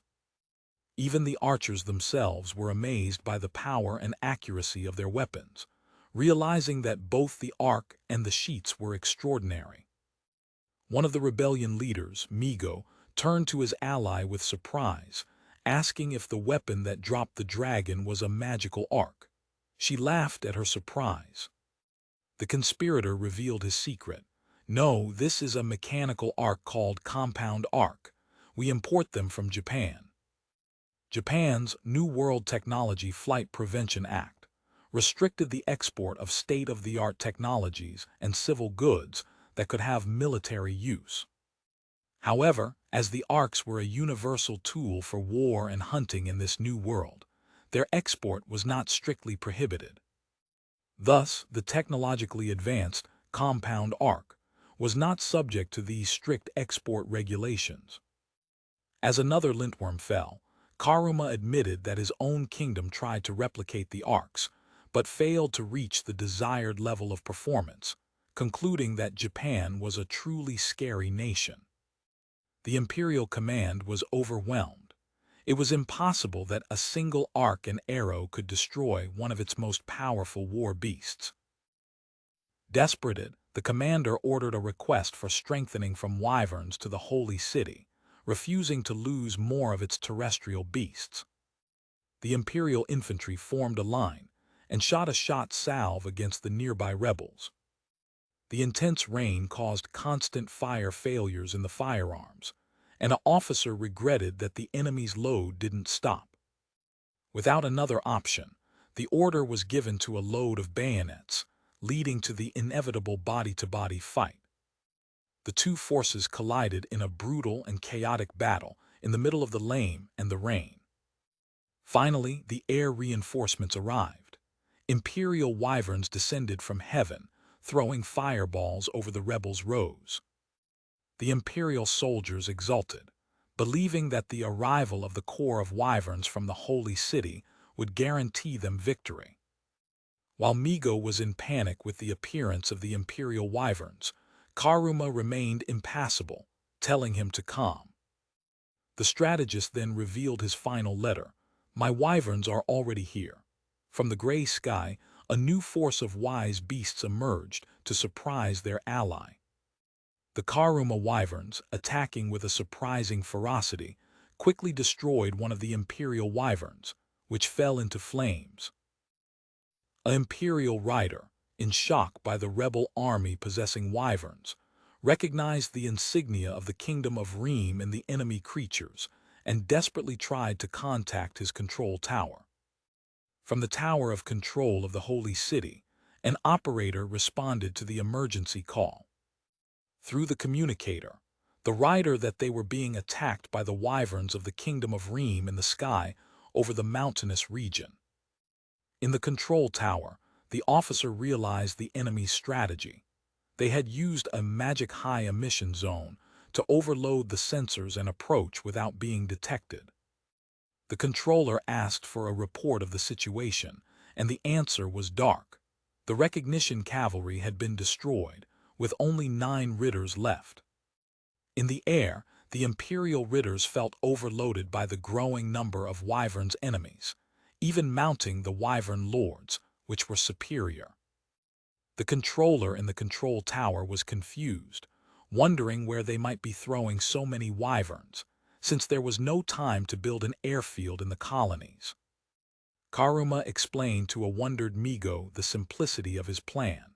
The mountainous region was so full of manas that the Wyverns could fly even without an airfield with magical stones. As an illustrative map, the Wyverns had been transported by land from the Kingdom of Reem. With a threatening look, Karuma ordered the final attack. With a cry of revenge, Karuma declared that he would burn the Empire to the ash with the flames of hell. Migo screamed horrifying when he saw that his own troops were being hit by the friend's fire. Karuma, however, discarded the concern, explaining that the properties of the area inevitably enlarged the power of the fireballs of the Wyverns. With a maniac throat, he declared that it was a small sacrifice to pay for victory. Far from the battlefield, in the cabinet of the commander in the imperial capital, Estherant, the tension was palpable. A police officer came to submit another disastrous report. The commander, exhausted by the succession of bad news since the beginning of the war with Japan, prepared for the worst. The news was a devastating blow. Under the attack of the Allied forces, Aruni fell. The commander was unbelieved. Rejecting to accept the defeat for a great rebellion army, the commander blamed Japan. The subordinate corrected it, explaining that the Wyverns of the Kingdom of Reem had joined the rebels. The revelation left the commander completely confused and without words. Meanwhile, in his mansion, the director Kaios went to his office. The strategist activated a secret passage, hidden behind a box of books. Inside, his counterpart, Sir Enos, approached a hidden communication equipment. Enos made an emergency call to his contact in Japan, Mr. Asada, informing him that the schedule had been accelerated and that they were launching the coup. On the other side of the line, Asada acknowledged that, although they were controlling the movements of the Allied army through the altars, the entry of the Kingdom of Reem into the war had been an unexpected development. However, Asada assured Enos that, as Japan had diplomatic ties with Reem, it would try to request its withdrawal from the conflict. Relieved, Enos expressed his gratitude. The connection ended with a mutual promise from Kaios and Asada. The dialogue with Japan was always open, and they would meet to sign a peace treaty. After their victory in the previous battle, the rebellion Allied forces established control over the regional city of Aruni. Within the walls of the city, the rebellion soldiers celebrate their conquest, a crucial step in their campaign against the empire. The rebellion strategist, Karuma, excels with the success of his plan, declaring that capturing Aruni is like putting a hole in the throat of the empire. His ally, Migo, asks if the plan now is simply to expect Japan to defeat the empire, but Karuma, with an ambitious smile, reveals that his own goals have become greater. Meanwhile, in the imperial capital, Estherant, a faction of the army disconnected with the course of the war begins its march, giving start to a coup d'etat. Led by Director Kaios, the striking soldiers move forward with the aim of taking power and changing the fate of the nation. The troops march in disciplined formation along the long path that leads to Parity's palace, the center of imperial power. The coup operation takes place in multiple locations at the same time. While a deployment near Lady Remil's mansion, other groups enter Parity's palace to take control of the administrative board and the commander's office. One of the leaders of the coup ahead of the ornamented doors of a high-level cabinet, preparing to confront military leadership. Sir Enos, the extravagant Kaios fellow, dramatically gives the order to start the operation. The soldiers forcefully shut down the door of a meeting room, marking the beginning of taking control of the government. The striking troops rush through the hall of the administrative council, surprised the officers gathered there. A striking officer informs the shocked council members that, from that moment, they are in control, ordering no one to move. At the same time, in the cabinet of the Supreme Commander, a group of officers confront the Commander Ard. The head of the officers informs an Atonite Ard that they are taking control of the army to save their homeland. Angry, Commander Ard beat the secretary, accusing them of betrayal as they launched a revolution during a national crisis. The camera focuses on the face of one of the revolutionary officers, whose expression shows an unbeatable determination. The officer pulls out of his sword and points it to Ard, reiterating that it was the high command that created the crisis by underestimating Japan and starting the war. The officer accuses Ard of the grave sin of sending the empire's elite to death and orders his men to arrest him. Ard dishonors his captors, claiming that a revolution without a leader or a fair cause is destined to failure. A mysterious voice, represented by the meow of a cat, intervenes, claiming that they already have a leader. To surprise everyone, the imperial counselor Lupasa enters the room, calmly holding one of his many cats. The Ard commander is Bakiaberto, with the unexpected appearance of the emperor's counselor. Lupasa calmly clarifies that, despite his presence, he is not the leader of the coup. The coup reaches its climax when Kaios and his men enter the private retirement of Emperor Ludius, who, sitting, requires an explanation. Kaios declared himself the new head of state, announcing that he took control of the army and government to negotiate peace with Japan and the coalition of the 73 nations. Ludius accepts the situation with a calm resignation, saying he hopes that the imperial family will be treated with respect due to his past actions. Kaios guarantees a contingent lifestyle for the imperial family, but makes it clear that they will be permanently removed from politics and will have to support the new system. The strategist formally asks the monarch for his decision on the terms presented. In an internal monologue, Ludius acknowledges the competence of Kaios, regretting that it is already too late to reverse the situation.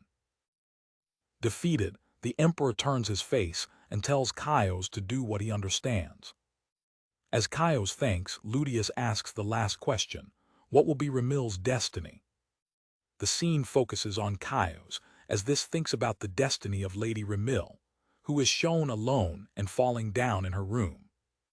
Kaios reveals his plan: Remil will be delivered to Japan. At the same time, her soldiers come to her mansion to arrest her. A servant attempts to prevent the soldiers from entering, claiming that Lady Remil is resting. Without hesitation, one of the soldiers removes the creature to the force. The soldiers use a mallet to break the closed door of Remil's room. Remil's personal creature screams in despair, calling them monsters. After they shut down the door, the soldiers invade the room and surround the bed. When they pull out the lenses, they find, for their surprise, that the bed is empty and Remil has disappeared. An officer communicates to Caius the failure of the capture of Remil, while the deposited Emperor Ludius observes with a atrocist smile. Caius ranks his teeth of anger, realizing that Remil's escape is a colossal mistake that compromises his plans at a crucial moment. At a moment of reflection, Caius remembers the words of Ard, who warned him that he would also be on the loser's side if he did not make peace with Japan immediately. An angry officer orders his men to vasculate the vicinity and not let Remil escape in any way. The soldiers interrogate the slave, who, despite being intimidated, claims not to know of her lady's parade. The officer orders a thorough search throughout the mansion, suspecting that there may be a secret room. Abroad, two soldiers discuss the possible escape routes, discarding the immense forest in the back as an unlikely way for a noble. The responsible officer confirms that she did not leave the main entrances, focusing the search on the mansion's ground. Contrary to the soldiers' assumptions, Lady Remil is shown to run desperately and breathlessly through the same forest they considered unlikely. A close plan reveals the face of Remil, marked by panic, exhaustion, and sweat. The noble fugitive continues her race through the dense forest, with her mansion now far from the bottom. The scene shifts to a peaceful view of the ocean at sunset, indicating a change in scenario and narrative focus. In a port city, the ruins of a marine general quarter serve as a background to an improvised memorial to Vice Admiral Barth. A man of sandals carrying a balda and a spray walks through the shore. The man, Selgia, approaches the memorial to honor his deceased friend. Selgia speaks with the portrait of Barth, apologizing for her delayed visit, which dissolves a memory of her days in the military academy. In a flashback, a young Selgia defeats alone a group of older cadets who were tormenting his friend. A young Barth runs to the site, shocked to see Selgia faced and defeated the aggressors alone. Selgia takes all responsibility for the struggle, saying to Barth that there is no problem in being expelled, because the future of the Navy is in Barth's hands. Barth protested vigorously, saying Selgia was dragged to the struggle for his cause and that he could ask his father to intervene. Selgia goes away, telling her friend of humble origins to focus on making the Imperial Navy the most powerful in the world. As Selgia leaves the academy, a disappointed Barth screams his name. Years later, now Admiral Barth encounters Selgia to work as a clerk at the naval base and offers him a place in his crew. Barth sincerely tells him that Selgia is his benefactor and that he would not be able to rest in peace if he died with that debt to pay. Selgia rejects the offer with an ironic smile, grating that a Zelador does not die in battle and that a seafarer lives longer if he has affairs pending on land. Barth laughs with Will and tells Selgia to look for him if he ever is in trouble, promising that he will help him. Back to the present, Selgia, in front of the memorial, regrets her impotence, questioning what she can do now that her friend is dead and her homeland is in crisis. Abated, Selgia walked through the quiet streets of the port city during the night. A detailed plan shows a few decayed feet walking over the stone floor spent on a dark foam. The legs belong to a desalinated and exhausted Lady Remil, who walks through a stick, carrying her broken shoes. From the distance, Selgia sees the figure of the woman in trouble. The roads of Selgia and Remil cross in the same dark foam, both unconscious of each other's identity. An approximate plan shows the jump out of one of Remil's high-quality shoes. The vision of the woman in trouble draws the attention of Selgia. He approaches back and scares the already nervous Remil by asking him if he's okay. By seeing the jump broken, Selgia offers to fix it. She sits and while working asks the woman where she came from, claiming to know the port well. While handling the shoe, Selgia repairs in its excellent manufacturing quality. Ramil observes him with an expression of concern, fearful of the stranger's intentions. Selgia notes that, despite its dirty, her clothes are also of a thin and well-fitted fabric. With skill, Selgia can repair the shoe and deliver it to Ramil. In a pure instinctive gesture, Ramil stretches his foot, hoping that he will fit him, as a servant would do. He calls for, and this unconscious gesture of sovereignty reveals to him that that woman is used to being served. Ramil gets shocked, immediately realizing his mistake and what this reveals about his condition. Selgia kneels in front of the woman in panic, puts the shoes on the ground and tells her that she considers it a noble birth. With his eyes filling with tears, Ramil realizes that his identity has been discovered. When she sees despair in her face, Selgia's expression becomes serious and determined, deciding that she has to help that mysterious noble. In a dark hole, Selgia, kneeling in front of an unleashed Ramil, tells her that she considers it a noble birth. He thinks in silence whether her situation is due to a Japanese attack or a family dispute. The noble fugitive looks at him with an expression of pure despair and exhaust. The man offers himself to take it to the nearby naval base for his protection, claiming that, as a simple clerk, he will not intromitter in his affairs. The offer leaves Ramil visibly shocked and scared. Recovering the voice, she accuses him angrily of trying to sell to Japan. In despair, she remembers the broken promise of the emperor, which had guaranteed her safety. Selgia tries to calm her, insisting that everything is just a misunderstanding. Decided not to give up, the noble decides that her story cannot end there. In an act of despair, she pulls out of an adaga, determined to kill the man she thinks is her captor. With a cry of anger, Ramil attacks, but Selgia quickly escapes the knife. The desperate noble invests again, screaming for him to die. With a surprising speed, the healer deviates from the attack and catches Ramil's pulse. In a fluid and trained movement, he disarms it, catching the adaga in the air. Ramil becomes crazy, completely surprised by her opponent's unexpected skill. Without hesitation, Selgia throws a roast, imbalancing it and violently throwing it to the ground. With the shirt broken by the confrontation, revealing a muscular physicist, the clerk pairs on Ramil, commenting on her murderous intention and doubting that she is a good lady. Defeated and impotent, she can only gem in the cold floor of the veil. Terrified, Ramil returns as Selgia approaches, praying for him to stay away.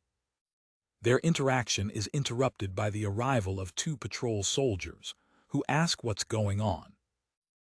The clerk explains that the young woman attacked him with a knife, and the soldiers, surprised to find soldiers there, look at the falling woman. One of the soldiers ordered Ramil to lift his head so that he could identify her.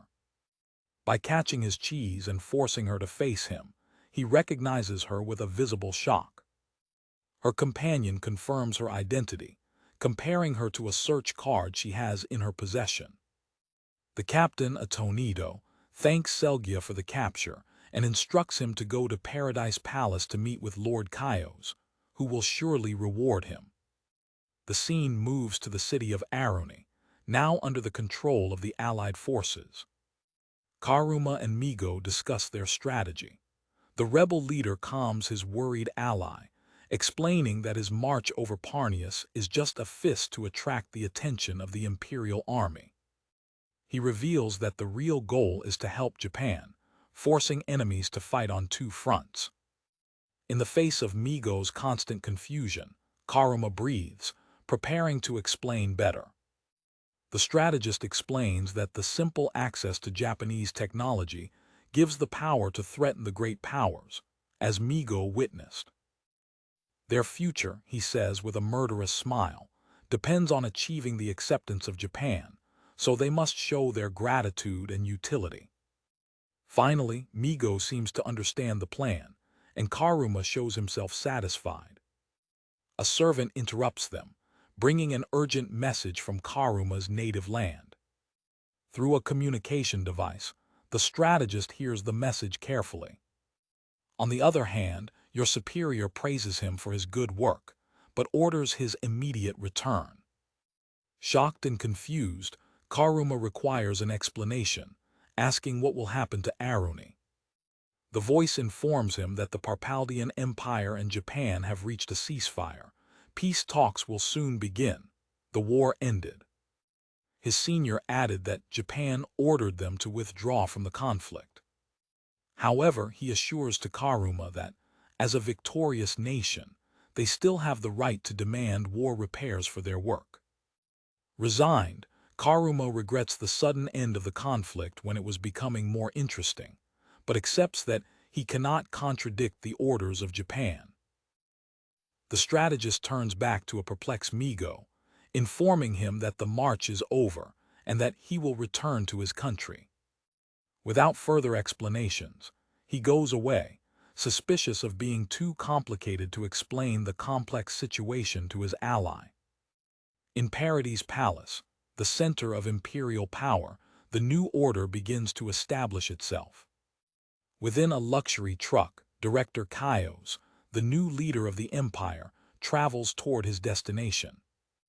In the roofs of the palace, his collaborators observe the departure of the deposed emperor and comment that, thanks to Lupas's work on the backdrop, the transitional government is working without trouble. Kaios, now under control, announces to his men that he will personally negotiate peace with Japan, delegating the negotiations with the former colonies to Elto and to the First Foreign Affairs Cabinet. While walking through a palace corridor with Ainos, the strategist gives his first order, delivering Remil to Japan as soon as possible, escorting her to a special prison in the old castle. The scene shows Remil, now imprisoned and impotent behind the grades of a cell. It is transported in an improvised car, pulled by horses through the roads of the empire. The procession, composed of the ornamented Kaios car and the modest Remil prison car, follows its way through the rural landscapes, symbolizing the transfer of power and the sealed fate of the noble. Within his moving cell, Remil, with an iron ball cornered to the turtle, sits out. His future is now in the hands of his enemies.